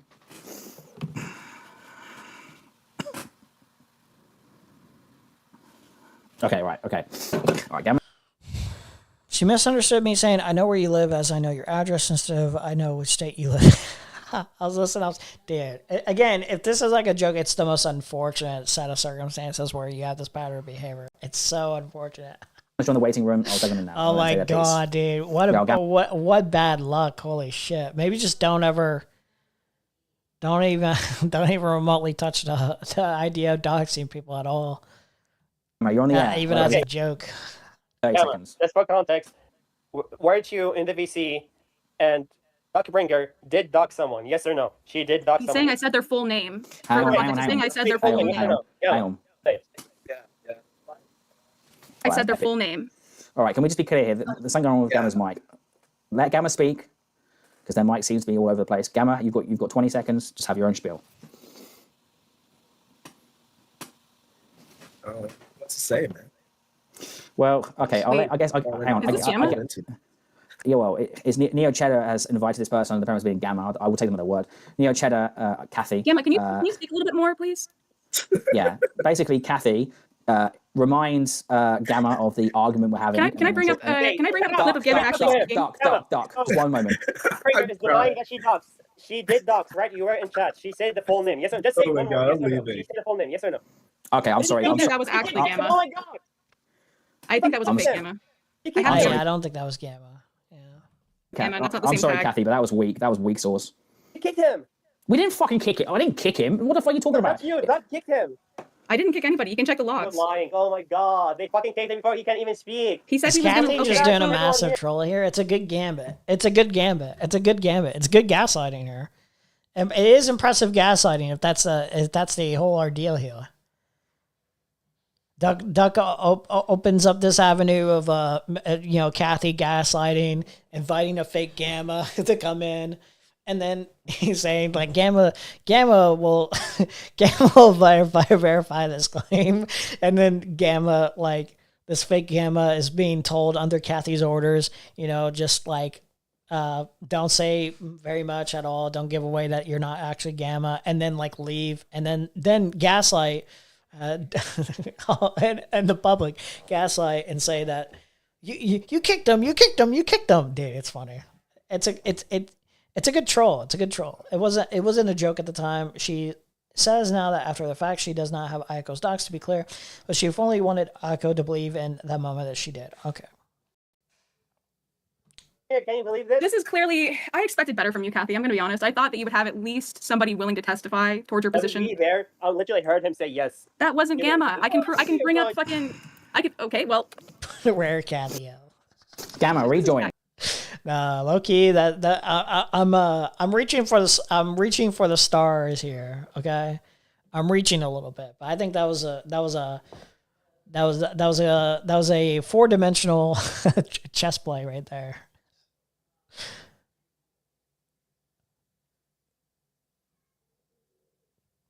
It led everyone to believing she got it from Rezi, which he never gave to her because Rezi had plans to do an in real life stream with Aiko at some point, so she scared Aiko and burned Rezi. That's crazy. Because I'll be honest with you, I'm looking at the mod logs right now. There's nothing to suggest that anyone was kicked. That just seems just Gamma just left the fucking call. I don't know. I'm gonna tell him to join back. So I'm gonna post a Gamma VOD in general for comparison to what we just heard. Why are you saying, oh, what the fuck did I do? Kathy throwing. Gamma himself said, yes, he doxed. I heard him. I'm sorry, I can't take a second. I think given the fact that person really wanted to leave when I told them to talk enough so that we could actually see if it was really Gamma. What do you mean his name Gamma? His name is literally Gamma on YouTube. Isn't that his name? Oh, sure. Like, obviously, if somebody changes their name to something on Discord, that means it's them, right? Oh my god, you gotta do this. Come on. This guy does really think we're stupid. Oh my It god. really wasn't Gamma. I don't think it was Gamma. I'm pretty confident. Like 99% certain. That was not Gamma. Did you report my channel for fucking having a name similar to yours, even though I wasn't even pretending to be you? Okay, let Miller. Wait, what? I have screenshots of you pretending to be me on several streams. And then you complained, when I got that account banned, you came into my stream to complain apparently about me getting your account banned. So was it you or was it not you? You reported me for no reason. I didn't even... We'll let Miller in, but I'll be honest, I'm not really sure what the fuck Miller's gonna have to say. No, No offense, Miller Miller. in. Stop sweeping for... Alright, Miller, you're on. You were in VC. I remember you were in VC. Did Duckbringer dox or not? Say yes or no. Just one word. Yes or no. Did she dox or not? Yes or no. Say it. Miller, go. Alright, so Miller's gone very quiet. Miller's on mute. Well, What the fuck are these people? Kathy, I'm gonna be honest, man. You've not been. You are muting them. I'm not muting them. They fucking were muted before they joined the fucking. Oh my god. Miller, what So we the have fuck? two I don't knows. We have Kathy saying something. We have me. I feel like this was said. Am I being gaslit? Like, I'm pretty confident. Now I'm second guessing, but I'm pretty confident she said the full name.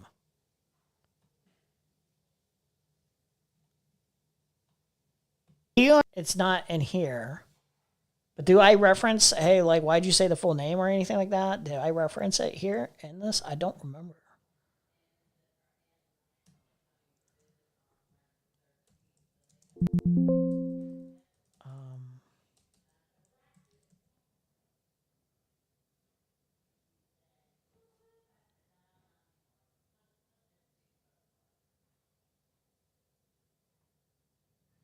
After I had already left the community by saying, "Oh, Saturday trusted Duckbringer," because I accidentally How is said that otherizing? Ryle's name was Ryle. How is calling you a That's faggot one random otherizing? comment. Wait. Because I accidentally said Ryle's name was Ryle.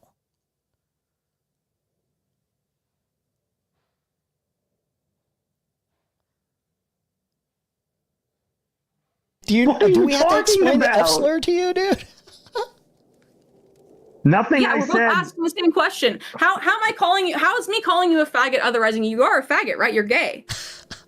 Okay, dude. That's the F slur discourse there, but I'm not interested in that.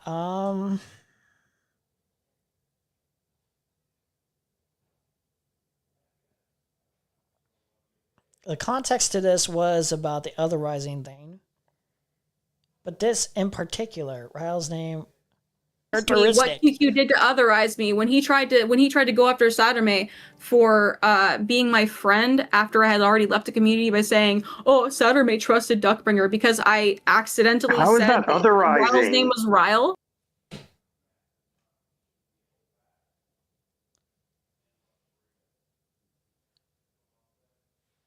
Because I accidentally said that Ryle's name was Ryle.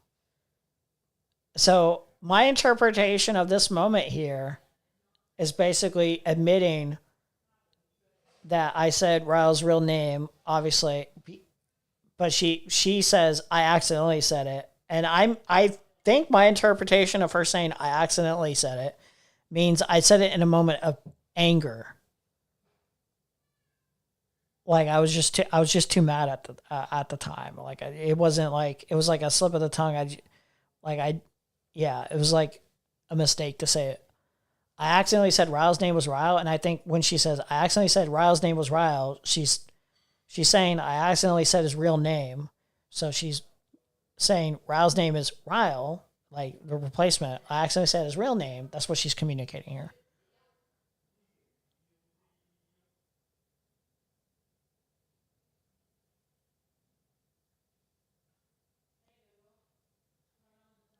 Let's see. Is you knew you were crossing a line. You did it on I purpose. did not. That's what I'm saying. Knowing that When Ryle DGG calls into my is stream out the for day him. previous and I call him Ryle, why does Ryle have to hide his name in other streams in the first place? Because he's a provocateur. Oh, okay. I remember now. Okay. Sorry. Okay.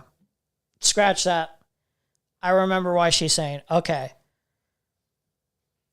This is in reference to when, Ryle was going under a different name.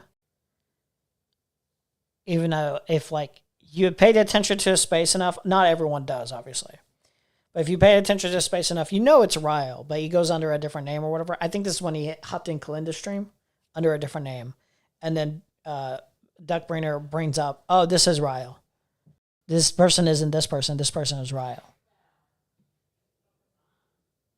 Okay, got it. That's why. Okay. Sorry. I misunderstood. Okay. I have to...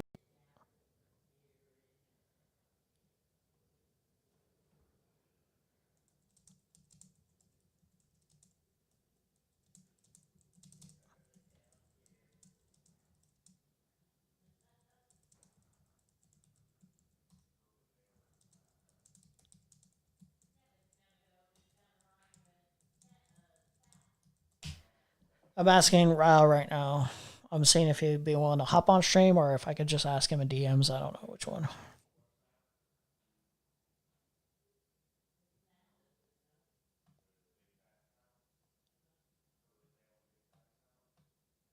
I feel like she said that I'm like 90% confident now. I'm like, am I just being like massively gaslit on this? I really wish I should. Man, my policy is not to record fucking Discord calls and whatnot and VCs, but man, sometimes I wish I just didn't have that policy and I just fucking record wherever the fuck I want just so I could not be gaslit about stuff like this.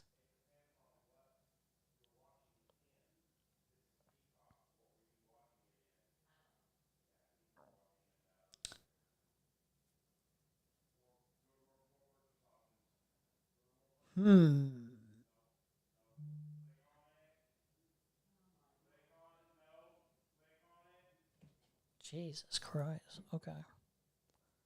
Willing to own to the thing that I did do. Wait. Okay, that wasn't mine. Which I can understand why it was perceived as me referencing a dox, but I think that people calling me a doxer over that, and especially releasing the conversation willingly, kind of makes them more complicit in the releasing of that information than me. Yeah, right? I'm gonna say this is weak. I'm sorry, Kathy. This is weak source. Okay. Did you hear him? One. Yes. I don't give a fuck what they say in a chat. If they're not willing to say it with a... So when someone say yes, now you're saying, oh, I don't give a fuck. Then why did you invite? No. Well, by your own logic, though, me releasing the video that I released, edited as is, if that's somehow doxing, she even says, like, she even proclaims she took issue with me releasing it at all. Did Ryle approve this cut? Because this is not all right, and I'm not having fun laughing at the banter anymore. That legitimately concerned me when he confirmed it. In a small VC, yeah, kind of damaging to Ryle, but streamed to Perry. You left out a point where I explain what you cut out.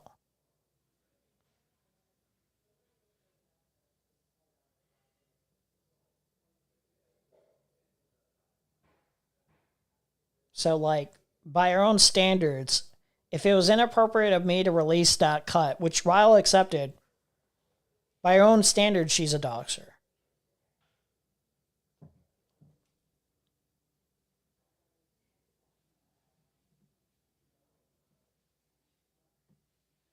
Now, I don't think she's a doxer by, like, me releasing the cut that I released. I think she's a doxer because of what she said beforehand. I got more explicit.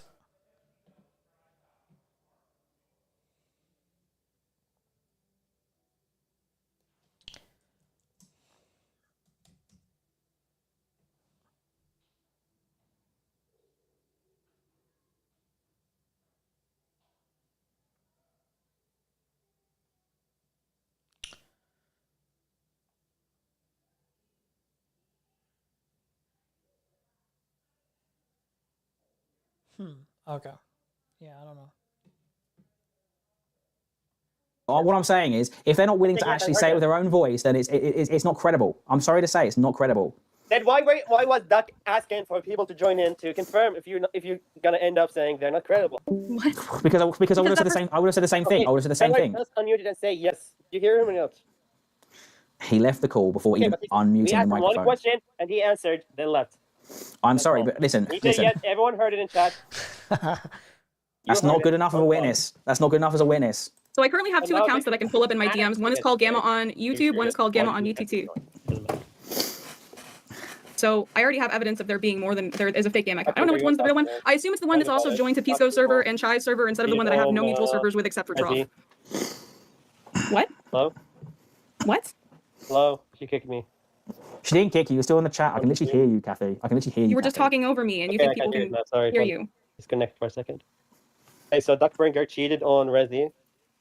Or Resi cheated on her with Ico, and that's why. Do you realize he's just going to come up with a new lie every? Are we going to have to like debunk every stupid thing this guy wants to say? How long do you want to entertain? Bro, just making up stuff now. Yeah. Honestly, I'm being honest here. Resi cheated on you with her. All right, who the fuck is Raven? Who the fuck is Raven? Who the fuck? That is guy Raven? was in VC too. Let him in. I'm gonna be real straight with you. He was in VC. Oh my god, you got to sweep for Duckbringer. Come on. I'm not sweeping for Duckbringer, but for fuck. Okay. Bro, do you see why I didn't want this guy in here at all? All right, Duckbringer, be quiet. Hello, Raven. Raven, Kathy, why are you bothering with this balloon-built nigger, man? Come on. Okay, right, don't please. Oh, fun. That's fun to hear. Jesus fucking. All right, thank you for that.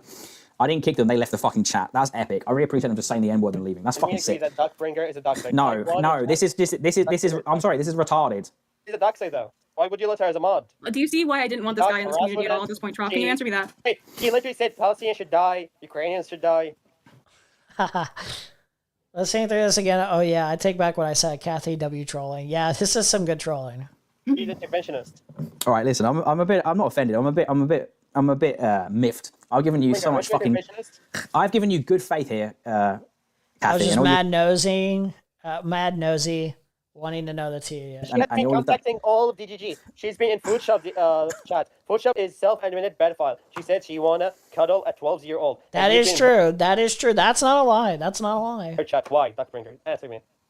Why have I been in a stream chat? I've been in lots of stream chats. I've been in Destiny's chat. I've been in the stream. I've been in Firebat's chat. What do you mean? What is that? What is that? What evidence is that? I disavow food shops. What do you want me to do? Are you trying to tie me with association? Huh? Because I chat in streamers' chats. Duckbringer. I like that. I'm sure anyone else could have came up with this. I'm not going to give myself too much credit, but I like that when I started calling her Duckbringer, everyone else just started taking it and running with it. It just caught on like wildfire, dude. Trough L. How is this a trough fucking L? Like, I've just put up with the most fucking stupid conversation I've heard in my life, and any witnesses that anyone's brought in has been fucking non-committed as fuck. Like, I'm not even trying to be like fucking compromised. To be fair, it's like, Kathy watches Live and Learn, and they are all pedos. Epic, very epic sodomy. The only people that joined, one of them was a fake Gamma account. The next one was someone that didn't even speak, and then the third person was someone that just said the N-word and left. Like, what the fuck? What takeaway am I going to get from that? Okay, Sadame, you think pedolity? I agree, pedolity is a pedo. Hutch is a pedo. I'm really Israeli as known as. We agree that being in somebody's chat doesn't mean you associate with them or avow anything that they do, right? And why are you a fan? Why do you type on their chat? They're pedophiles. I'm not a fan of her. I literally I argue in her chat. What do you mean? You can argue with somebody and still be a fan. Come on, let's be real. You're kind of a fan. Give me 1 second. I'm gonna use the restroom real quick, very quick. I'm gonna check on something as well. I think I have food almost ready. We gotta wrap this up because there's a. 1 second. Let me use restroom.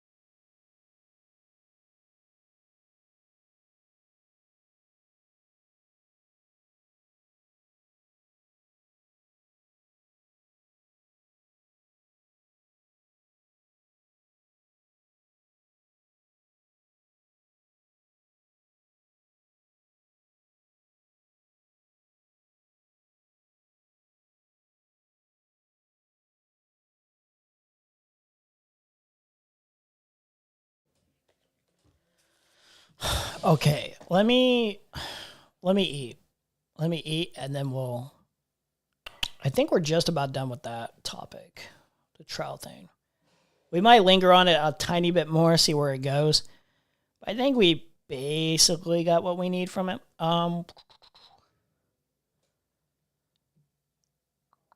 We'll go to the Ethan Klein Iran stuff and Loner Box on Ethan Klein's show. We'll cover that. Let me play this in the meantime, okay? We'll be back in about 10 minutes max. 10. Power.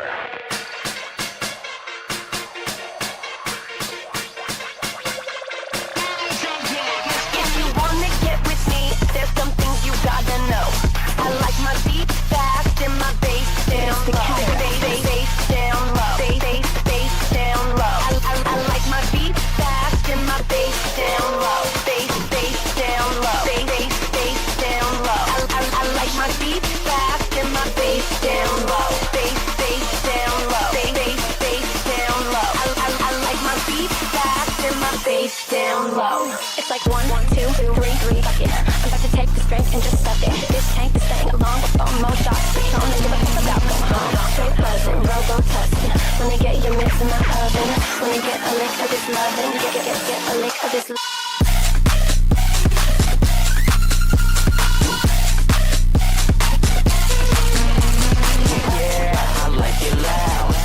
I'll make you shout. Give you that black eyed peas. You know that boom boom pow. If you wanna get with me, there's some things you gotta know.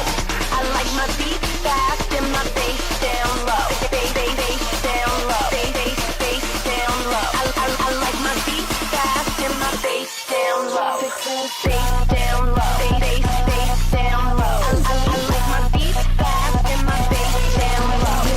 Bass down low. Bass down low. I like my beat fast and my bass down low. It's like 1, 2, 3, okay. Can I get a little goose in my OJ? Third day for like my birthday, and we sip champagne for weeks to stay. Quit frontin', why your husband? Gonna get his mix in my oven.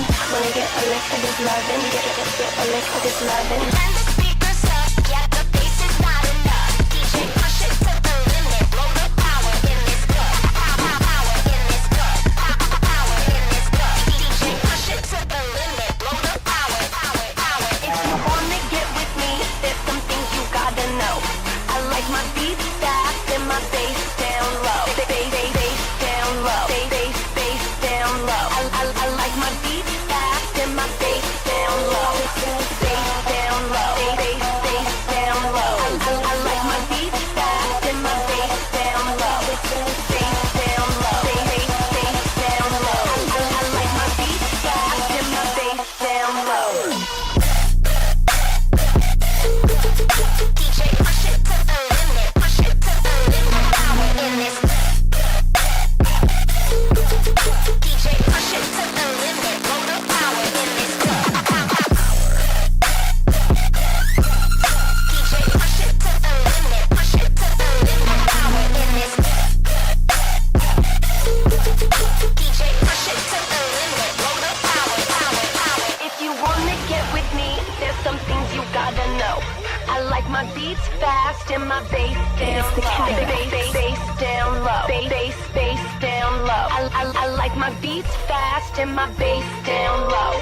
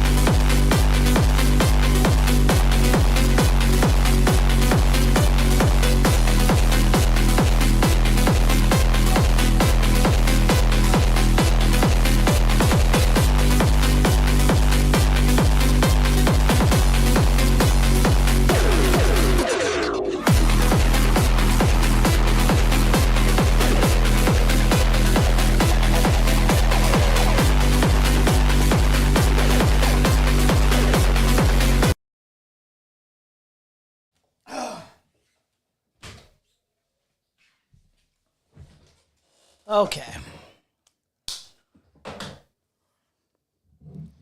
Water, water, water, water.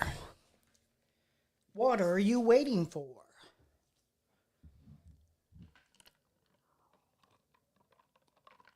Oh boy.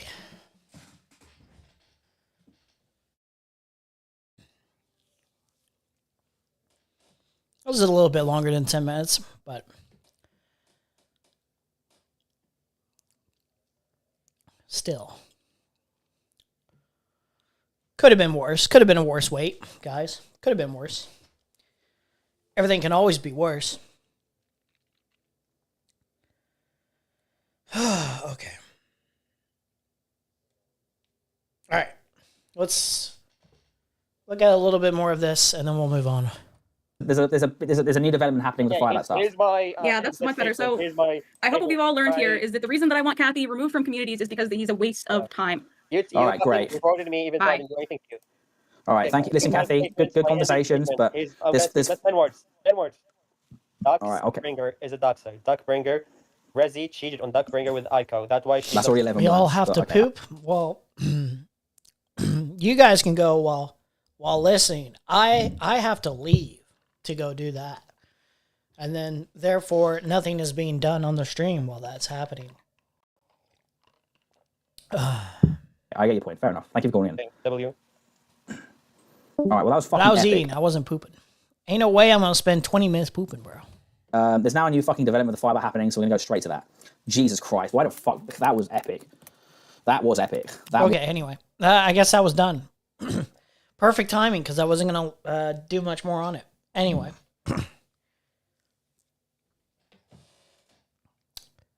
Ryle did not respond to me, so, I mean, we'll see. Maybe he'll respond today. Maybe he'll respond eventually. We'll see. We'll see. We'll get an answer. We'll get his recollection.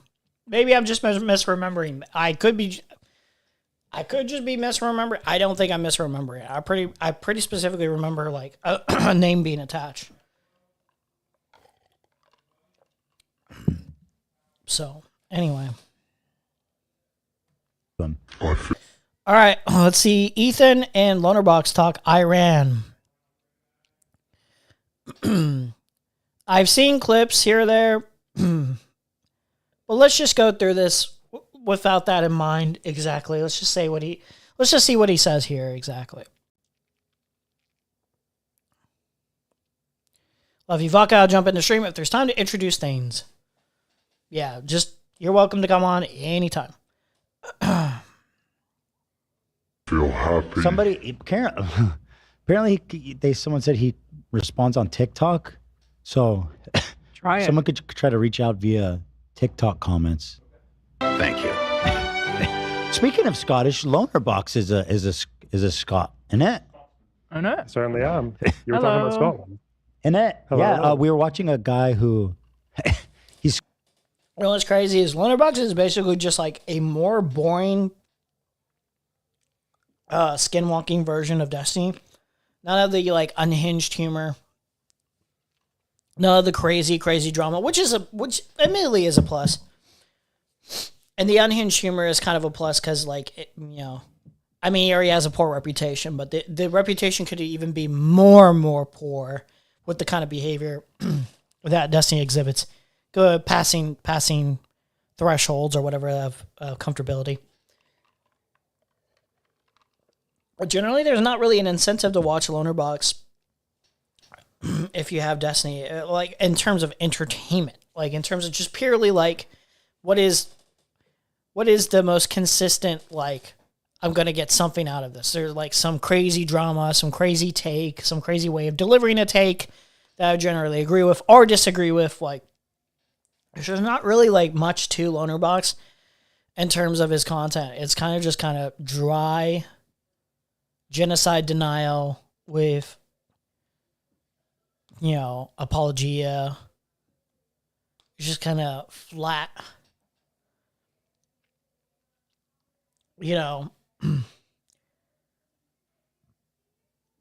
just kind of meh. Scottish, and well, it's hard to explain, but he's happy, he's healthy, and he's a human being. We couldn't tell if he's real or not. Yeah, that's how I feel about most of the country. We're an odd bunch. Okay. Hila and Loner give me the same energy. It's like, yeah, yeah.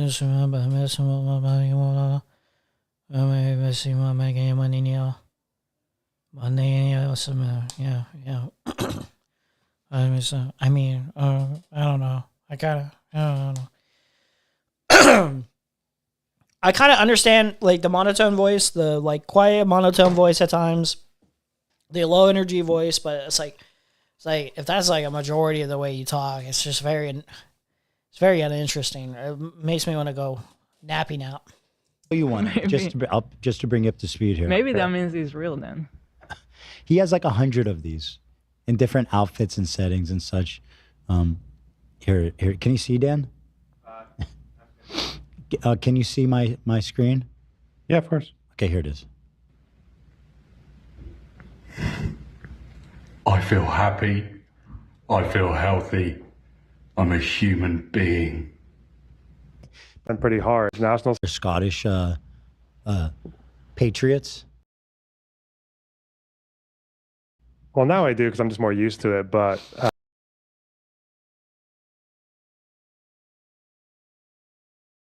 must be because I had to.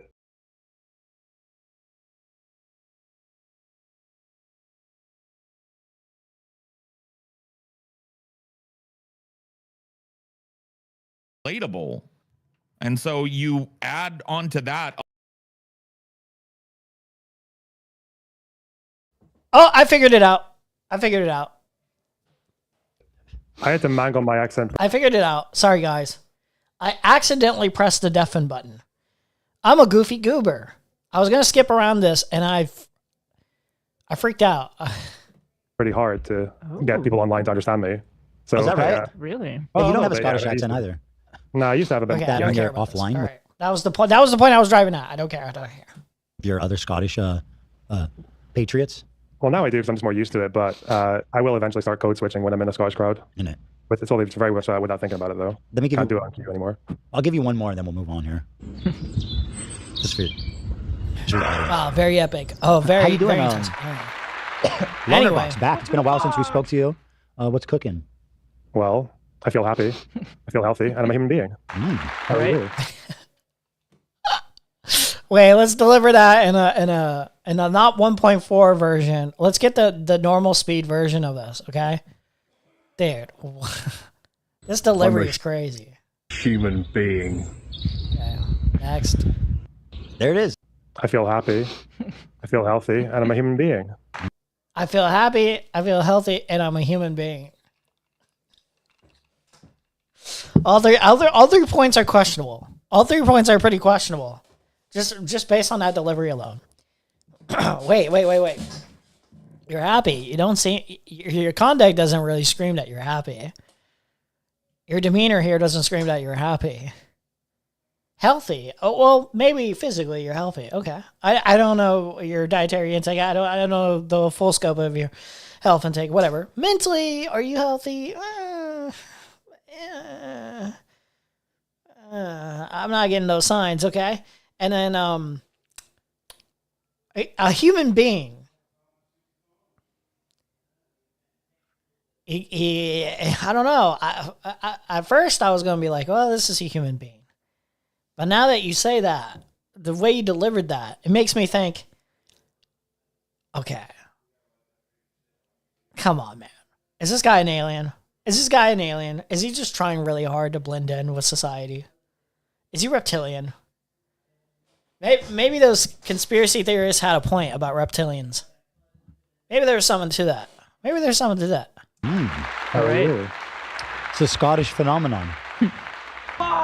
Maybe it's just a Scottish social thing. It's like a cultural thing. They all just walk around saying that all Why the does time. Ethan always sound sick? He sounds sick when he's going over his obsessive tendencies about Hassan. He sounds sick where he's always coughing. He's always got like a sore throat or something. Like almost always. Always. It's crazy. That's all you hear. I think the Tourette's, okay, to be fair, I think the Tourette's is probably the reason for the always sounding sick with the coughing. Well, like, even a throw, like, I don't know. It's just always an unwellness about Ethan that lingers. There's just always this general unwellness, especially as of recently. Just always hovering around. It's just a general feeling of unwellness. Please. So I was originally wanting to talk about what's happening in Iran, and I had a friend of the show, Mahdi, lined up to call in. He's been very vocal and active, and obviously he's a new immigrant from Iran. But he told me the TLC put a kibosh. They said you can't call in. He has to get the show approved. I was like, that seems kind of personal. They're going to tell you not to talk about this? Nah, that's crazy. He claims he has children, but but it's probably all the dogs. Nah. That's crazy. That's a crazy one. But that's what it is. So, do you remember when we had a Big Ed on and like his person wanted to stand in the yeah, he had a TLC handler. Like they wanted to stand in the room. But Big Ed is a kind of a wild card. He is kind of a crazy one. But Adi is the guy from the 90 Day Fiance, right? Yeah. Yes. Oh, really? Okay. I think I'm going to say we were kind of the first one on that. Oh, really? Okay. We were Big Ed revolutionaries. Oh, yeah. Yeah, he came in and gave Zach a mayonnaise shampoo. I was paranoid that he was going to give me COVID. Like, what? That was way before COVID. No, it was like right there. That's that guy from the 90 Day Fiance. Yeah. Oh, okay. Loner, a little bit. You're trying to garner more people in the audience. You're trying to garner more people. You get a little bit more spunk, a little bit more personality. I'm not asking for you to jump over the moon or anything. I'm not asking for anything too crazy. Just a little bit of more enthusiasm. Just a little bit more performativity. Just a little bit. Show that you like. Show that you care. Show that you're interested in being in here. Just a little, just a tiny bit, little. Big Ed was pre-COVID, Dan. It was like right the first month. Oh, wow. Oh. Yeah. Dan, I can't hear you. Wearing headphones. So anyway. Loner Box. Do you go by Loner Box? Mr. Box?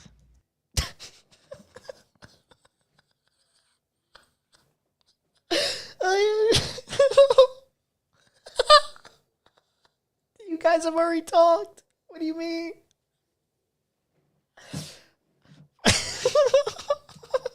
Yeah. Dan, I can't hear you. Wearing headphones. So anyway. Loner Box. Do you go by Loner Box? Mr. Box?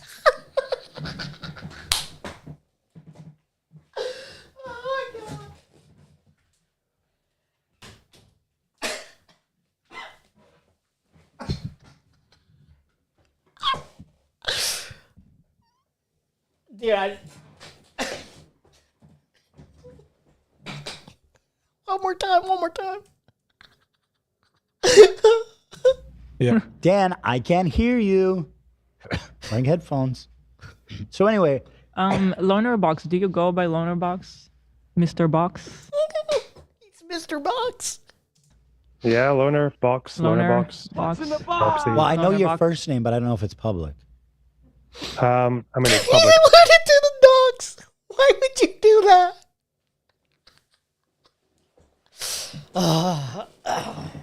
Because of doxers. You can call me Naz if you want, if it's easier. Oh my god. Here. That's his first name. More personal. Okay. So I mean, you've been following what's going on in Iran pretty closely. I kind of just want to do a brief here for our audience to catch up. Wait, so his name is Nasir. That's public now. I know it was doxed out. I think it was inappropriate that it got out through doxing. Don't get me wrong, okay? But he's saying like, oh, it's more personal. You can call me Nasir now. That's a cool name. You should have went with Nasir. Not fucking Loner Box, bro. Nasir, right? Is it Nasir? I don't know if it's public. It's public because of doxers. You can call me Naz if you want, if it's easier. That's his first name. More personal. Okay. Naz. So, I mean, you've been following what's going on in Iran pretty closely. I kind of just want to do a brief here for our audience to catch up, because we've been talking about it a bit here, and we talked to Mahdi. There's a lot of different, like what I'm seeing on my feed and the people I know is a lot of, like, the Persians here in America they're joyous.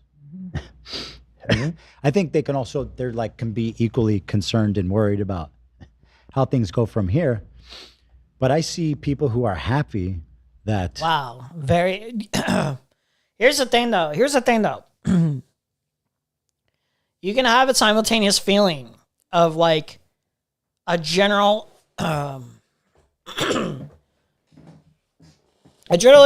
feeling of warmth and happiness that a regime leader as corrupt and as disgusting as the Ayatollah is dead.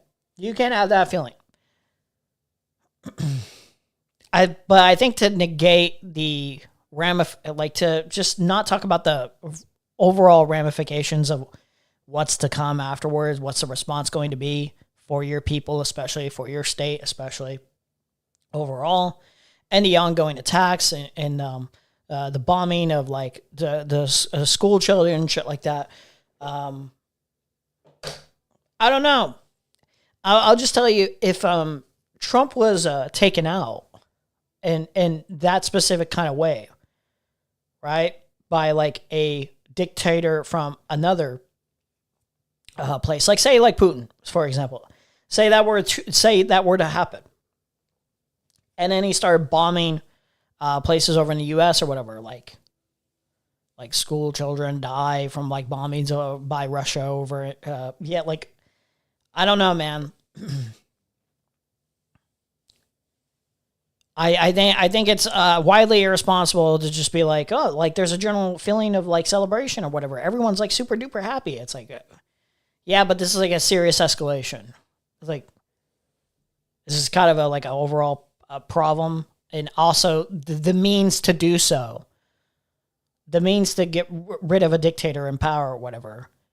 Like you need to know the consequences, the potential ramifications of that. You can't just do that on a willy-nilly. Is he dying? Why is his voice? I don't know, man. I don't know. Tourette's, a general unwellness. I don't know. I don't know why he's always sick. This government is, being beheaded, as they say, right? But then online, you see people like Hassan and leftists. They're the ones who swear this is a terrible thing. Yes, because the potential ramifications of doing stuff like this has larger consequences on not just the Iranian people, not just Iran. Negative consequences to them has negative consequences on us. It has not negative consequences in other various different places. Like this is escalation. Like you can't just sit here and just be like, oh yeah, like the Iranian people, they're free. What do you mean? Like it's all going to be good. No, like there's still people in power. Like it's not as simple as like, oh, everything's just fixed now. Especially if Trump's like, oh, like I need you guys to like make unrest happen. I need like a Bolkovich style civil war happening over here. You know what I mean? Like I need you guys to take up arms or whatever. And then, yeah, you know what I mean? Like, it's just, and then constant bombings. Like, it's not good. It's not good, dude. The overall context is that, dude, this is horrible.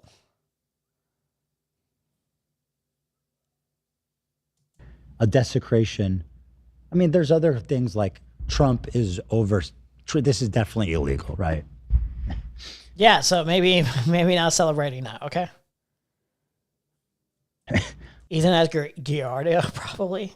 That's like a whole other thing, conversation. But just in... Okay, here's our new statement.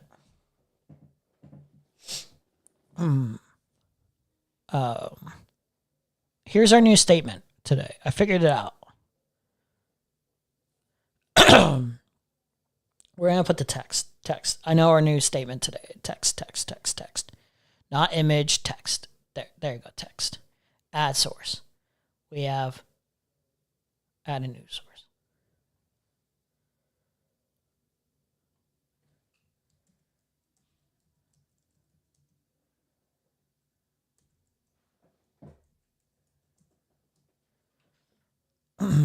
Our new statement of the day. We need to minimize it. We need to crop it a little bit. Cropping. There we go. There we go. See, that's nice.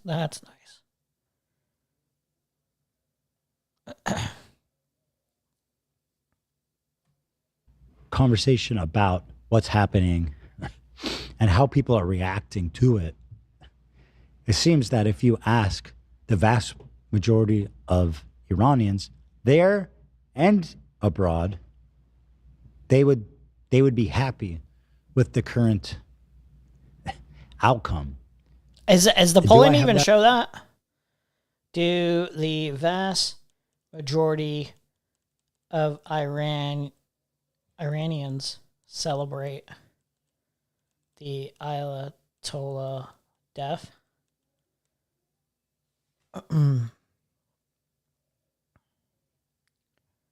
It's deeply polarized, with widespread celebrations of joy and defiance by many, while others express mourning. While many cheer the end of 36 years of rule, others grieve and some fear potential reprisals or instability. Videos show Iranians dancing in cities, destroying symbols of the regime, such as statues in DeLorean. The Iranian diaspora in cities like London and Los Angeles has also held large festive gatherings mourning. At the same time, state media have shown scenes of supporters in mourning, with crowds gathering in Tehran to weep and honor the late leader. There's a divided sentiment. The situation is marked by a deep divide between those seeking liberation and those loyal to the regime's ideology. Many individuals express complex mixed feelings, hoping for change, but fearing the instability that could follow. And here's the other thing, is like the vast consequence of this, will spread even more instability and potentially rise for even greater threat, or even greater dictator, a more extreme dictator, possibly our administration or regime in general, however you want to phrase it, as a response. Like, we don't know the potential outcomes of this. So it's an illegal war. First of all, that's number one. It's an assassination done instead of just, making peaceful amends with Iran, just, agreeing to the negotiations that they even dwindled down to, where it's like, yeah, we're actually going to agree that we should not stockpile uranium to create nuclear weapons. We'll agree to those terms. You strike first. So, this is not a good thing, in any way, shape, or form, ultimately.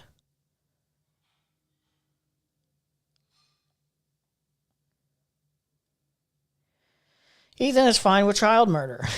Maggie killed more children in the last 3 days than Hamas killed on October 7th. True. Is he pro-Iran war? It seems like that. Why is Mr. Braindead not showing up in my mobile chat? That's crazy. What's up, Mr. Braindead?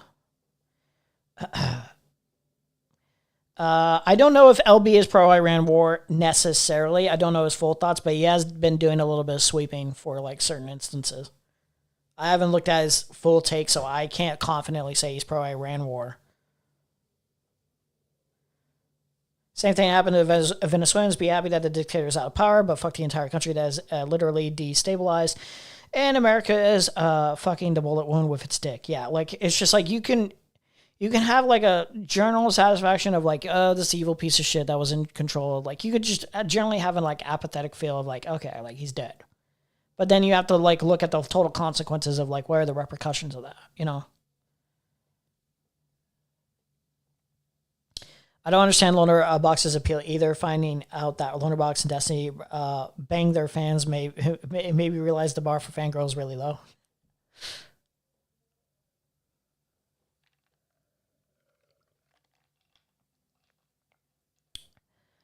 Loner Box appeals to the same retards IRI appeals to.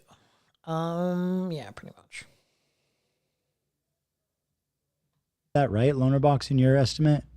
Yeah, so there's this really long trope that Yeah, that's the other thing. Cultural identity might be, I don't know, not might be, but like Israel have their way, Americans have their way, or whatever. The cultural identity of Iran would shift. Like, come on, like you can't tell me that you trust like Israel to not totally ethnically cleanse Iran or do far worse or even more, change up the entire way of life over there. Which again, I have to emphasize.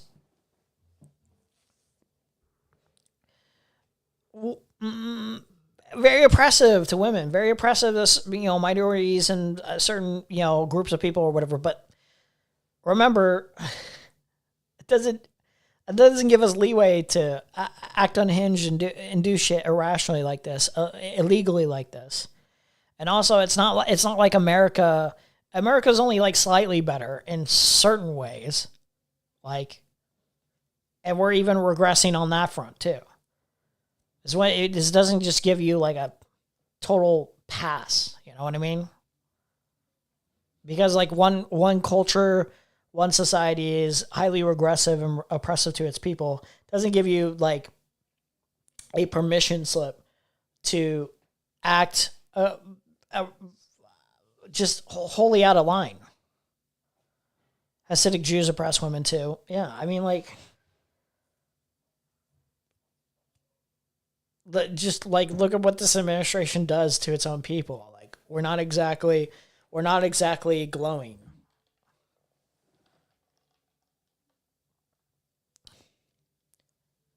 Lonerbox has no appeal. His viewership hasn't grown much from collaborating with Ethan. Girl with a microphone gets more views. Jeez. Diaspora in Iran are really different from the ones who live there, because obviously the diaspora are often the children or just the actual people who fled around the time that the Shah was deposed in 79. So they would tend to associate diaspora with pro-monarchist, pro-Western, anti-revolution, definitely anti-leftist because of the overlap between the leftists and the left. Is that because drama is more wide-reaching? Ethan's audience only cares about politics when it comes to shitting on Assange. Yeah, that's true. I mean, if you were to say Girl with a Microphone's channel gets more views, I haven't done the stats with the channel. If you're talking about Girl with a Microphone show on H3 Podcast, obviously if H3 Podcast is a big channel as is by itself, if you're airing your podcast on that channel, H3 Podcast, the after show, obviously that will get more views in the lower box because it's H3 Podcast, the revolution. So often they can be quite socially conservative or quite politically conservative and quite Republican or right-leaning. But I think that's changed a little bit recently. From Iranians that I've been speaking to who are from the country, there just happens to be a few who do live there, but they were either on holiday or they decided to leave around the time of the protests or because things were just getting a bit too miserable. So they're basically able to call into my stream from wherever they are now outside of the country. But the way that they're talking about it and the way that their families are, because they're sometimes getting in touch, it sounds quite similar to diaspora, right? Like there's been a lot more of sort of coalescing with these two opinions from the locals and from the people who live outside of the country. That's mostly happened, I think, just in the last few years.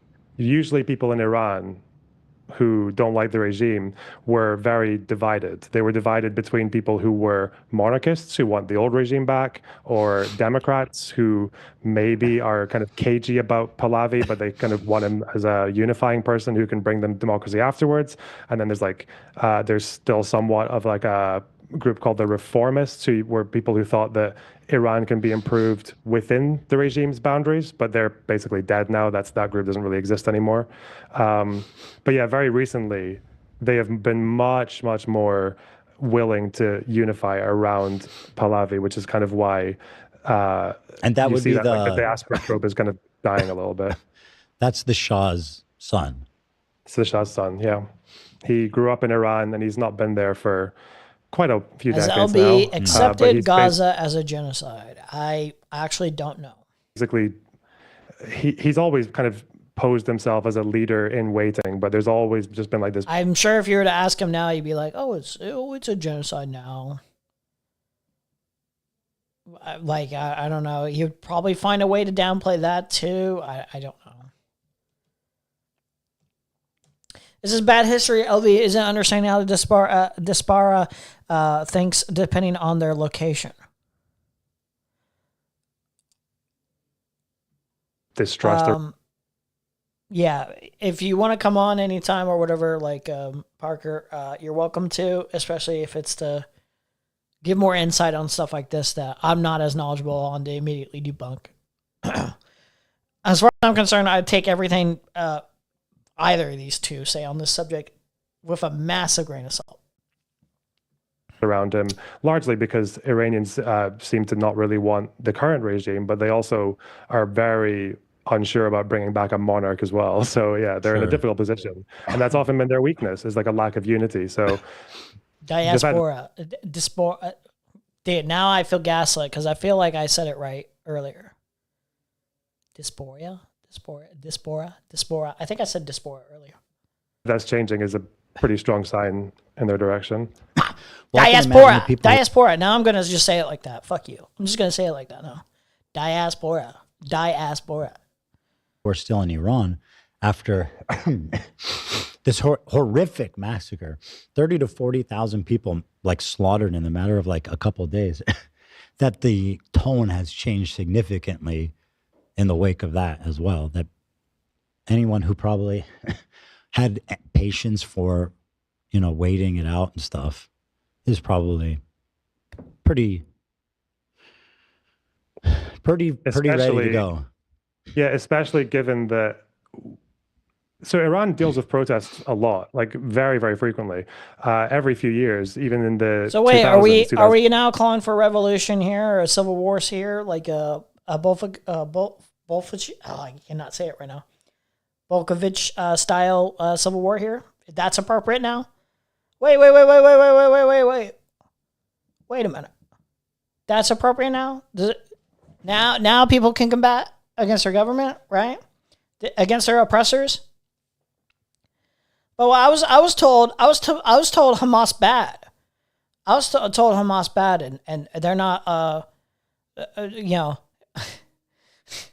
that they're I was told Hamas bad, and to consider the feelings of the poor Israelis.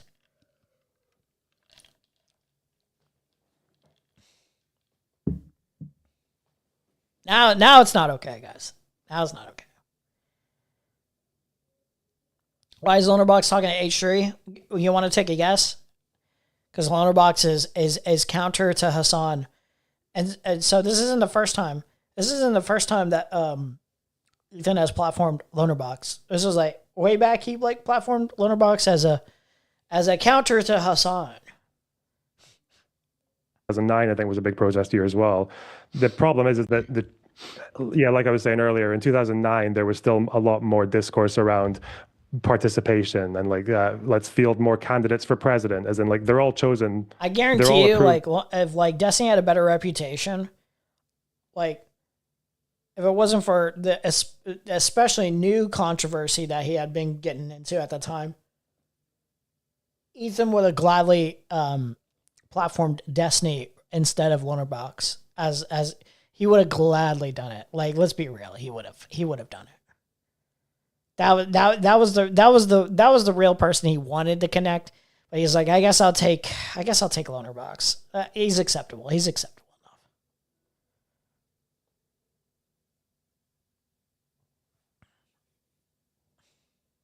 by the regime, by the Ayatollah and by the Guardian Council, but some are more moderate. There's like the Ayatollah picks an endorsed candidate, but then there's the other ones who are in my mind, different. Loner is a small streamer. I mean, he kind of is. He's not small like me, but he's not exactly like the largest streamer or anything.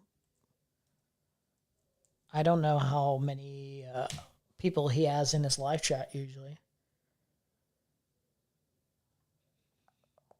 Or the kind of views he gets. Well, I can't see his live stream views exactly. These videos, it's like, you know, it's not that, it's not like he's like super duper small or anything. 58.1K subscribers or whatever. It's, yeah.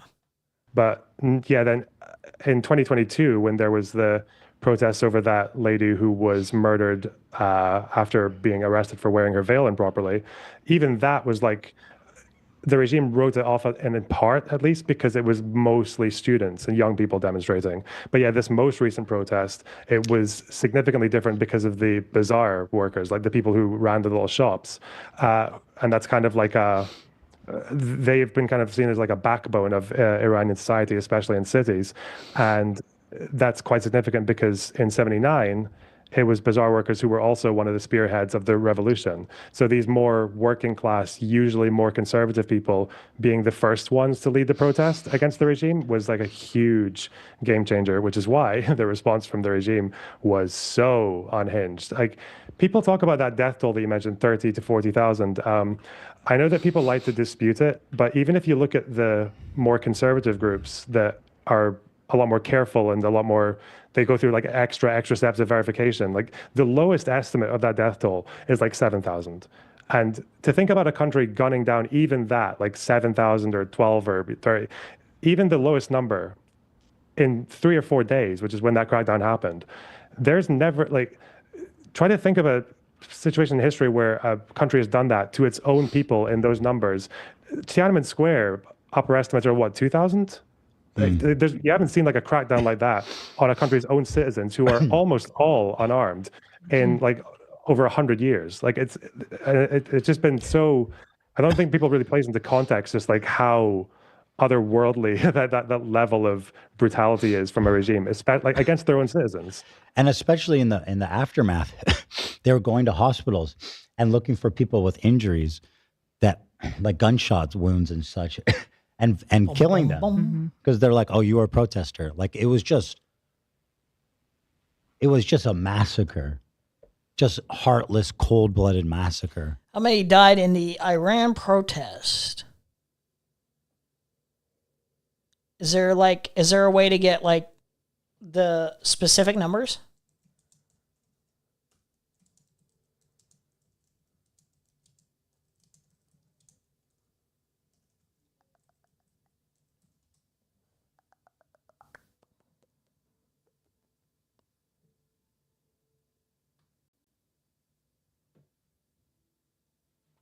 We can go on Wikipedia, maybe. What's the source of Trump's 32,000 death estimate in Iran? Provided articles do not contain any mention of a 32,000 death estimate provided by Donald Trump, while documents discuss a wide range of casualty figures related to different events in Iran. None of them attribute that specific number to the president. Sources report that Reuters cited 201 deaths following recent joint military strikes by the United States and Israel regarding internal unrest. Reports indicate that a government crackdown on protesters has resulted in a varying death toll estimates ranging from 2,000 to 5,000 people. So that isn't too far off from like even the lowest number that Lonerbox just cited there, which was like around 7,000. All right.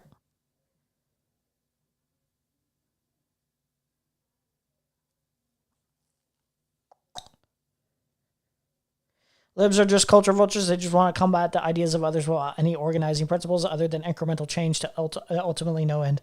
2K to 3.K streamers at that level is normal average, not raking in a lot of AdSense money. Let's see. I know you watch the EFF sometimes. Did you see Paul say that he thinks Texas and California would be on the same side if America is split? DFF, so out of touch, it's actually embarrassing. They would be on the same side. I think that's a little bit of a reach. I do remember watching that.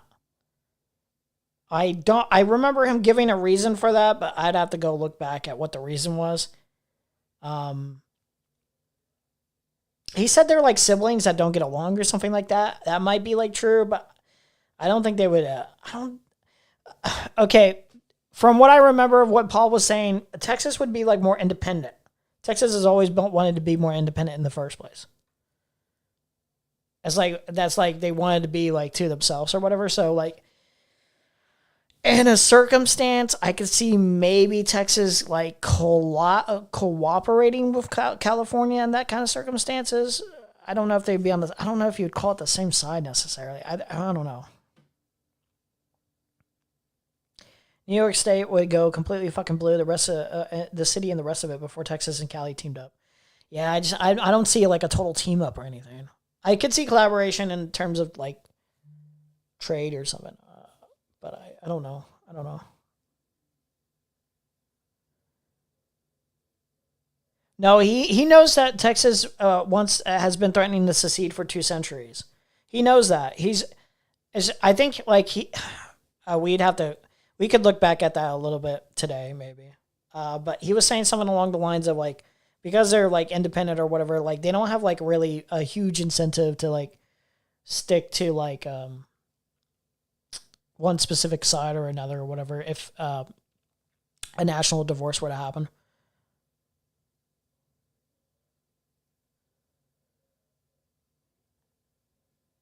California and Texas do treat the homeless exactly the same. I don't know about that.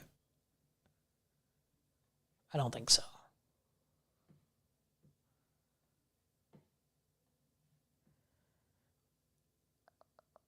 Why is verifying Iran's death toll politically challenging?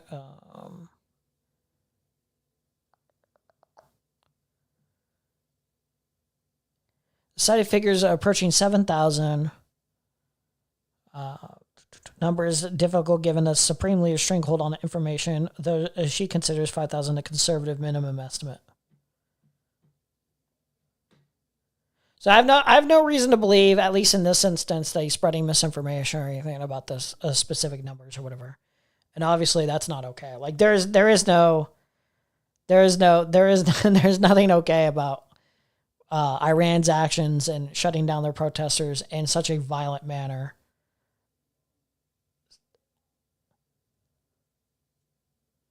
I can see people from Texas and California working together after a collapse, but right now there are antithetical beliefs in both states. Well, in the circumstance that Paul was referencing, it would be a national divorce where a lot of different states would either go red state or blue state. Like the national divorce would affect it in that way. So in that like hypothetical, like Texas would be more likely to actually be able to secede properly and just be like, we're not part of the United States. We're our own thing, kind of. And in that scenario, I can see a more likelihood of being willing to work with California and other states, even red states. I wouldn't call it teaming up necessarily, as if they would both be blue states. Now, it is possible that Texas does become a blue state because of how bad the Trump administration is. Keep that in mind. So it is not necessarily impossible that they ever team up in the future. It's unlikely, though.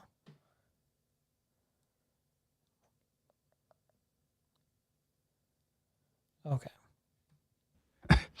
And I'm sure that must have radicalized people even more than they might have been before. So I don't know. Well, you saw what happened. You saw what happened just before the American-Israeli strikes, right? I think the students were already back out in the streets. They've been out for 5 days before Trump started this whole fiasco. So what is happening inside? I don't. Do we know what's going on right now? Like, are people protesting? Are they inside waiting for the strikes to end? Like, what is going on inside Iran? So it's hard to tell. But I'm only ever getting. I think Texas is getting a blue seat in the Senate, and shit is about to go bananas. Wouldn't surprise me necessarily. I'm not counting on it, but it wouldn't surprise me. That stuff from either Twitter videos, and some of them are more reliable than others on those accounts, like the geoconfirmed people. People that I know have spoken to family members as it's been developing in the country. It seems to be that those videos of people cheering and celebrating in the streets at the Ayatollah's death. Like that's all real. I don't think there's any disputing that. That mood is very real. It seems like the Reza Pahlavi is trying to direct a sort of sequence of events in Iran. So he's currently the last thing he said to the protesters was he was encouraging them to cheer from their windows or cheer from your cars and honk your horns and all that to show some kind of to drum up support. But he's effectively doing a stand back and stand by. He's basically saying that there will be a point when he's going to announce that it's time for the protesters to finish the job, which is an insanely ambitious plan. I don't know if there's ever been a time ever when regime change has been accomplished by a bunch of Western powers airstrike a country, debilitate them, soften them up, and then that paves the way for a bunch of unarmed protesters with a leader who's not in the country to go in and finish the job. That's a very, very ambitious plan, but it seems to be what Pahlavi is going for. And he's convinced people that he's got a whole plan, and he's written a document actually of it. And he's also claiming to have 50,000 defectors ready to go from the military. But wow, that would be big if that's true. Yeah, but we're in uncharted territory pretty much. Well, do you think that this can work? Because I think a lot of the people who are expressing concern about this are people who have seen just regime changes, especially in the Middle East. It just never works, right? Like you bomb a country and it just gets worse, pretty much. You got Libya, Iraq, et cetera, et cetera. A successful regime change, I don't know when was the last time that happened since World War II. But do you think that this could work? I really don't know. So first of all, people who are trying to compare this to Iraq and Libya, these are very erroneous comparisons. So for one, there isn't really any equivalent of armed sectarian groups that are ready to fill power vacuums in the same way that there were in these two countries. I have no idea who they think this the equivalent of Libya with the Islamic extremists on one side and Russian-backed people on the other. Same thing with Iraq. That doesn't really exist in Iran. Iran is a largely unarmed population. Mm-hmm. The Kurds are armed, but they've never had ambitions to conquer the whole country and rule like ISIS or the warlords in Libya or anything like that. People also forget, Iraq was a failure. Libya was not an attempt at regime change. Libya was already in civil war before NATO intervened. NATO's goal in that, which was approved by the Security Council. Libya was not a regime change. I need to fact check some of this.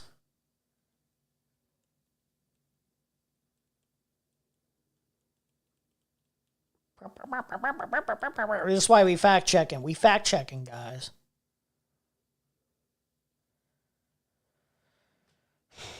The 2011 NATO-led intervention in Libya is widely considered a regime change operation. While initiated under a UN mandate to protect the civilians, the mission quickly shifted to ousting longtime leader Gaddafi, resulting in his death, the collapse of his government, and prolonged instability. They led our airstrikes, destroyed Gaddafi's military capabilities, enabling rebel forces to overthrow the government.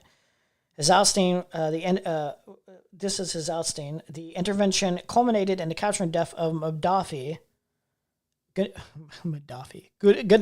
October 2011, ending his 42-year rule. There was a failed state outcome. The removal of the regime did not bring stability, but instead led to a power vacuum, civil war, and a fractured nation divided between rival governments and militias. Regional destabilization, the collapse of the Libyan state, led to the proliferation of weapons throughout North Africa and Sahel region. It's compared to the 2003 Iraq invasion, as both successfully removed a dictator but failed to establish a stable functioning state, often cited as a lesson in the dangers of unintended consequences in foreign intervention.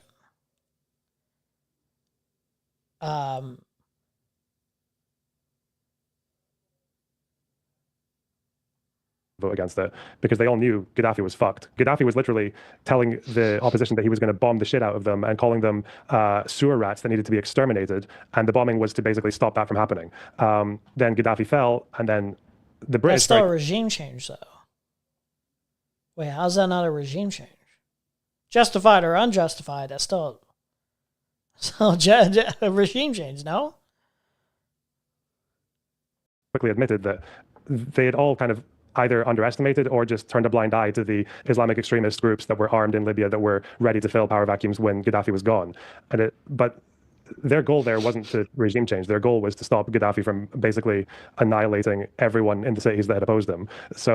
And it also doesn't mention that it's not just Western intervention in Libya. Russia is intervening in Libya. Russia supports General Haftar, who is probably one of the most brutal warlords in the world. So yeah, the Libya comparison is pretty bunk. The Iraq one as well. You could also say, well, those two were failures. Kosovo wasn't a failure. They are much better off than they were before NATO intervened. Liberia was an American intervention that went fairly well. Syria, for all the flaws of their current leader, they're not going back to what happened under Assad. Like they're still not anywhere near how bad it was with Assad. So each country is unique. Like the Middle East is a very, very complicated place with very, very unique circumstances, and Iran is particularly different from the rest of the Middle East because of its history and its current situation. So you frequently hear, I don't know, really. You frequently hear this refrain that. So all I'm really hearing though is that we've had multiple instances what could be considered potential regime changes or things that ultimately end up being regime changes, whether justified or unjustified in terms of intent or whatever. A pattern of that, and all being failures. Surely we'll get it right this time. I mean, like, it's not, I guess it's not impossible, but surely we'll get it right this time. Like, especially with the intentions of, like, why they're doing all this stuff in the first place. I don't know. Like,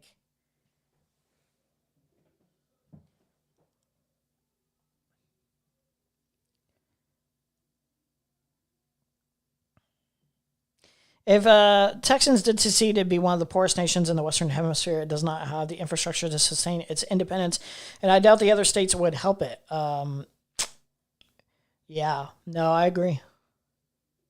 Turnout in their primaries is insane. More people voted in the primaries than people voted for the president. That's so rare.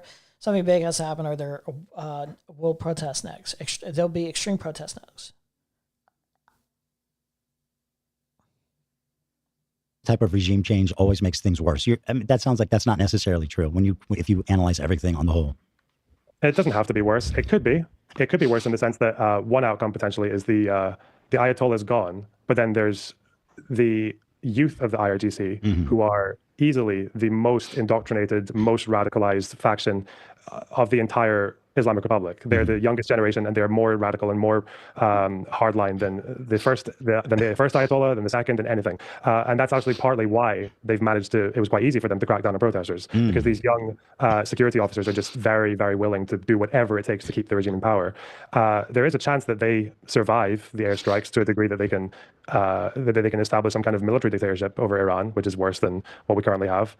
But it could also go particularly well, right? You could have defectors from the army and from the Basij, like the security forces. You could have protesters who are able to overwhelm government buildings that have been, or the government positions that have been weakened. And you can actually have Reza Pahlavi coming in and his plan working. It's a very, if it were any other president, I would completely support it because it's hard to overestimate just how bad the current state of affairs is, right? And people talk about destabilizing.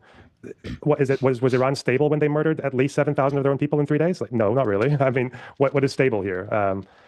At some point, there does kind of need to be a change. So it's just a very real shame that you've got Trump and Hegseth leading the charge right now. That's a good point. Is it already bad? Okay, you can just say let's make the argument of like it's already destabilized. How much more worse can it get? Well, it can get worse. And again, it's not just for Iran's sake or the people of Iran necessarily. It has like global consequences. It has ramifications on all of us worldwide here. We're setting precedents that aren't that you shouldn't be setting. All right, it's about how you're going about it as well. It's not just that you're doing it. Generally, you probably shouldn't do it. You should probably just not interfere with every single country in place, especially with ill intent to destabilize even further for a further ambition of colonizing that place to take over the place. You know what I mean? Yeah, it's already destabilized, but like we all know that things could get worse potentially through these actions. No one's. I don't think anyone's making a statement of Iran's in a very healthy place right now. Like, would you want this to, I don't know, would you want, like, China to interfere in America's, affairs right now?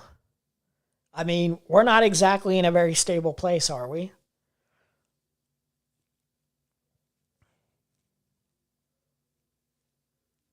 I mean, if there's any, if there's any arguments to be made about regime change, you know what I mean?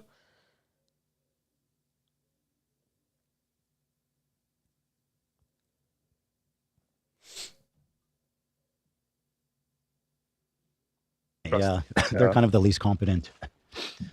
most cynical presidents you could have to do it. This is a video, by the way, of when the news hit Iran that the Ayatollah was killed, just to give you an idea.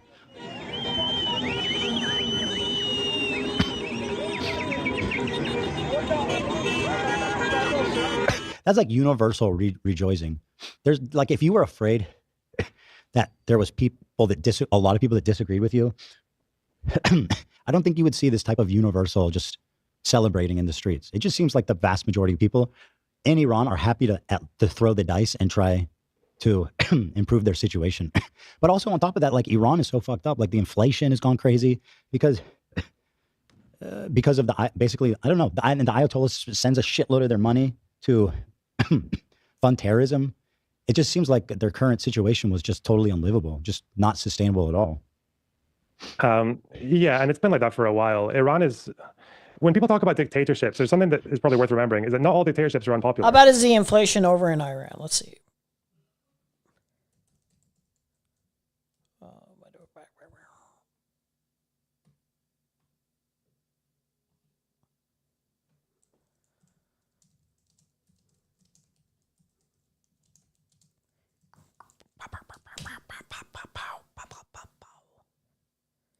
Inflation in Iran surges again. This was 2025.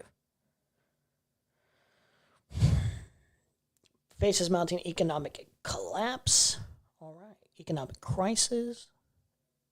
As of January 2026, Iran experiences its deepest and longest economic crisis in modern history, with internal sanctions, particularly those reimposed under current President Donald Trump. Iran's oil exports and access to the global market have been severely limited. Domestic mismanagement, rampant corruption, geopolitical instability, and structural inefficiencies have all led to acute social discontent. Due to the crisis, inflation skyrocketed to over 48.6% in October 2025, 42.2% in December 2025, severely impacting household budgets.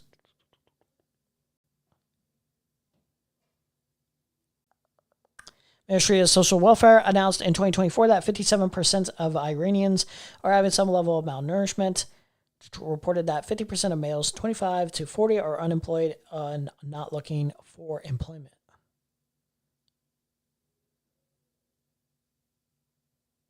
Severe food shortages triggered nationwide protests in Iran in May 2025, along with labor strikes in the mass transportation sector.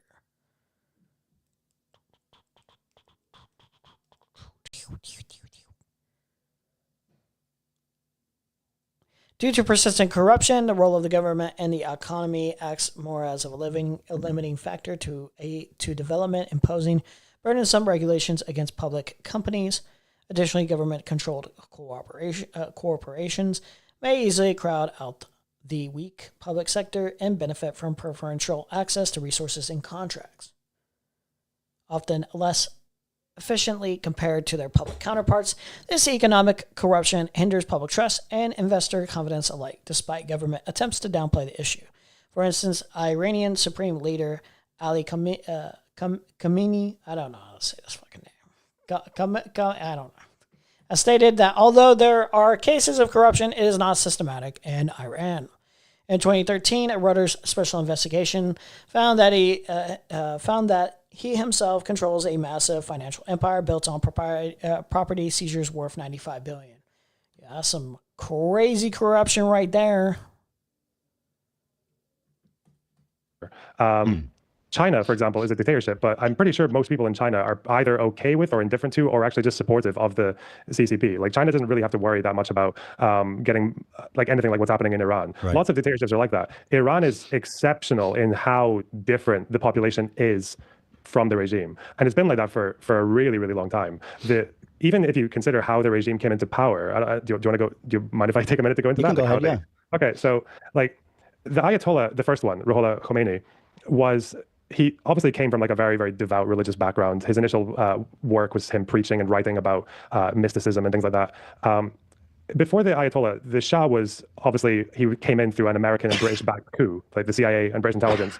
did not like the government in Iran led by Mossadegh. They didn't like the country nationalizing oil that they thought was theirs for whatever colonial reasons. So they overthrew him through the CIA. And the Shah was basically there to effectively do their bidding. Like, he was there to westernize the country. He put in all these reforms to try to like modernize Iran, but very much in the image of America and the UK and Europe. And the Ayatollah was very dissatisfied by this, obviously, mostly for religious reasons, because he believed that Western influence or any foreign influence would degrade Islamic society. He was like very much like a purist in that sense, that ever since he would argue since the 7th or 8th century, Islam has been, as soon as Islam started to bring in influences from other dynasties and other empires, that it started to weaken itself. And then obviously this kind of seeing this display of what he saw as Western arrogance and opulence and plundering of the wealth and people getting very wealthy and very sort of like modernized, but only confining to a very small amount of people in the country, right? Most of the country didn't see the benefits of Westernization under the Shah. So he sees all this and he's very, very offended. But to begin with, he actually struggled to really make it click with the rest of the population. So if you look at what he talks about in the 50s, a lot of it is, it's specifically like a religious attack on the Shah. So one of the things he spoke about quite a bit was women's skirts. He didn't like, you've seen the pictures of the Iranian students, yeah. He was very offended by like women's skirts and like he would talk about the length in a very derogatory way. And he would, because he believed that women doing that would distract the men from their religious duties. But it wasn't until the 60s when, it was 64 or 63, I think, when he came up with a speech that was in response to a law that was passed by the Shah that granted immunity to American personnel in the country. And it meant that an American soldier or a diplomat or a family member, if they commit a crime in Iran, they could not be prosecuted by the Shah because they didn't trust his justice system. They could either get judged in America or not at all. Okay. So he writes this thing. And wait, how did that come into place? The Shah passed it. The Shah put it into place. Why? Because he was like an American puppet leader, effectively. Yeah. That seems like an obscenely crazy law to just say blank check to any American to do whatever they want. It's a very old imperial thing to do. The Ottoman Empire used to do this as well. They used to do it for citizens of European countries. They would call them the capitulations. So in order to trade with richer countries or to get security. I don't really know if I take any issue with any of this history, retelling of this history. I don't take any strong issue from what I'm already aware of. I don't know. LB has avoided saying secret police and Savik about the Shah's regime.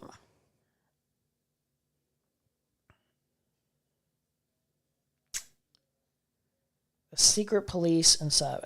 I need to brush up on my Iranian history to be able to know thoroughly or not whether or not he's bullshitting on this. I mean, like, I feel like the way Lonerbox talks about most of these issues is like I think he's like really well knowledgeable on the history for the most part, and there might be some revisionist way of telling some things.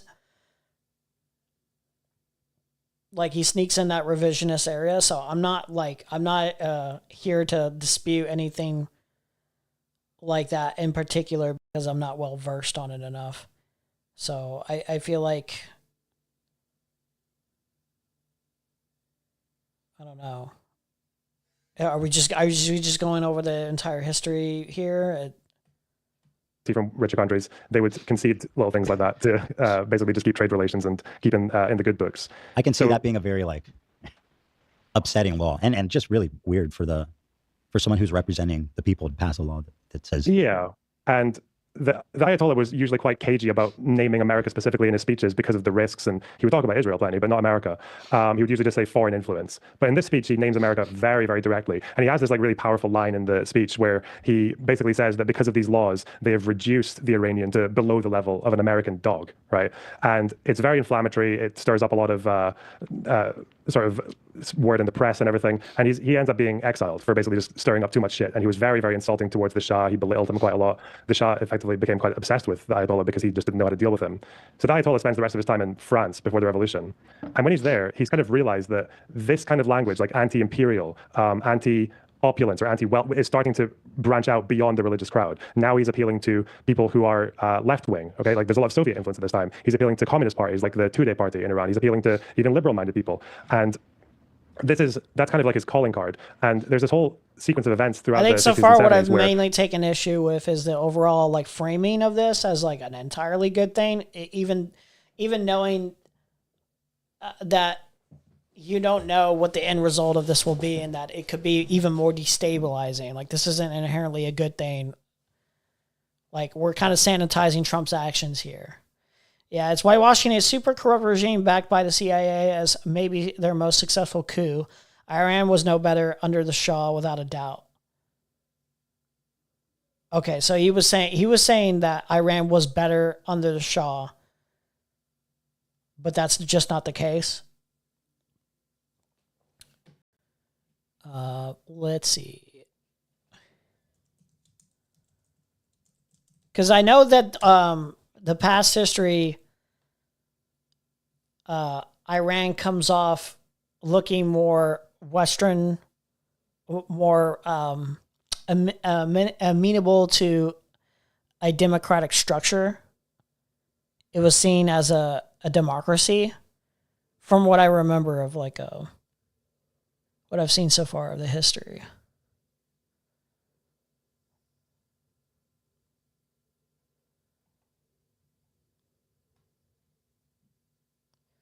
Especially known as the imperial state of Persia until 1935, commonly referred to as the Pahlav. Iran was the Iranian state under the rule of the Pahlav dynasty. The Pahlav dynasty was created in 1925, lasted until 1979, when it was outside as part of the Iranian Revolution, which ended the Iranian monarchy and established the Islamic Republic of Iran. It came to power in 1925 with the ascension to the throne of Reza Shah, a former brigadier general of the Persian Cossack Brigade, and the overthrow of Ahmad Shah Qajar, the last Iranian ruler under the Qajar dynasty. It's convening as a Constituent Assembly on December 12, 1925, deposed the young Ahmad Shah and declared Reza Shah as the new Shah of the imperial state of Persia. In 1935, Reza Shah asked foreign delegates to use okay. I need to get a general idea of the human rights. That's why I'm more interested in how everything was being run. This is a very short brief. Here's the corruption. Okay. Rules of the imperial state of Iran. Employed secret police, torture, and executions to stifle political dissent. So he's sanitizing that past history of how it was run over here. That's the general sentiment here. The Pahlavi dynasty has sometimes been described as an imperial dictatorship or one-man rule. The country enjoyed a brief interlude of democracy from 1941 to 1953. They led an anti-corruption study group which submitted at least 30 reports in 13 years detailing corruption of high-ranking officials in the royal circle, but the Shah called the reports false rumors and fabrications. Sabiti, a high-ranking official of Savak, believed that the one important reason for successful opposition to the regime was the allegations of corruption.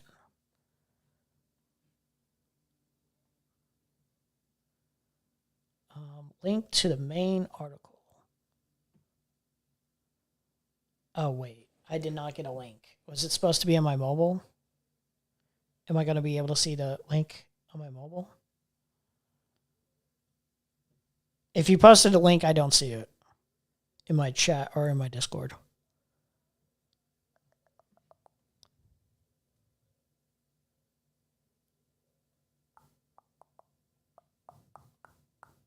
Pow, pow, pow.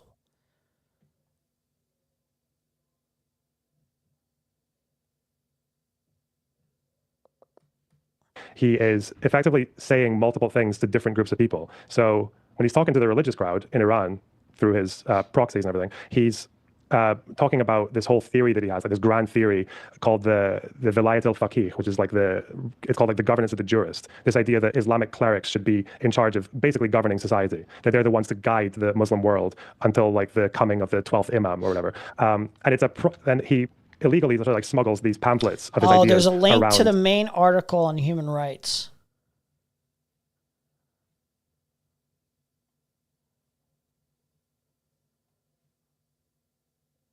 I was not reading that part. Human rights and imperial state of Iran. Okay, cool. Sorry about that. about human rights in Iran, specifically prior to 1979, for human rights specifically after the 1979 revolution. See human rights in the Islamic Republic of Iran. For a longer perspective overview, the imperial state of Iran, the government of Iran during the Pahlavi dynasty lasted from 1925 to 1979. During that time, two monarchs, Reza Shah Pahlavi and his son, Mohammad Reza Shah Pahlavi, employed secret police, torture, and execution to stifle political dissent. The Pahlavi dynasty has sometimes been described as a royal dictatorship or one-man rule, according to one history of the use of torture by a state in Iran. Abuse of prisoners varied at times during the Pahlavi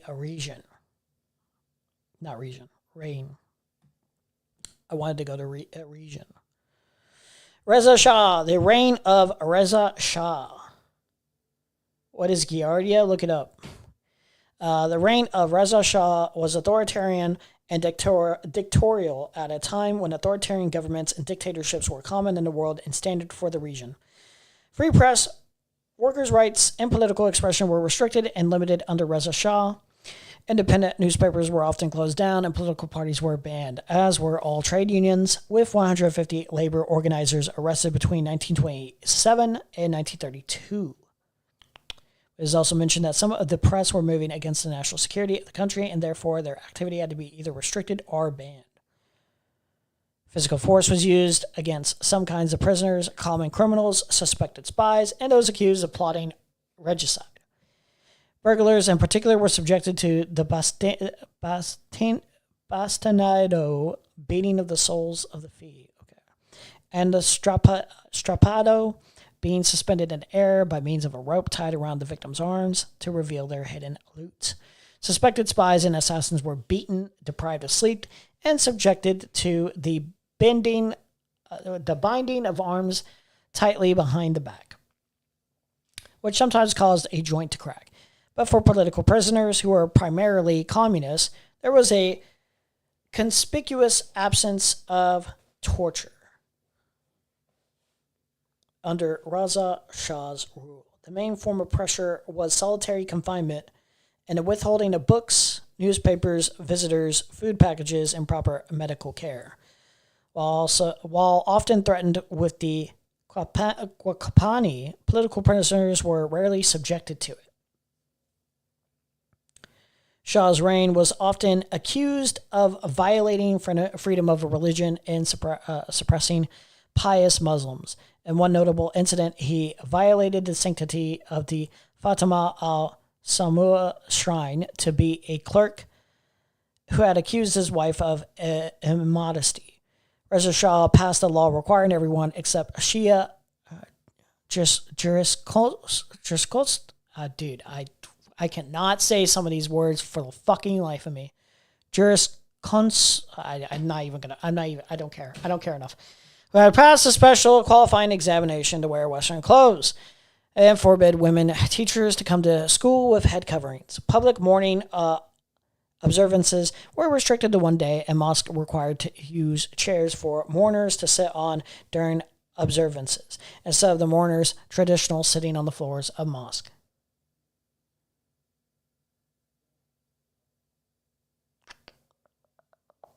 By the mid-1930s, these decrees, confiscation of clerical landholdings, and other problems had caused intense dissatisfaction among the Shia clergy throughout Iran. And after a crowd gathered in support of a clerk at the Mashed Shrine denouncing the Shah's innovations, corruption, and heavy consumer taxes, troops were called in. Dozens of protesters were killed and hundreds injured. Following this incident, the Shah went further, banning the Qadr and ordering all citizens, rich and poor, to bring their wives to public functions without head coverings.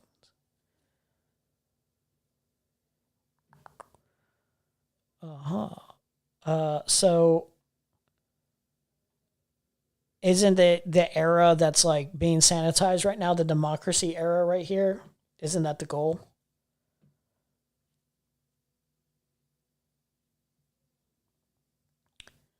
The democracy era was 1941 to 1953. Okay.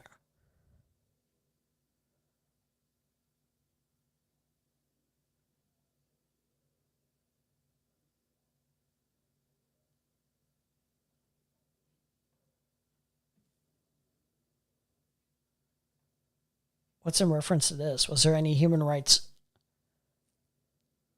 What was the human rights in the democracy area?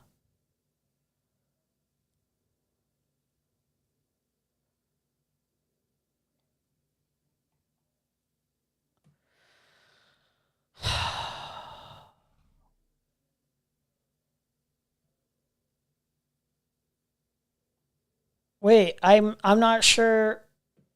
Am I going to get a gauge of the human rights in this era for 22? From 1941 to 2022.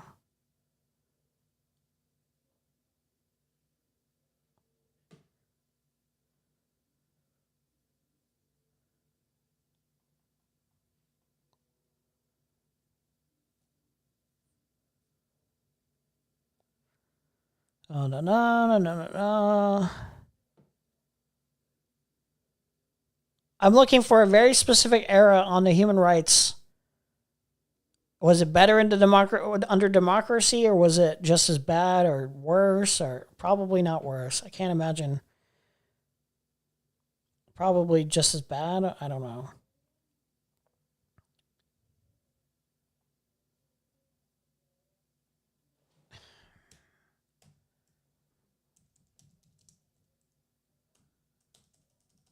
Democracy. There was at least a fair possibility that the Netherlands could have remained in power for some years, that a functioning parliamentary democracy could have evolved. Admittedly, his policies were not always in tune with liberal democratic principles. The press. I'm not getting like the answer I fucking want. Like, I just need an answer, any answer.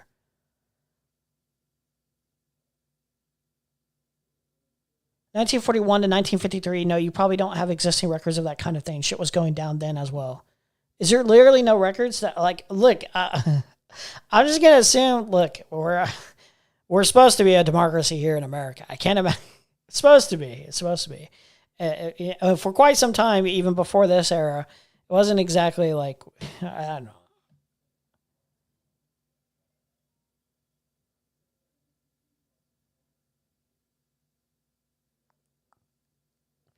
From 1953 to 1960, Iranian traditional elite as the primary Western ally.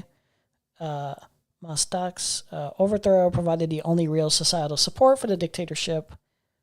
The demands of the alliance severely limited the Shah and his pragmatic choices.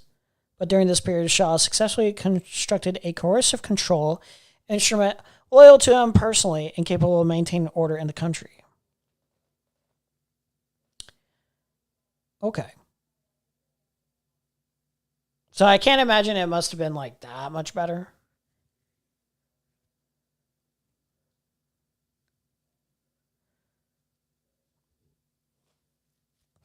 At least on its face, the regime appeared to be the most politically sound regime in South Asia until 1977.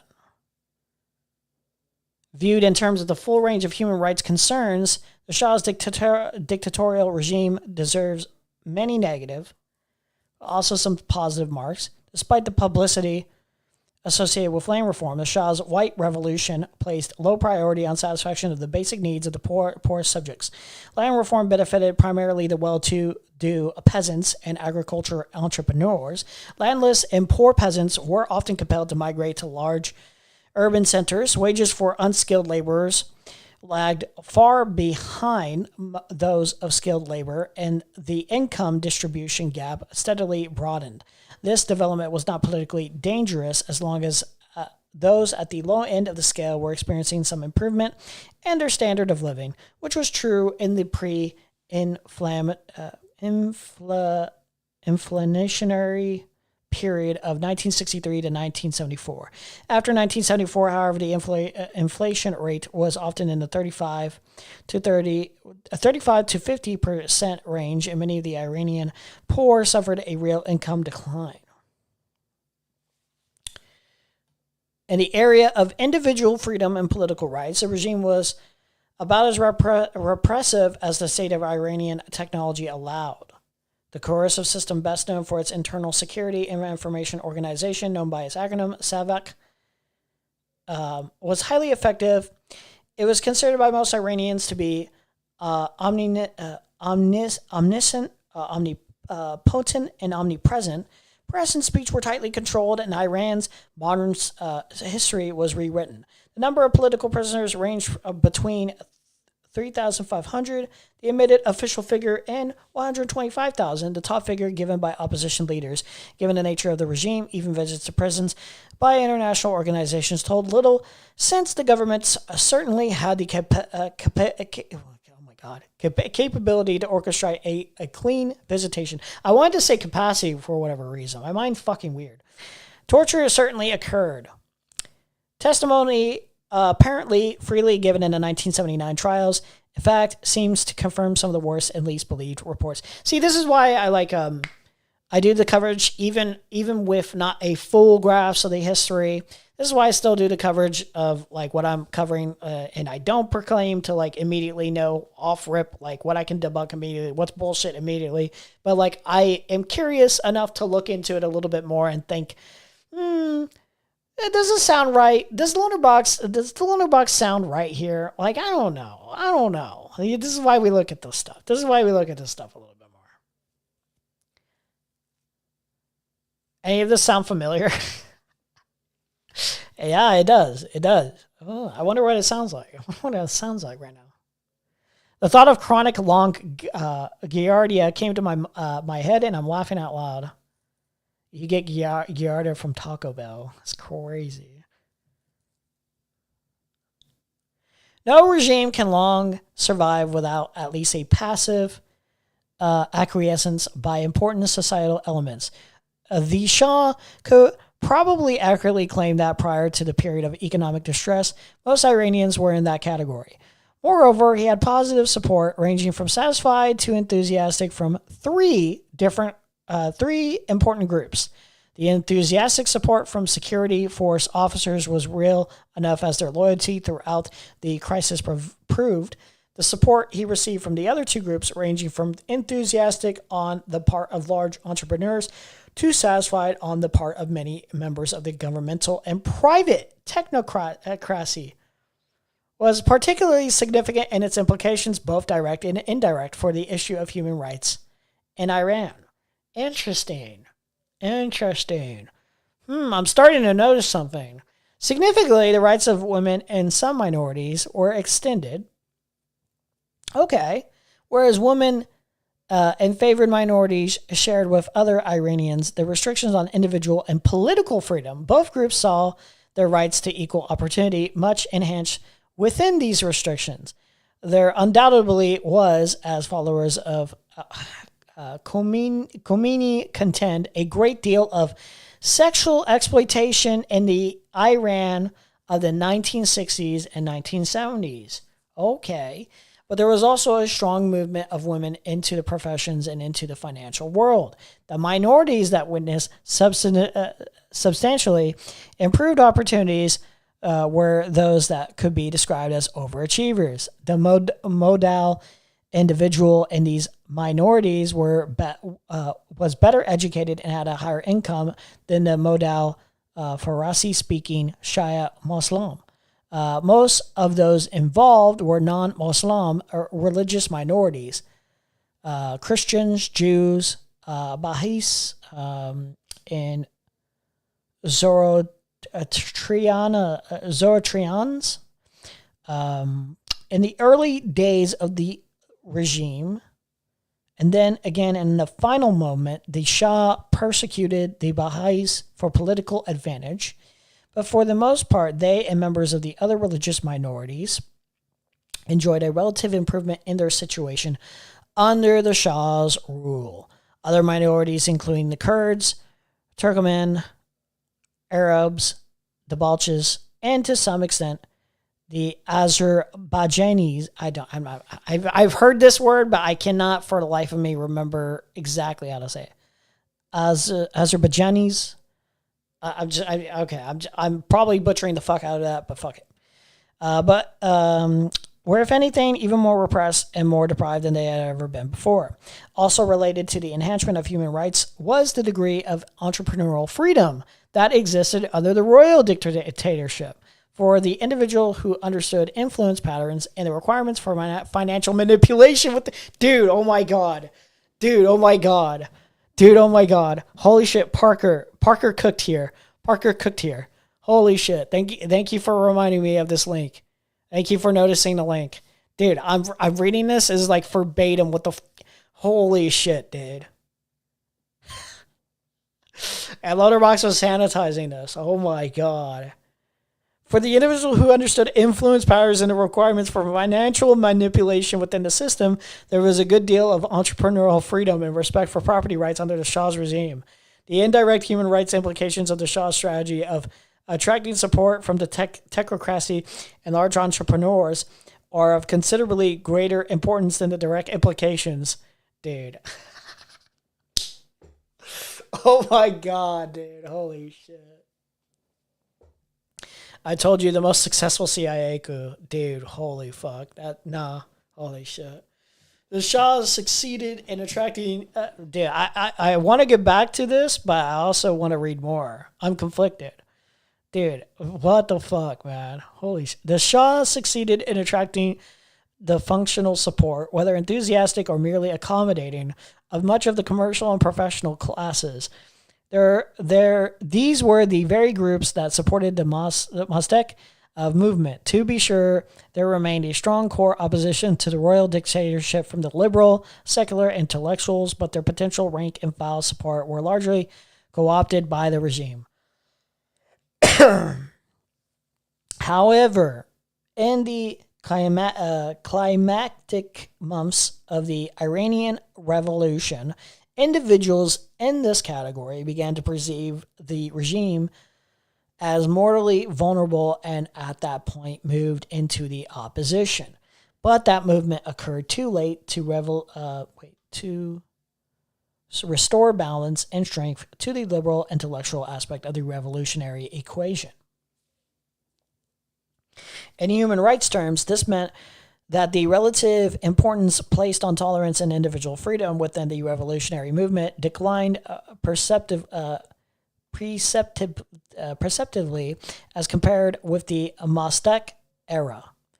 Domestic economic development shifted the balance even more sharply towards the religious revolutionary pole when high rates of inflation began to plague Iran in 1974. The section of the population that suffered the greatest distress, unskilled workers, blue-collar workers, and the lower middle class generally.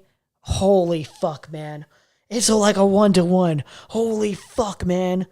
It's not a one-to-one, but it's so similar. It's crazy. It was the very section to which the religious leaders had the greatest and the liberal secular intellectual leaders the least access.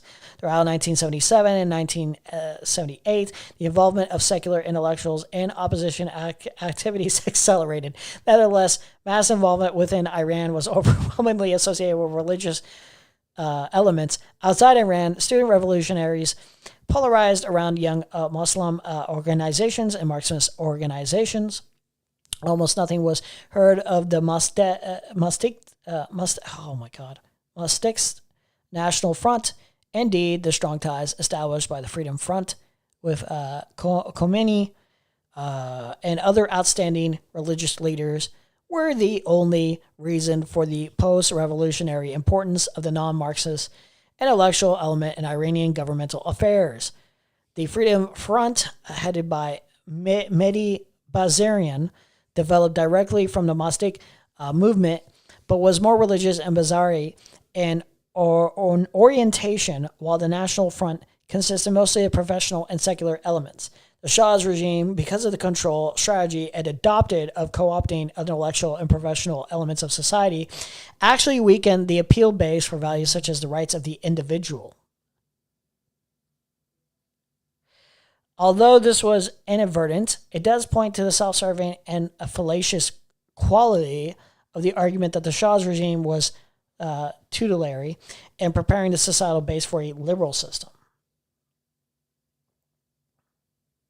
Given the recent history of the United States-Iranian relations, the reader should understand the impact of the impact on Iran of President Carter's campaign inaugural statements to the effect that concern for human rights was to be a central component of his foreign policy. In 1953, the United States had played a major role in ousting the Mossadegh government, which symbolized for most politically attentive Iranians the search for national dignity and the expression of political and individual rights. Okay, we need to stop reading here for now, okay? I would love to read more, but we need to get back to the topic. Well, we're on the topic, but we're to the coverage, okay? So, holy shit. What a huge sanitization, because okay, man. Okay. The country, and it's a proper medieval manifesto, basically. He's talking about flogging people for drinking alcohol. He's talking about stoning women for adultery. He's talking about hard and swift justice, and scathing attacks on the Western due process kind of thing. He is talking about how it's not just Israel, it's not just colonialism. It's actually that Islam is in a constant 300 or 400 year war against the Jews, who are trying to, he says Jews, not Zionists or anything, who are trying to corrupt the Islamic world and weaken it, and they're getting backed by other satanic forces like the United States. So listen. He's putting it in a very, the language is very eccentric. It's like, oh, all Jews are the same, basically. But he's not wrong that Israel and the U.S. are collaborating, and the overall goal for Israel, especially, is to dismantle Iran, because they're the biggest obstacle. And ultimately, I would say probably. Not even probably. Colonize the fuck out of it if they can. Yeah, LB just swept for that. Yeah, it was a good rabbit hole. I want to read more. I actually want to read more. But yeah, no, that's insane. Listen, the framing of listen. I disavow the framing as the Jews but listen, just like with any organization, terrorist organization, or how Israel has been framing themselves as they're doing this on behalf of all Jews and saying this, this is in the name of Judaism. If you're saying one thing, if you're saying you're doing this for a group of people, then, you should probably kind of expect a very serious level of anti-Semitism as a response. It's not like Israel is very loving and kind to Arab people, so. And listen, U.S., I don't know, man. I get why other places call us the Great Satan. I get it. That he's saying, this very religious, literally back to 7th century dogma. But then when he's talking to the West, he's talking about imperialism. He's talking about this country is not ours. He's talking about liberating from Western power. He's talking about plundering. He's talking about extraction of wealth. He's reassuring Western journalists that he actually wants an Islamic democracy. He never mentions any of these texts that he's passing around in Iran, which is actually why a lot of left-wing intellectuals of the time, especially in France, were either curious about him in a positive way, or just, in some cases, some of them were just fully supportive. Most of them were just kind of oh, well, this is a bit odd, but better than the Shah. So when he came to power in 79, one of the reasons he was able to was because he convinced the Carter administration, in part, to help him. The Shah was refusing to leave the country. Okay, we were reading a tiny bit. The reader should understand the impact on Iran of President Carter's campaign and inaugural statements to the effect that a concern for human rights was to be a central component of his foreign policy. In 1953, the United States had played a major role of ousting the Mossadegh government, which symbolized for most politically attentive Iranians the search for national dignity and the expression of political and individual rights. After Mossadegh, the American government gave full and unequivocal support to the royal dictatorship, which was perceived by its opposition as more American than Iranian and as guilty of violating a broad range of human rights. The resulting picture was one of a regime guilty of the most flagrant violations of human rights, in which was both placed and maintained in power by the American government. That's not what I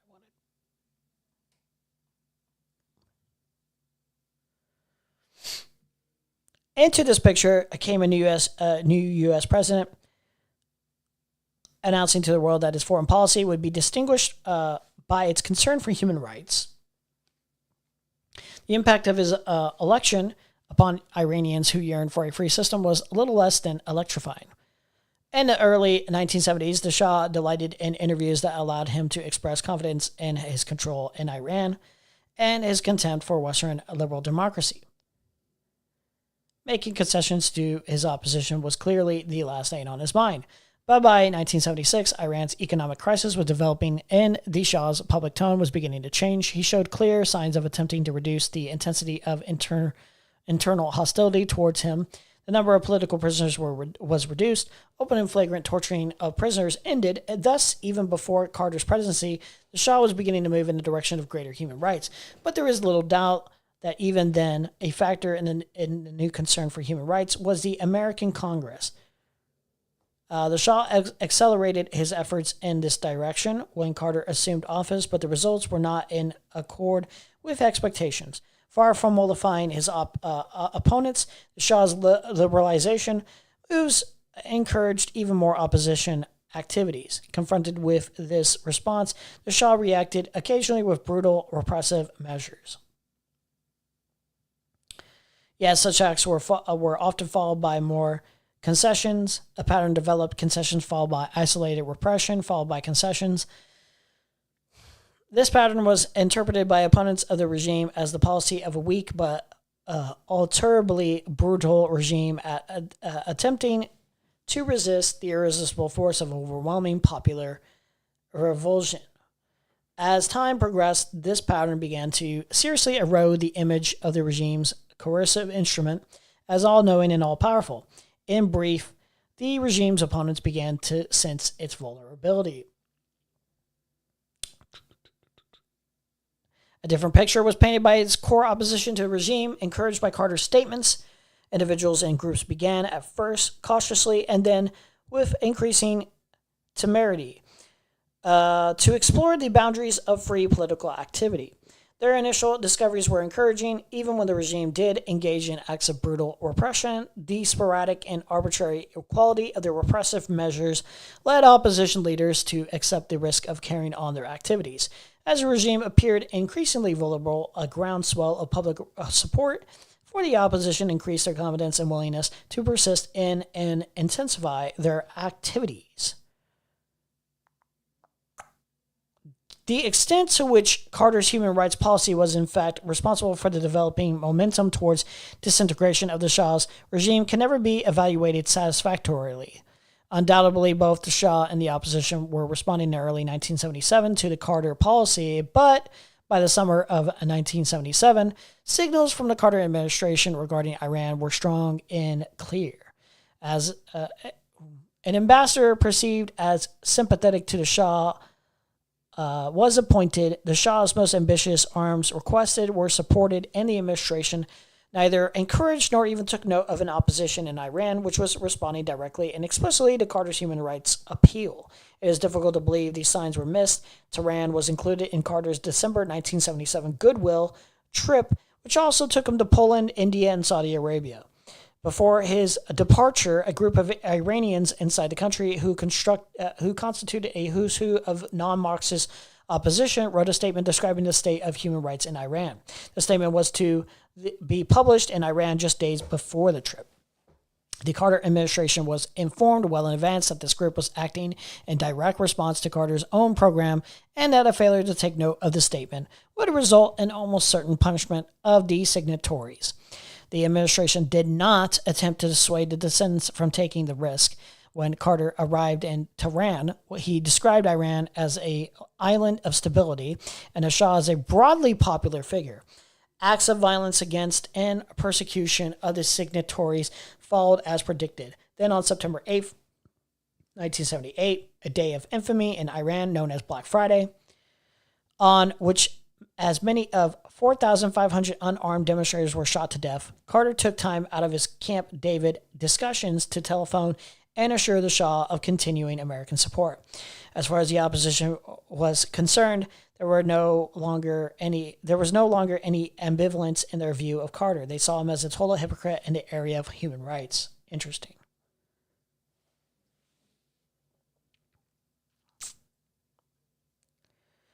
Yet it's conceivable, despite the show of American support, the Shah's pattern of response was in part motivated by the desire to please Carter.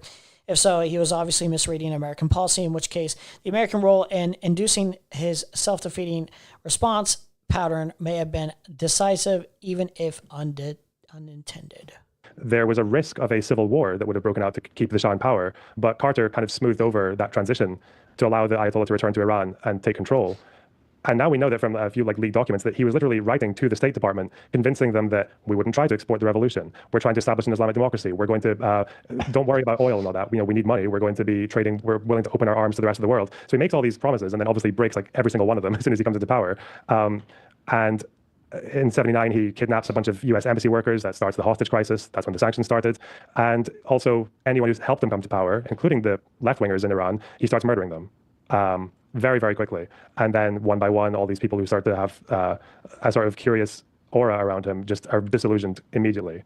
And the scale of how quickly this happened is really jarring. The Shah was not a good leader. He had a secret police. He was also kind of anti-Semitic. He said that America was run by the Jewish lobby to American interviewers. He murdered. Okay, to be fair, I don't think he's completely sanitizing when he references this area. Does it sound like there would have been a civil war? I didn't get that from this. I could be wrong. Maybe I need to reread this. I don't think I got that.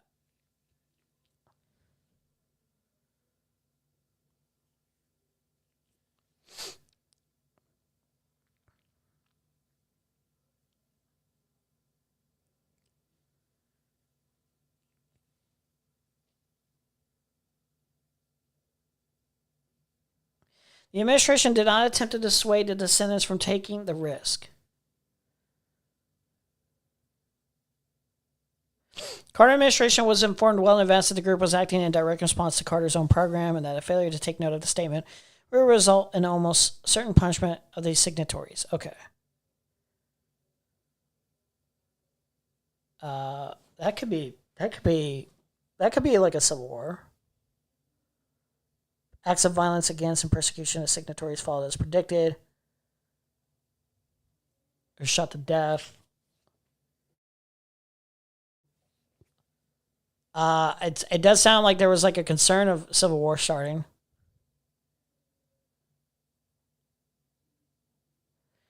Developing momentum towards disintegration of the Shah's regime can never be evaluated satisfactorily. Undoubtedly, both the Shah and the opposition were responding in early 1977 to the Carter policy.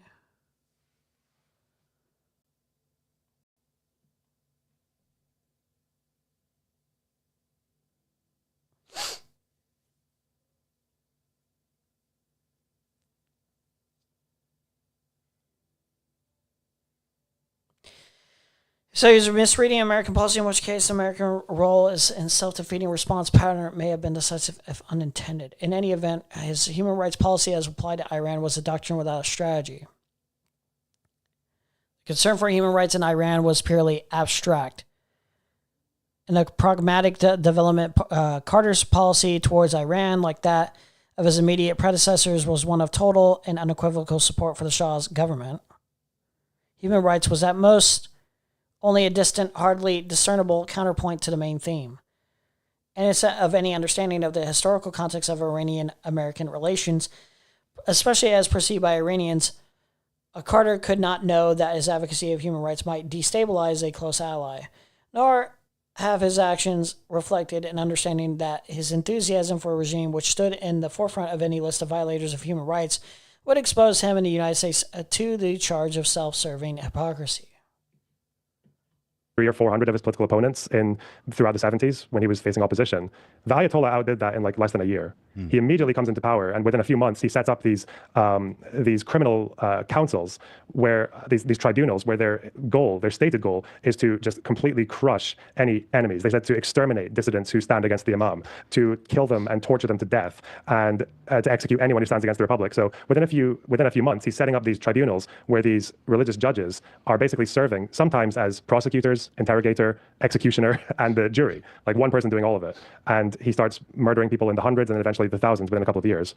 And the only reason he really manages to stay in control is probably because of Saddam's invasion of Iran. Saddam invaded Iran in 81, and then that was what gave them the green light to sort of keep this martial law environment going long enough to get rid of all of his opposition. So you think the people of Iran, or a lot of them, were bamboozled into supporting the Ayatollah more than they would have, because he was basically lying to a lot of people about his intentions?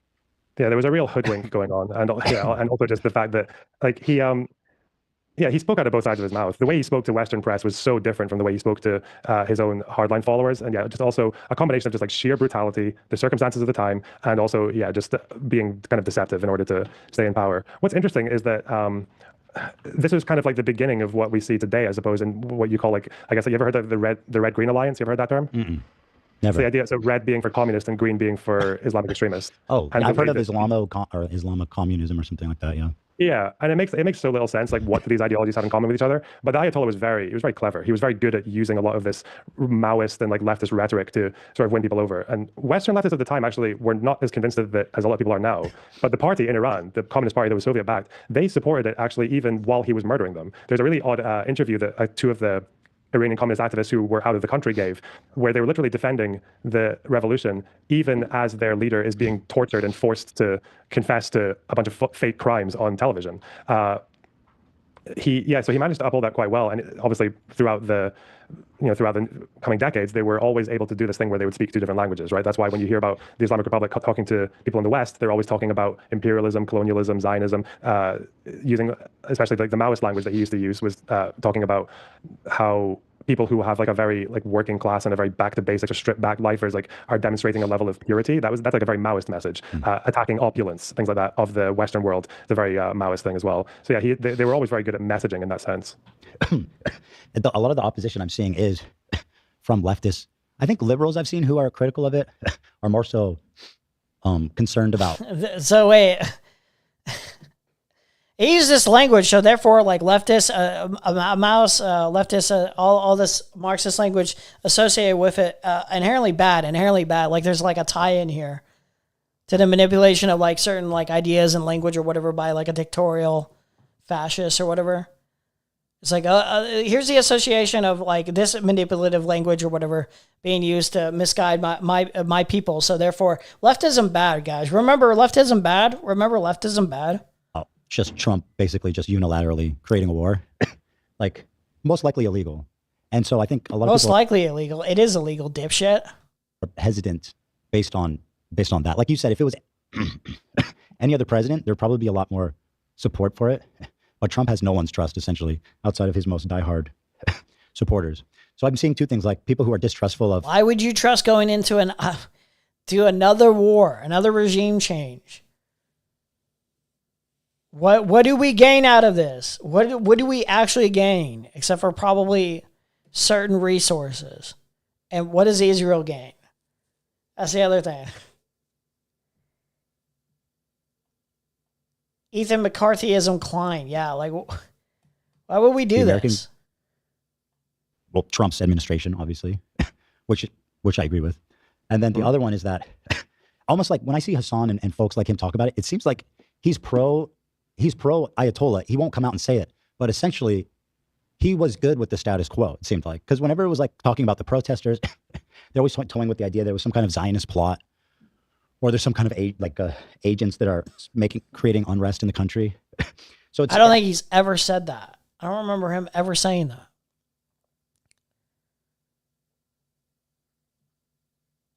I don't think if we were to ask Hassan what his thoughts on like the actual protests or whatever, I don't think Hassan would say, "Oh, there's like secret agents." People don't actually like. What is this like reframing? I don't know. It just seems like they like the status quo there. And a lot of what they're doing is to downplay the severity of the Ayatollah's rule and kind of and downplaying the genuine celebrating, at least for the time being, of the Persian people in and out of Persia, kind of trying to downplay what seems to be irrefutable reality. Just like how you downplayed the Gaza genocide, you kept like focusing the framing on like Israeli feelings. What are you talking about, bro? Can't say it ever without revisionism either. I don't know how to explain nuance to people, man. I don't know how you can like get from Hassan's like rhetoric about the topic, like elaboration on the topic, where it's just like, it's not an oppressive regime at all. It's not a repressive regime. That's never been communicated that it's not an oppressive regime. The idea is you don't want to go in, start an illegal war that has major ramification for the entire world, let alone Iran's people. It doesn't exactly, in the long run, help Iran's people. Ask those schoolgirls who got bombed. Ask them. See what their thoughts on starting the illegal war was. And see if that was a good thing, dipshit. Jesus Christ, dude.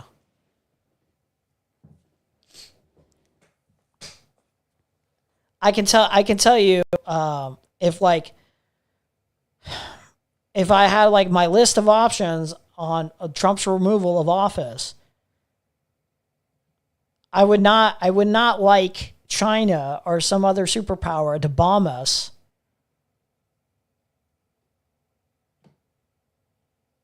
I would prefer that we didn't get bombed in order to, take out one of our leaders. I prefer our civilians not. I prefer our infrastructure to stay afloat. I would prefer not causing havoc and escalating tensions.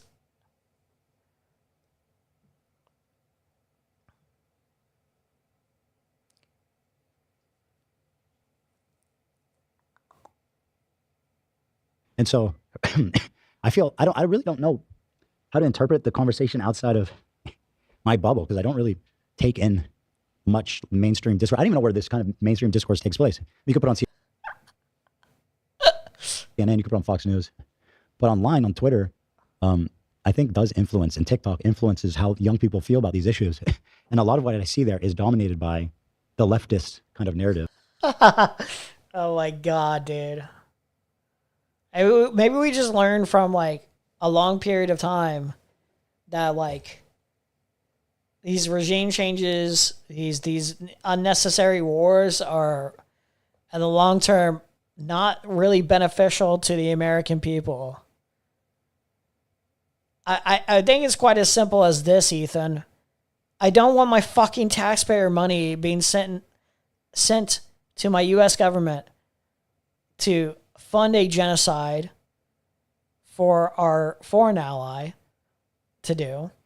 I don't want it being sent to bomb little schoolgirls on a war that we did not need to start, especially since negotiations, like the promoted problem, the actual problem that you had with this regime in the first place, Iran in of itself, is that they had been working on nukes allegedly, and then they even in the negotiations are willing to compromise entirely with you, and then you just ignore that. I'd rather not escalate. I'd rather not send our U.S. troops to go and fucking die, you sick son of a bitch, you pieces of fucking filth. I'd rather that not to happen. Well, Ethan being honest for once. I'm in my bubble, guys. I don't really understand how they get this perception. I don't understand, guys. I don't know if you see this. Yeah, I mean, I completely sympathize with the liberal skepticism of it in the sense that it's a very incompetent regime. It's a very incompetent leadership in America doing it. Like, I wouldn't trust Trump or Hegseth to sit the right way in a toilet seat. Right? You shouldn't want anyone to do this. This is to start a war with like an entire... Dude, no. Why would you do this? There wasn't a justified... The only reason you should even like have a genuine war is if like, I think there's probably, okay, I'm gonna not strictly point it to this. I'm sure there are other circumstances that are a lot more nuanced and a lot more detail oriented of like that would probably be justifiable. But generally speaking, you wouldn't want to start a war if you didn't, unless it's like a self-defense necessarily. Like you just don't want to. You don't do that. You don't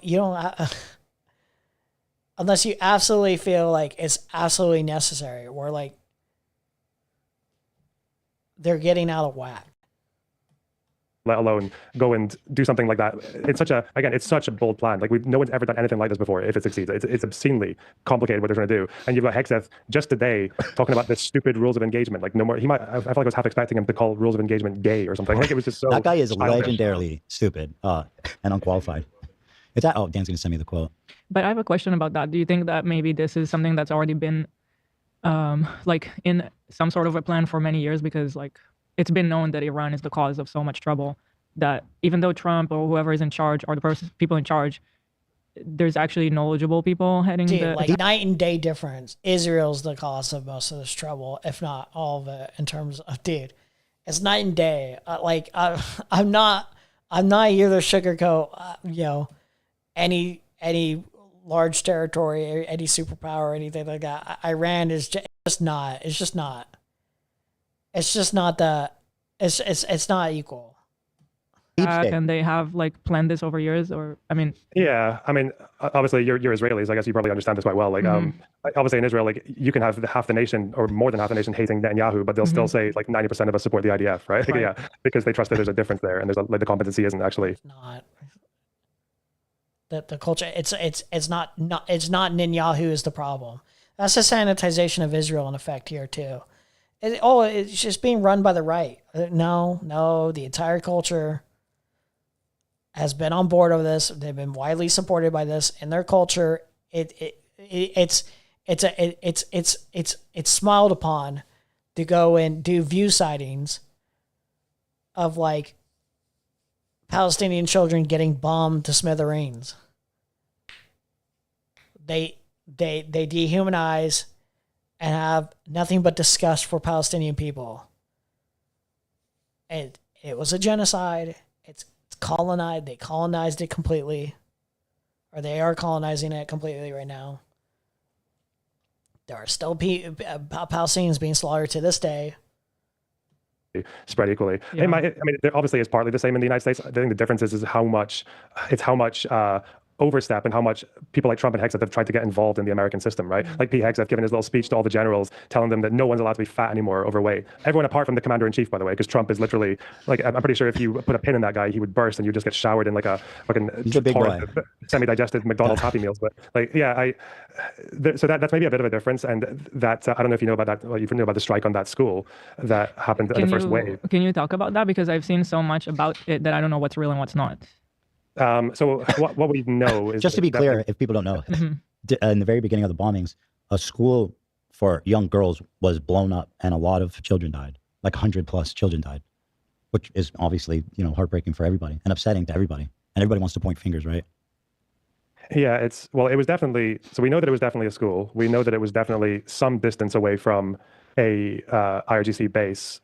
Apparently it used to be one. I'm not sure how 100% that is, but it seems like it's fairly credible. We don't actually know how far away it was. I saw a bunch of Twitter posting accounts saying it's only like 50 meters away or 10 meters away. It seems like it's more likely it was a few hundred, like 500 or 600 meters away.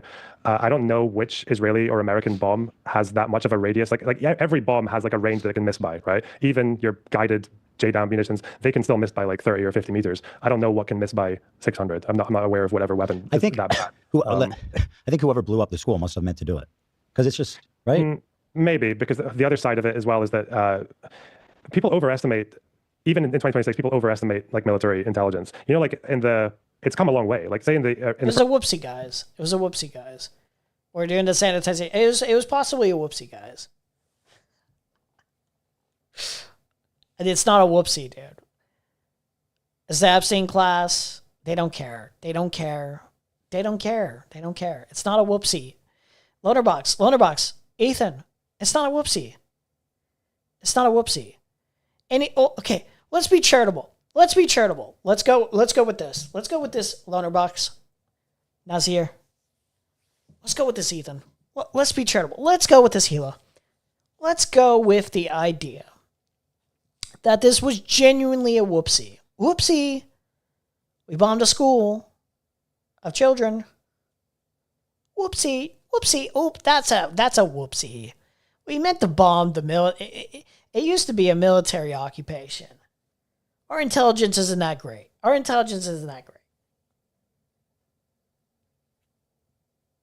It's an illegal war, dipshit. It's an illegal war, dipshit. It shouldn't even be happening in the first place. These bombings shouldn't even be happening in the first place, dipshit. It's unacceptable. In every way, shape, or form. Also, you're telling me Israeli intelligence and U.S. intelligence doesn't collaborate enough? You're telling me Israeli intelligence isn't able to ascertain whether or not that's a school or that's a military occupation? What are we doing here?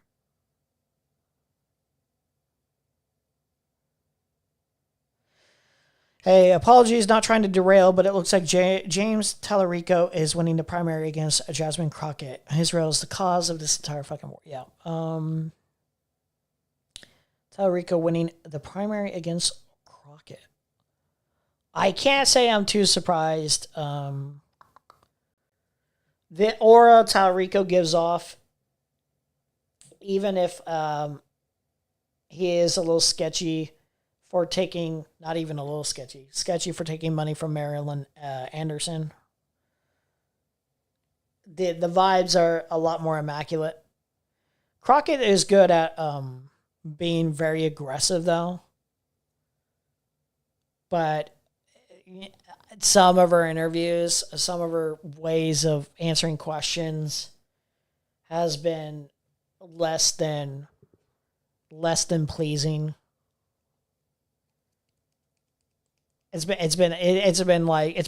been pretty like, okay, you look like you ain't cut out. Not really. In certain ways, you look like you're a lot more compromised by comparison. So, I mean, I'm not exactly ecstatic about either option, but I do like Tallarico more, I think.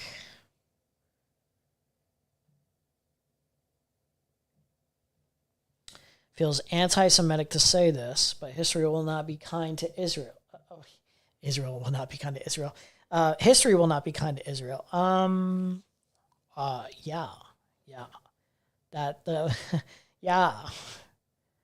Yeah. Israel is the most anti-Semitic place on fucking earth. Its entire existence is like a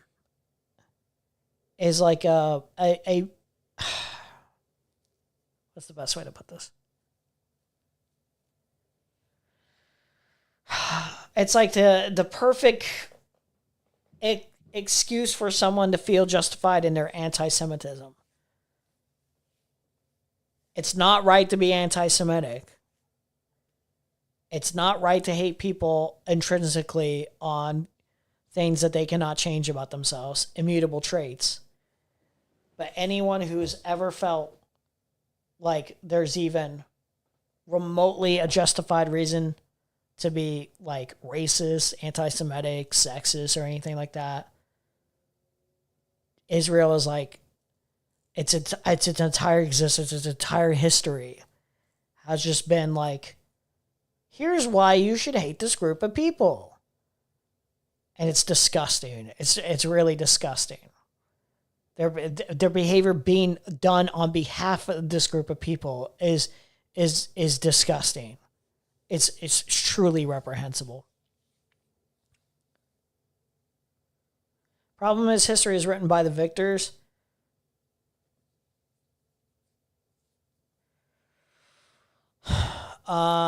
Yeah, but it's a lot harder to really write that history as the internet is forever.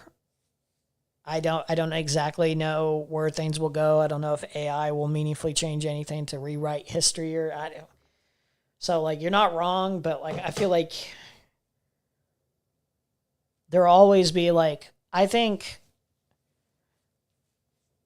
no matter what, there will always be a way to figure out the real history of something, whether it's books or the internet or something. There will always be some way, shape, or form that people, even if like they tried to censor everything as much as humanly possible, to whitewash, sanitize their history as much as humanly possible, the truth will eventually come out.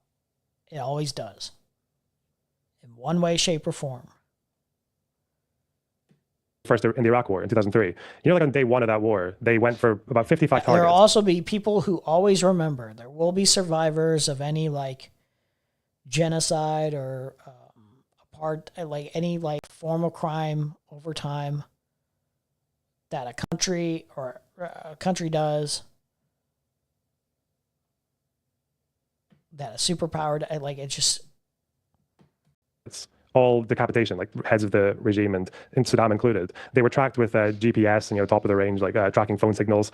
Every single strike missed. Wow. Way wide, and it was all in cities as well. So whatever the missiles actually landed on would have just been people's houses, probably. That's fucked up. Yeah.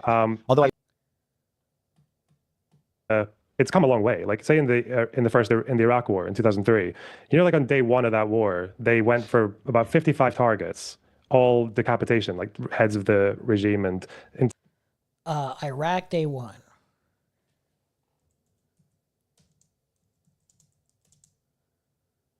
$55 targets.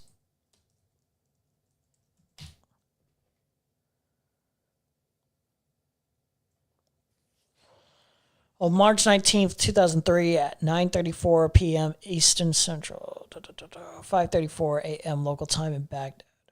On March 20th, United States and United Kingdom's forces consisting of 40 cruise missiles and strikes led by 2 F-117s from the 8th Fighter Squadron supported by Navy EA-6B Prowlers and other aircraft began conducting military operations.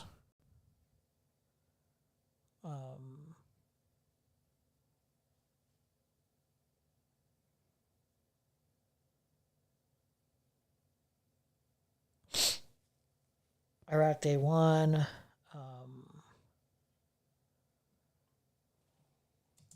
Civilian homes.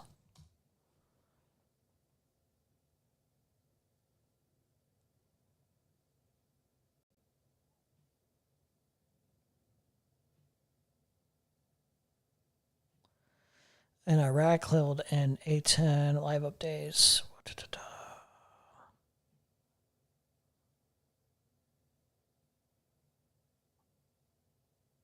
Where can I find this story? What story is this?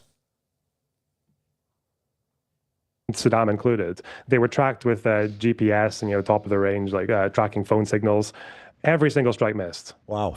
Way wide, and it was all in cities as well. So whatever the missiles actually landed on would have just been people's houses, probably. That's fucked up. Yeah. Although I assume technology's improved.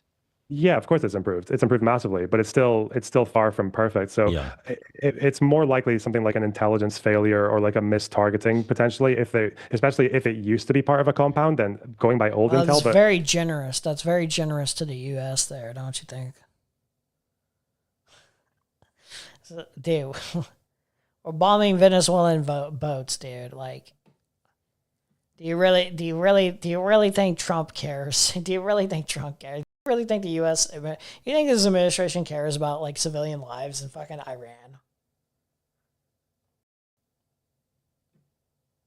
Like I don't know. That's a very generous like our missile systems don't always work accordingly.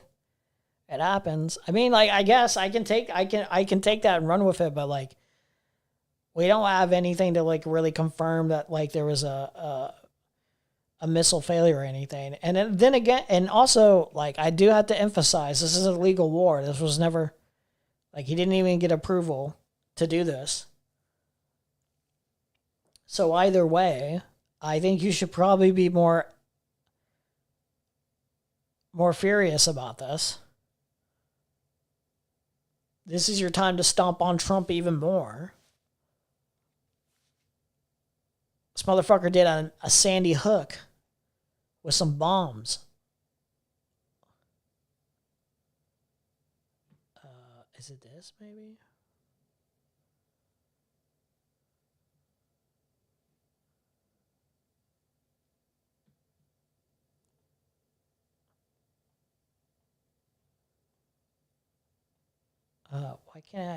Why can't I, there it is. Can you fuck off? Stop asking me questions. Dude, Washington Post, suck my fucking cock. You're not getting my subscription. You fucking losers. Suck my dick from the back.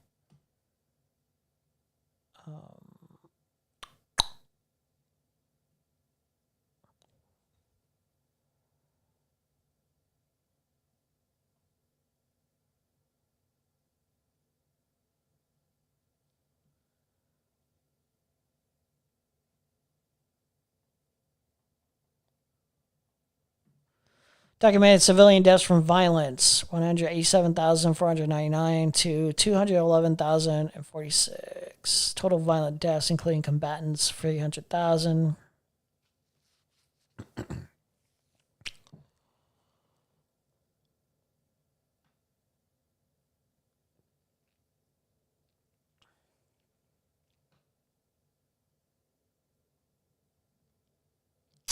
A dossier of civilian casualties in Iraq 2003 to 2005.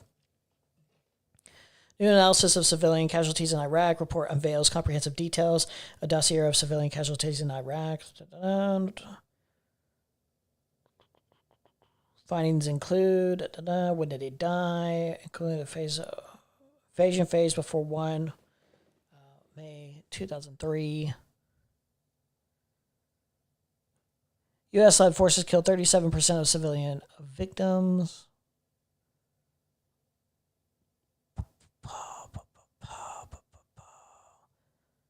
Wow, just looking for a very specific story that he's referencing here. Very annoying. I can't find the story. It's supposed to be a day one story, right?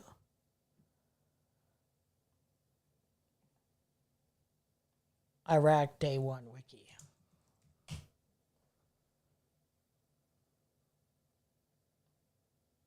Is it Operation Iraqi Freedom?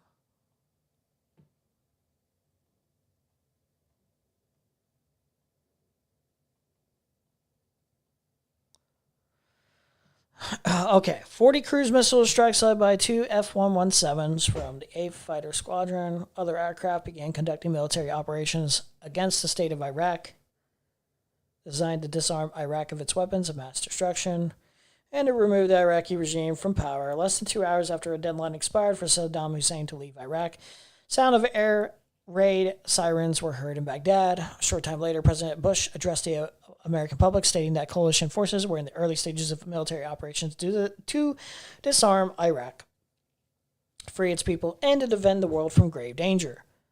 According to Washington Post, Bush signed the launch order at 6:30 p.m. on March 19th.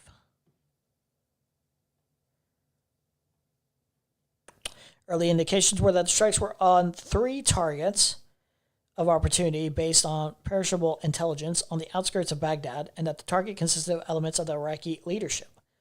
Okay. Reports also indicate that the U.S. military were transmitting over the Iraqi national radio frequency.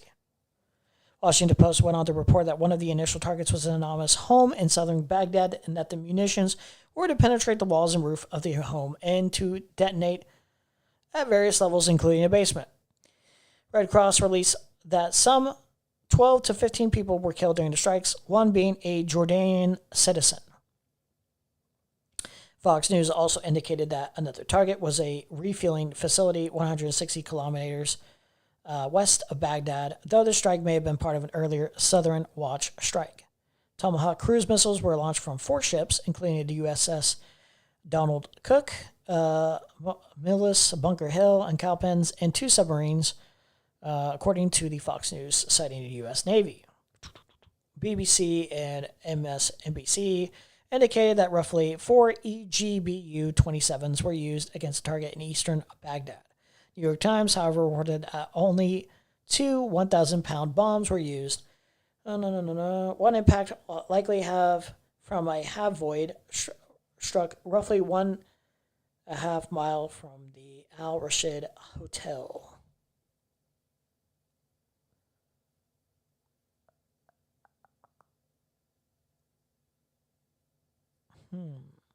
About 3 hours after the attacks began, Iraqi President Saddam Hussein appeared on Iraqi television. He urged Iraqis to defend their country and predicted victory. It was not possible to determine whether the broadcast was live. For some time prior to these initial strikes on Baghdad, U.S. and British special forces were operating within Iraq to make contact with opposition forces to develop intelligence on potential targets or objectives such as mobile surface-to-surface missile launchers, movements of key leadership figures, and oil fields.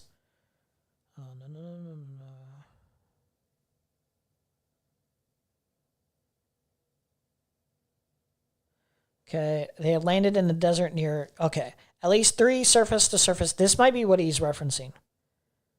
At least 3... wait. Let's hear his retelling. But I can't imagine, like, it's 55 targets. All the other side of it as well. Is this accurate? 55 targets? I never read the word 55 on a day one so far, but maybe this is okay. Right? Even your guided J-down munitions, they can still miss by like 30 or 50 meters. I don't know what can miss by 600. I'm not aware of whatever weapon is that bad. I think whoever blew up the school must have meant to do it, because it's just right. Maybe, because the other side of it as well is that people overestimate. Even in 2026, people overestimate like military intelligence. You know, like it's come a long way. Like say in the Iraq War in 2003, you know, like on day one of that war, they went for about 55 targets, all decapitation, like heads of the regime and Saddam included. They were tracked with GPS and, you know, top of the range, like tracking phone signals. Every single strike missed. Wow. Way wide. And it was all in cities as well. So whatever the missiles actually landed on would have just been people's houses probably.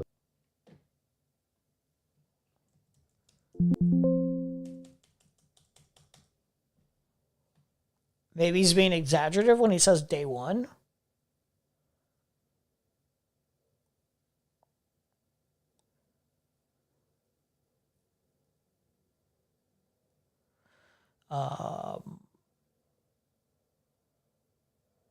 Yeah, I don't know what he's referring to.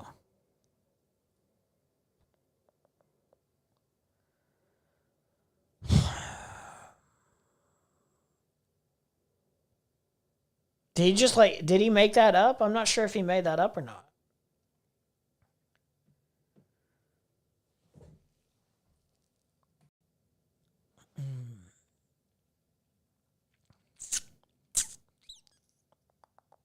Okay, maybe it's this.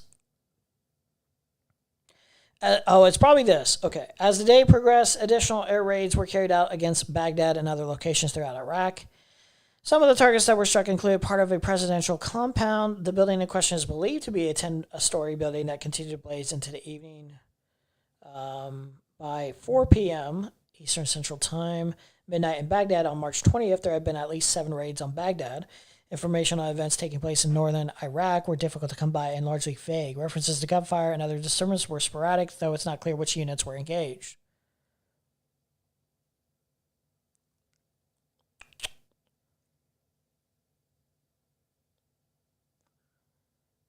Probably not that.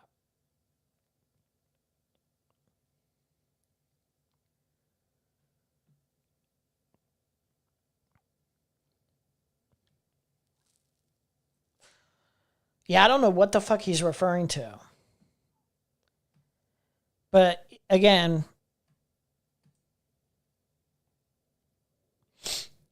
while these things might not be perfect or whatever, Iraq shouldn't have happened, clearly. That's the first sign. Okay, that was an invasion. And fucking Iran certainly should have happened. So it's just like made up excuses or whatever, especially for the Trump administration. It's pretty fucking gross, I gotta say. That's fucked up. Yeah. Although I that was assume technology's improved. Yeah, of course it's improved. It's improved massively, but it's still far from perfect. So it's more likely something like an intelligence failure or like a mistargeting potentially, especially if it used to be part of a compound, then going by old intel. But I can't imagine like. So my brain keeps telling me that someone like Hegseth has loosened rules of engagement to allow something like that to happen. I don't know why, because it seems like the consensus now is that it was more likely an American than an Israeli strike because of how each side has responded to the claims. It could have also been neither. It could have been a stray missile from Iran. It could have been an interception, and that's why it fell short. But yeah, we're not going to know probably until maybe several weeks after the fact. But it does, to me, it points like either more likely America, but maybe America or Israel just being a little bit too loosey-goosey with their targeting, which is just criminal. Like, I don't know why. The fact that it was the first wave of strikes, if your first wave of strikes is near a school, why are you doing that? Like, wouldn't you want to, if you're going to strike targets, I would imagine that you would go after the more obvious ones first. And then if one is near a school, then at least that's when you would expect like there to be, after you've already struck other places and there are sirens going off and people have chances to evacuate. Because I imagine after the first strikes, kids at school would have had to go home, and then bases that are near the schools would be much easier to target. But yeah, I don't know, something sounds very, very wrong about how that happened. It's horrible. It's so horrible that shit happens. And it's just so, it's just America and Israel in this war. Like, this is the worst. If this is what, they're losing the war immediately. Just like blowing up fucking school. It just doesn't get worse than that. 100 kids. It's just fucked up. Upsetting. Here's the quote from Hegseth. He said, "No stupid rules of engagement." Oh, it was America then. He said there's no rules of engagement. That's actually really dark. I mean, the only thing we've got there is that, like, I think CENTCOM from America said that they were looking into it. The IDF just said they weren't operating in that area. So there was like one OSINT account, like actually a left-wing one, that was saying there was more likely an American one, but I don't know. It's to me, yeah, I feel like Hegseth has got his fingerprints all over that. It's my instinct. So he said, no stupid rules of engagement, no nation building quagmire, no democracy building exercise, no political correct wars. He said, we fight to win. We don't waste time or lives, as the president warned. An effort of this scope will include casualties. Jesus Christ. You remember what Hegseth was doing before he had his role, when he was a Fox News guy? He was campaigning under Trump 1, he was campaigning to get people who had been either tried or convicted of war crimes pardoned. Oh, so he's a big fan of war crimes. Yeah, like literally U.S. guys who were found guilty of opening fire on civilians in Iraq. So fucking, dude, Jon Stewart, really? Come on, bro. Jon Stewart on Iran's retaliation strategy. America and Israel attack Iran, and Iran's answer is just to attack everybody? Wait, bro. Hold on. I need to hear this.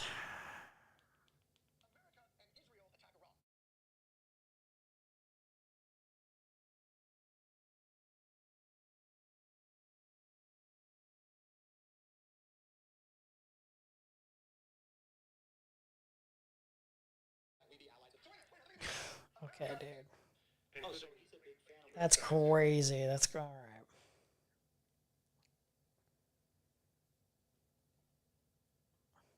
right. One guy was like a Marine who threatened to kill his own guys if they told on him, and Hegseth got him pardoned.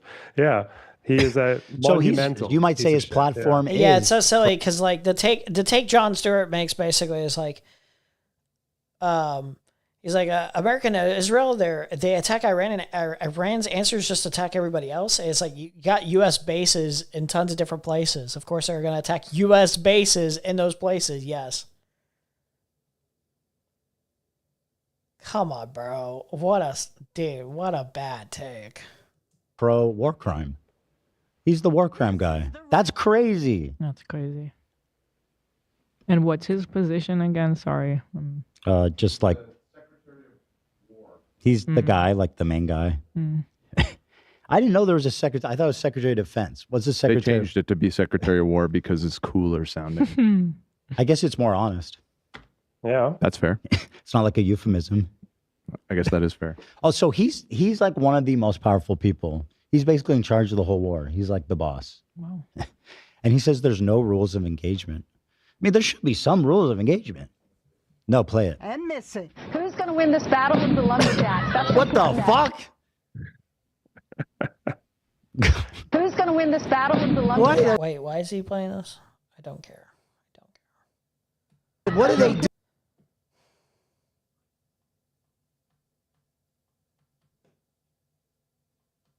He's injured in the line of duty. Purple heart. Lad he is, like how manly he is. Wasn't he the one responsible for that insane leak where he invited a journalist into their war room where they laughed about? Oh my God. They were laughing about bombings. Was it the group text? Yeah. Yeah, he's the one that invited a journalist in as they were discussing like top secret. Also, it's so funny. He's like, oh, like, shouldn't there be like a rules of engagement or whatever? Shouldn't there be like a proper set of rules of engagement? Like, dude, this guy doesn't care about a proper set of rules of engagement. This guy has made excuses for like Israel endlessly, man. That's so crazy. Bombing. It's crazy of him to say that. Missions. So I mean, Yeah, not the slickest operator either. Yeah, he wasn't. I don't think he was the one who invited the journalist, but he was in there, which he wasn't supposed to be. And Yeah, he actually, it was Mike Waltz who did it. And he was the one spamming the lit emojis and the American flags and the fist bumps. Oh yeah, they were doing lit emojis and shit. It's going to be a real difficult job for historians. You know, if they're going to talk about this in 50 years and they have to say, oh, I don't know, well, apparently this entire day of military communications was done on Snapchat and P-Hexeth. So yeah, we have no idea what they were saying at this time. There's going to be quotes in our history books with fire emojis. Yep. Epic. Yep. All right, cool, awesome, wonderful. This was something, I guess. I don't know. This was unbearable.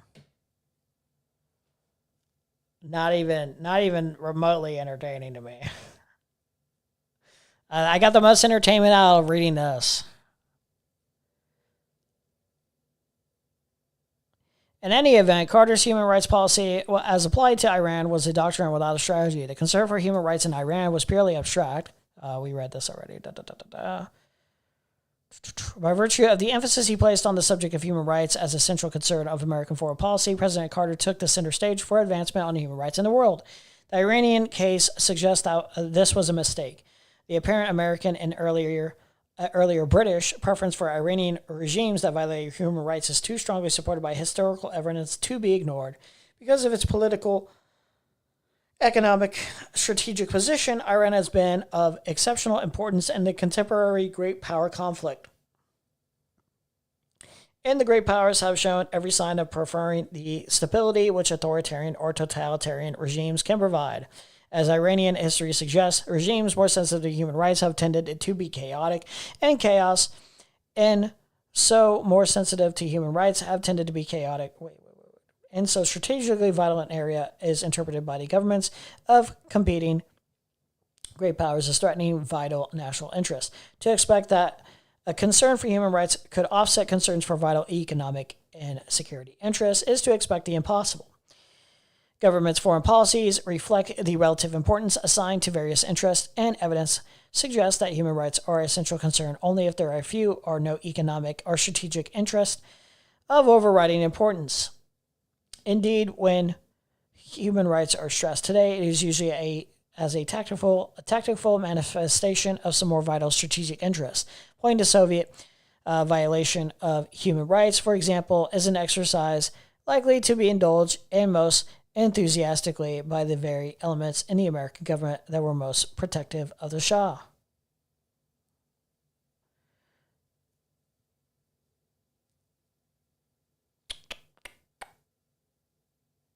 The Iranian case suggests that the governments should be the targets rather than the authors of a human rights strategy. Evidence is strong that Carter's concern with human rights and his foreign policy was perceived by Iranian advocates of human rights and by the Shah by grossly overestimating Carter's ability to translate his abstract concern for human rights into a strategic, tactical program.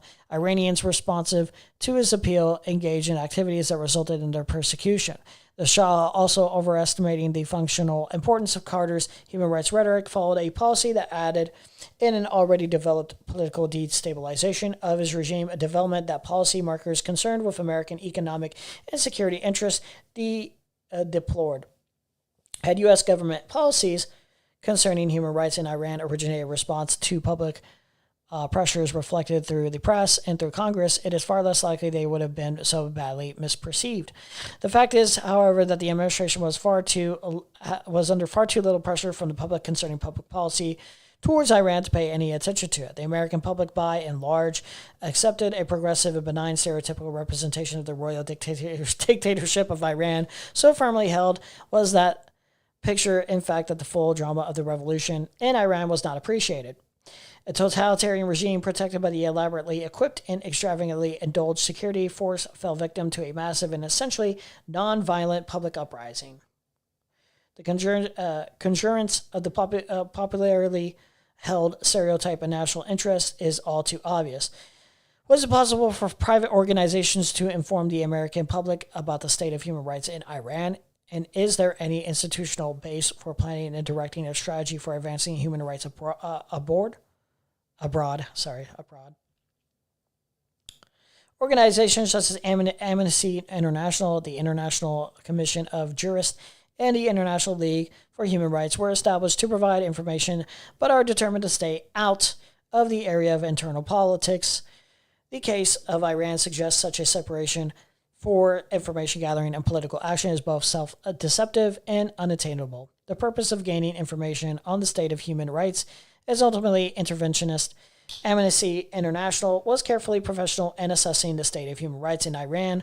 Indeed, it was so demanding of hard evidence, of torture, and of the number of political prisoners that it set standards concerning information that a covert opposition could scarcely meet. Nevertheless, Amnesty International became the target of a vicious attack by the Shah's regime, which sought to discredit it. This was an understandable response in the critical 1977 to 1978 period, during which the Shah's survival in office required strong external support. Okay.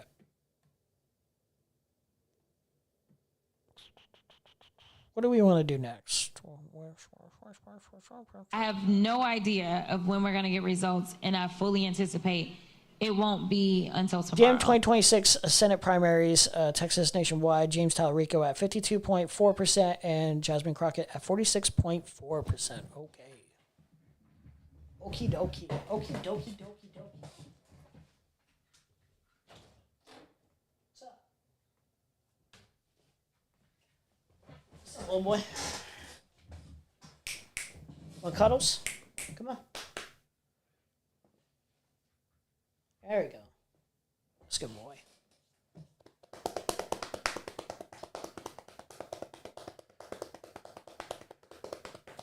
That's a good boy. Okay.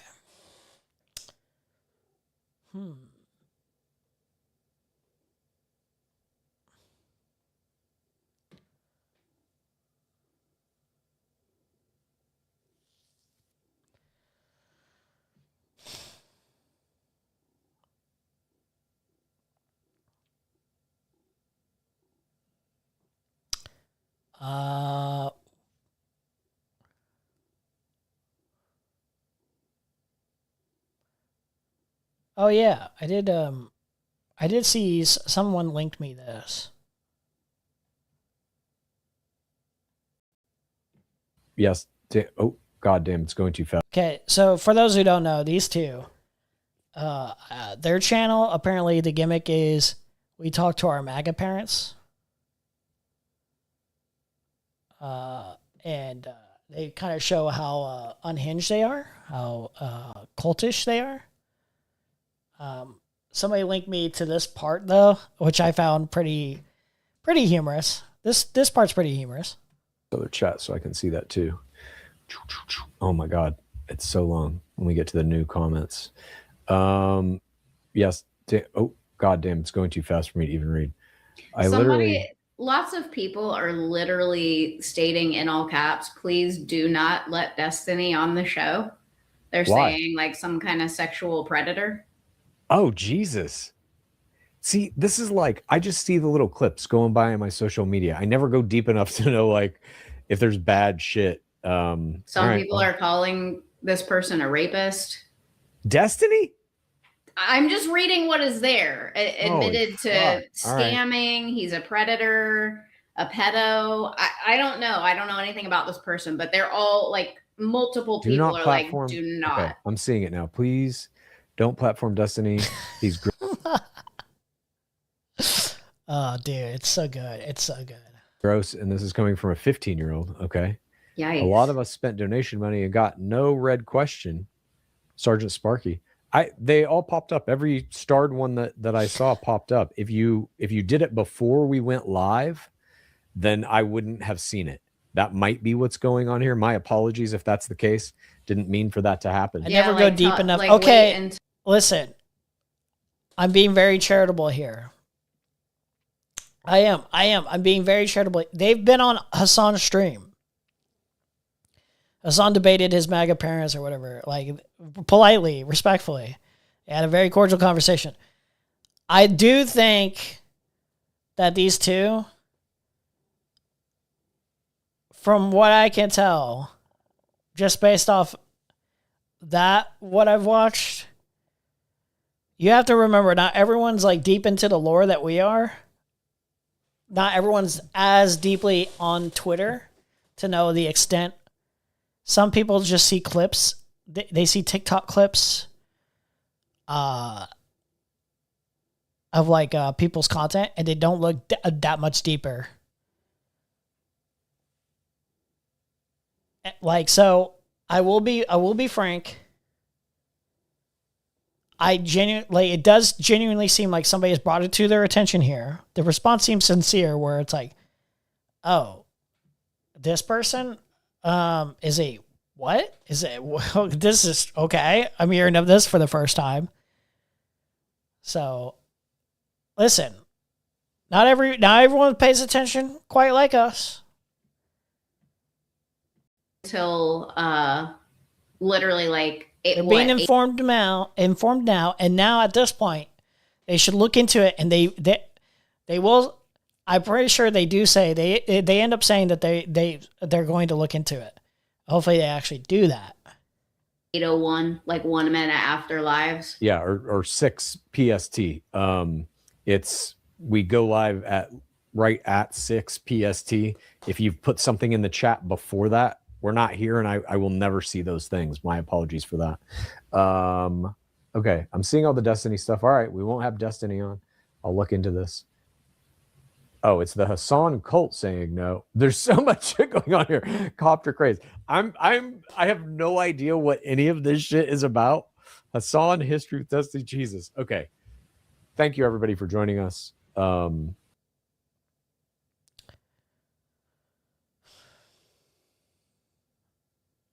but even with the clips, I'd be asking why weren't they curious enough to learn more? When I say clips, I mean clips as in sometimes you'll see like a clip spread from like a DGG propagandist of something that like a average liberal, anyone who hates the Trump administration, anyone who generally just like despises Republicans in general, they'll see like Desi say something like that they can like generally agree with and be like, oh yeah, like this guy seems like relatively knowledgeable and sane and rational, but they don't know the clips that we're talking about. Like the more crazier shit, like in context, out of context, they don't know the full lore. That's what I'm saying. Like they're not curious enough to learn more because like some people are not watching political content quite like us. They're not as invested in the deeper lore of the shows. They have other things that they're either doing or want to watch or whatever. So like, just keep that in mind. Keep that in mind. Yes, remember, yeah, they are going to look into it. Well, at least they're saying they're going to look into it. So I do agree that a prospective guest is being called a sex pest by the internet. Look into it. Yeah, I agree. Dude from the Necessary Conversation channel wrote a book called Men, Women, and Children, which became a movie, but he's okay, a lib, but his parents do suck. Oh, for real? Hey, he's a lib? Yeah, I can see that. I can see the lib. Frank, I thought you were Emery. I am. I guess we won't have Hassan Destiny on. sucks. Ask Kyle. Like, what? I don't know. Who are these people? Look, there's a whole world, I think, of people who do political commentary and they have beefs with each other and all this kind of shit. Yes. We are just, kind of growing this channel to a level where some of those people are starting to hit us up or whatever. I'm sure at some point we're going to have to get Can you reach out more educated to this. and see if you can get Monty Mater on the show? So it's Monty Mater. I would love to have her on, like, so bad. It's Monty Ask Mater. Hutch, he's chill.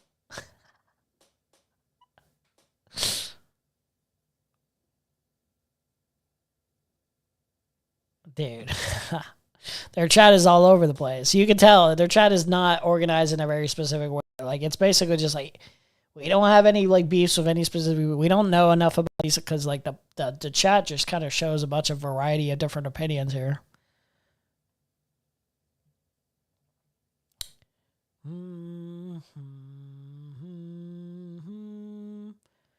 I'm definitely going to use this. I'm definitely going to use this to gather some clips and make an erudite edit. It has some gems in here. It has some real good gems in here.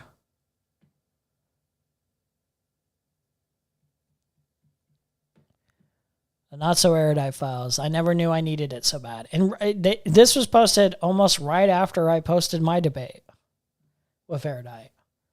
Almost right after.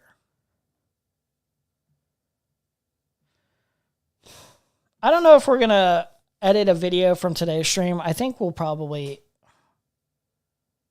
I don't know. I don't know. I'll look through today's stream. I'll see what I want to make if any of these segments. Probably the first segment was the most condensed. Straightforward to make a video out of. The Frida Baby stuff, I think I can make a video out of that. Just edit, condense it. And you, what do you think? Okay, guys, like I like this beginning approach. Okay. I'm trying to do something to where like I need more things on screen happening though. So I think I'm going to add in more like depending on how the conversation goes, historical references or not, like certain like things that are being talked about, like pinpoint like factual, like maybe fact checks or something like that, like for a future debate or like future content or whatever. I think escalated it. This is an okay setup for just like general debate and afterthoughts on the debate. But I want to do that in the future for future content. I need more on the screen.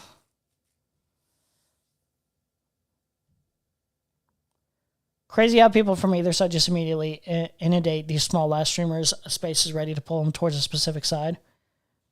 It'd be like that, bro. It'd be like that. Whole President Sunday doxed me shit still blows my mind. Especially after they threatened to dox him.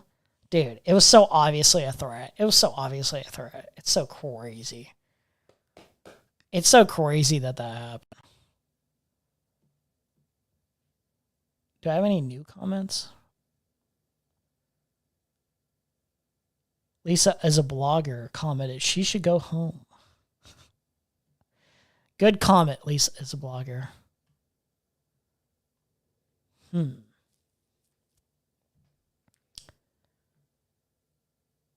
All right. I want to cover something else, but I don't know what. I don't know what.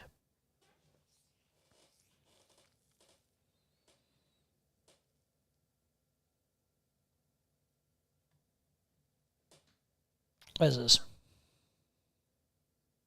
I assume Donald Trump will die in office. I assume it. Make that a prediction. Now I'm and not. You'll be wrong. Now I'm not talking to you the rest of the show. Dead man That's all walking. it takes. I found out the magic trick. Just insult your Lord God, Donald Trump, the immortal. Even when Dad and I did not like Biden and thought Yeah. he was incompetent, we never said here on this podcast and said, I hope he dies today. I hope Yes, you fucking We did. never said that. You We did. never said that. Never. This editing, bro. I'm afraid. That'll be 10 times worse. Here's my prediction. He's not It's going to all make bad. it. He's going to die before the end of this term. And that scares me because then there's Kamala. Which, yeah, and then they're going to have to get rid of her. And then within Literally. What the hell is even that? The day Biden What do you mean, goes literally? down, You know Literally, what he means. get rid of her. the day Biden You're talking about assassination? Murder her Make is what her he means. disappear. the day Ooh, Biden yikes. goes down, Take it for what you want. they have 48 hours to replace Horseface. What is wrong with you? Yes, I think that the president, if he's doing something that's beneficial for the country, even if it's assassinating his. Dude, this lady does not look like the prior lady. Oh, wait, she does. Kinda. I guess it's a positioning. Beneficial for the country, even if it's assassinating his competitor. Done deal. Wait, what? Biden goes down. Take it for what you want. They have 48 hours to replace Horseface. What is wrong with you? Yes, I think that the president, if he's doing something that's beneficial for the country, even if it's assassinating his competitor, done deal. So then, if the Supreme Court, Even now, then? Yeah. Like now? So Biden Yeah. could just fucking whack Trump and you'd be Yeah. down for Yes. it? Yeah. I hope he does But that. If then the there's Supreme Court then finds there's that, repercussions. Then we'll whack Joe Biden.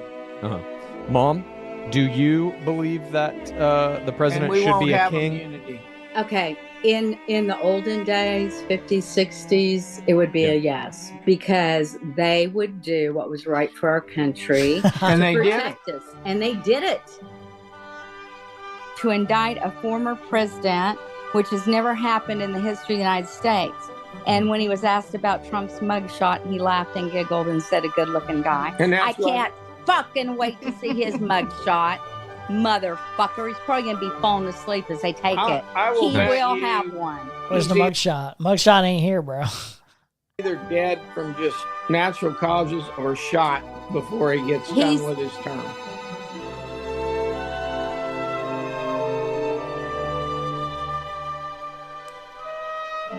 Oh my god. Amazing, amazing, and amazing. Brilliant minds, truly brilliant political minds at work.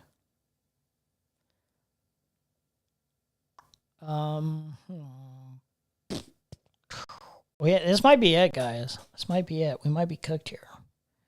Well, how long have we been going? 7 hours? That's pretty good.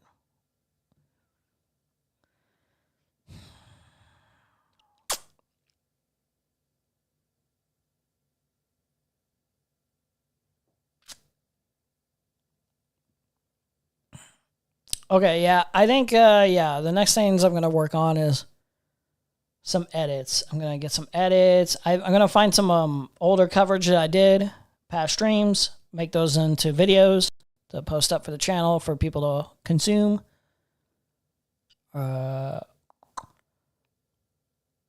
So, wait, what I really want to do I have this listed already in my playlist? Or is it still in private? Is it going to show up here? I think it's going to show up.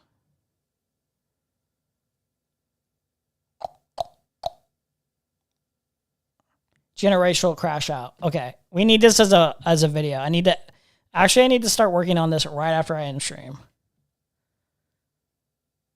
Yeah, we need this as a video. We need to condense it a bit, not too much though.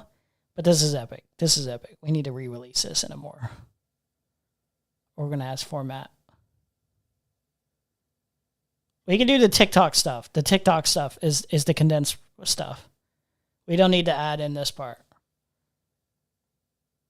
We don't need to add in the actual debate. We can do, okay, yeah. Are ontological and therefore wants to get mad at me as a member of the community. Yeah, we'll do that. We'll do that. That's epic. What else? What else? Well, I think we'll probably make an edit. I think I might have this on private right now at the moment.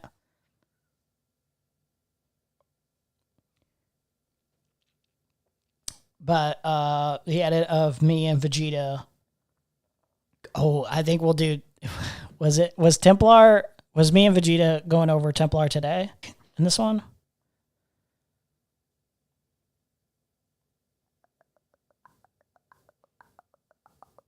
Or that was another one.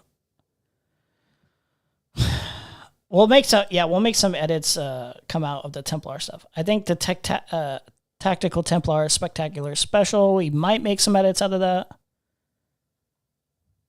And a true way. We might do that.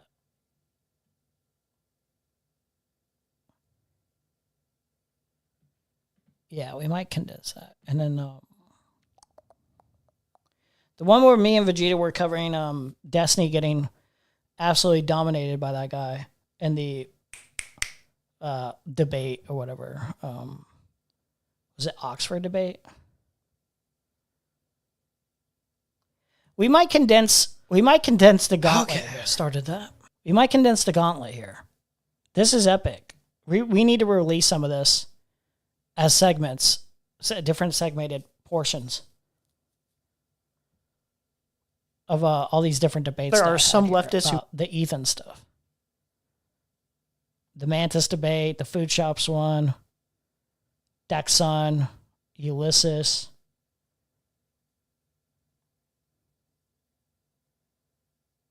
Yeah, we might do that. We might actually do that. I'm gonna have to figure out how to edit these exactly. Like what stays in, how long do we want to keep these? I'm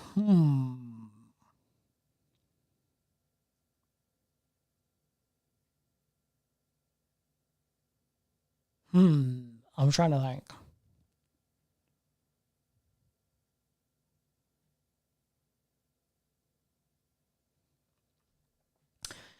We will do an ESAS part 3 eventually. That's my Evangelion. Every second a reaction of Content Nuke. We'll find a time. I promise this year we will have an ESAS part 3 and possibly a part 4. The lives. ESAS part 3 and part 4 will happen. It will happen. And then I want to work on an edit where we just find every single reference that we can find. We'll do an erudite edit, and then we'll do an Ethan obsessing over Hassan edit specifically. We'll do fun little edits like that. I don't know if I showed any of my edits recently. This one's good. I like this one. It's a Ben Shapiro, making fun of Ben Shapiro edit. And I think I posted this one. This one's posted online, I'm pretty sure. Yeah, let's show the Ben Shapiro one. I haven't posted this on YouTube yet. We might post that soon. Then unless you declare medical care a right rather than a commodity, you're soulless. That, as Marx might put it, necessity rather than autonomy creates rights. This is foolish, both morally and practically.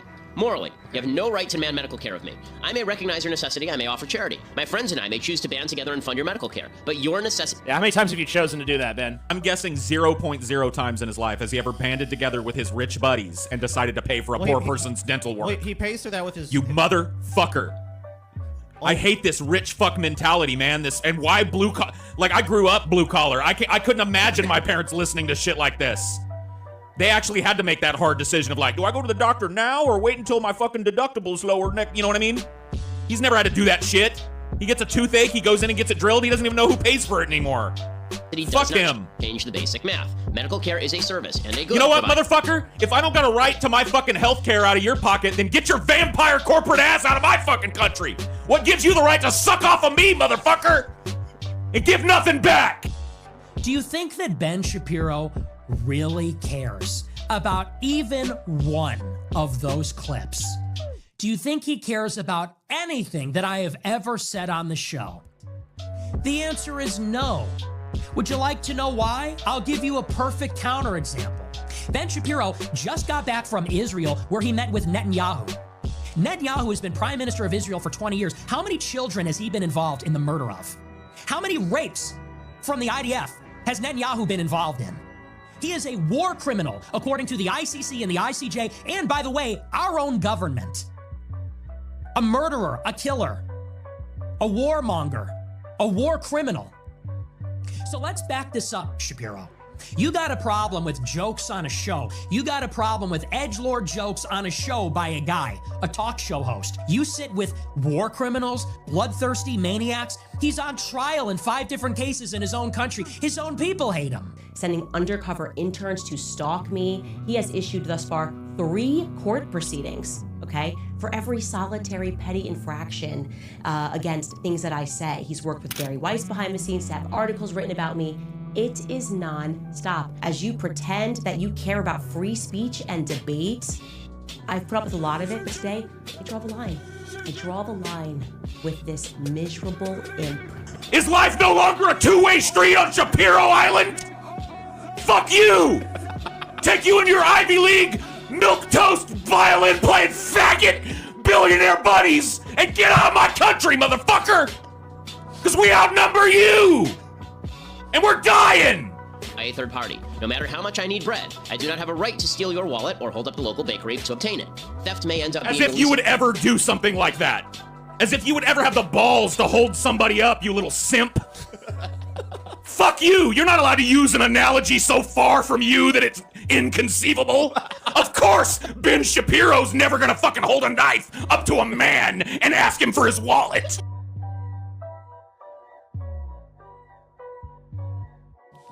Bye. So yeah, I had fun making that one.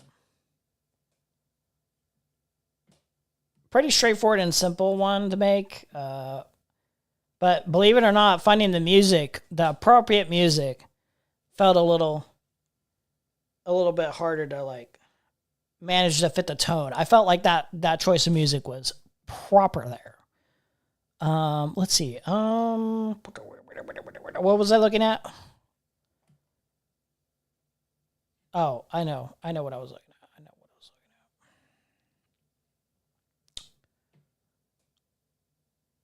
Over on the H3 subreddit, diehard fans have been registering their disgust with Ethan and Gila Klein's enthusiastic support for the Trump Netanyahu civilian slaughter campaign in Iran. As always, critical posts are being deleted.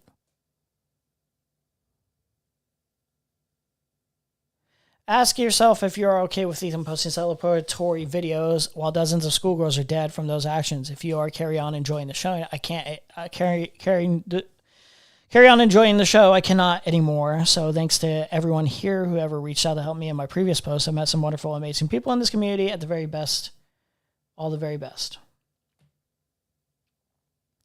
Sucks. I love this pod so much. Spent thousands on Teddy Fresh. I'll be selling it on the Teddy Fresh sub if anyone's interested.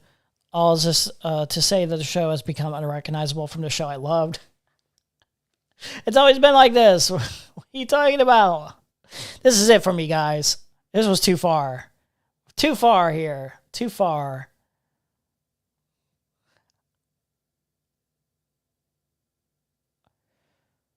Canceled my membership. Unsubscribed, and I'm done with it all now. The pod has destroyed my mental health, and I'm finally having some introspection and realizing that it's not worth it. Dude. There hasn't been goofs and gaffes since October 7th, and I was kidding myself into thinking that they would return. Dude. This is the last post I'll make here. It's by far the most difficult one I've made. I fought for Ethan in so many subs. I've defended Gila nonstop since October 7th. I've lost my fiance, friends, and my own mental health defending the Kleins and this podcast for years now. But watching Ethan cheer on what's been happening in Iran and his IG stories has been eye-opening. Dog. Fuck them. Ethan has been spewing disgusting shit since 2023 and went on a harassment campaign against people for criticizing him, and they're only just now realizing how evil he is. That's crazy.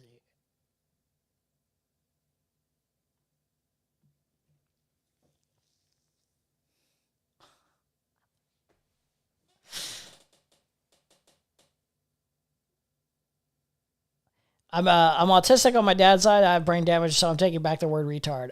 Dude. What a legendary dude. I need to edit that immediately. We need to post that immediately as soon as possible. I'm tempted to just immediately go to bed and sleep. Or just like chill. I'm very tempted to do that, but I want this out now.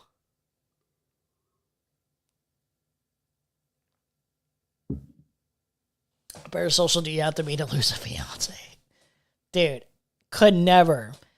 Dude, and I don't even care how strong I would feel. Okay, hold on. To be fair, there could be some like severe political ideology differences. That being said, you're on the wrong side of that. You're on the wrong side of that. To lose your fiance, maybe. I feel like your fiance probably, I don't know his relationship. But there was probably a lot of like tolerance of like the liberal tendencies or whatever, and like maybe she was a liberal herself, but like maybe the obsession got to a certain point where it's like, this is kind of unhealthy, don't you think? No, I gotta defend Ethan. No, Hassan's the most evil, demented freak. Like Hassan derangement syndrome is a real thing. Is a real thing. Like you have to. It's just enough of a pattern, guys. It's enough of a pattern at this point where it's like, this is concerning. This is a little strange. It's basically just another form of Red Scare, basically. It really is.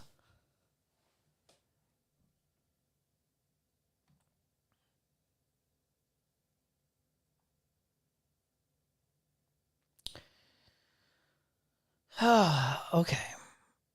Okay, so yeah, we need to get that out. We need to get that out. Okay.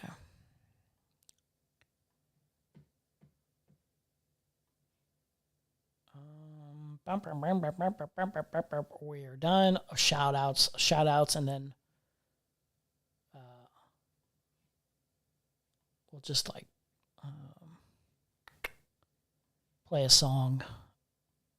Play a little songy song. What songy song do we want? Songy song.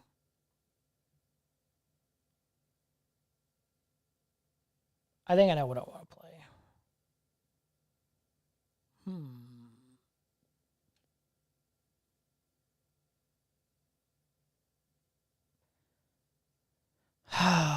No, not that. No, not that. No, not that. No, not that. I'm deciding. I'm deciding, guys. I'm deciding.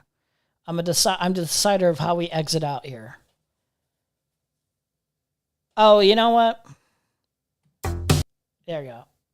It's fitting. It's fitting for liberals. It's fitting for liberals. I probably watched Ethan for way too long, but I don't see how you could go this long. Yeah. Yeah, they're so past the point of no return. I was never much of a watcher of any of his content in terms of podcast format. The most I've ever watched his content was H3 Productions at peak. And even that stuff, it was like, this is pretty good, but it wasn't like I was obsessed with it or anything. It's pretty cringe.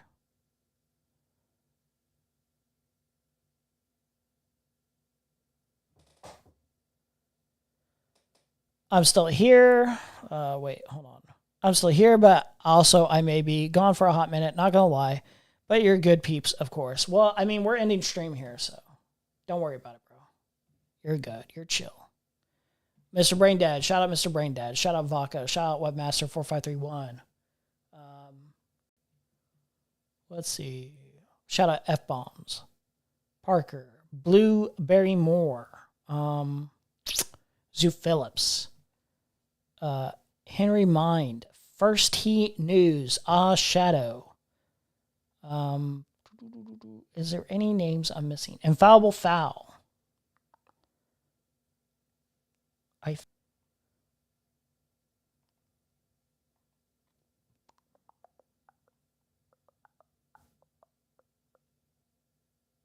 Okay. All right. We playing this for the libs.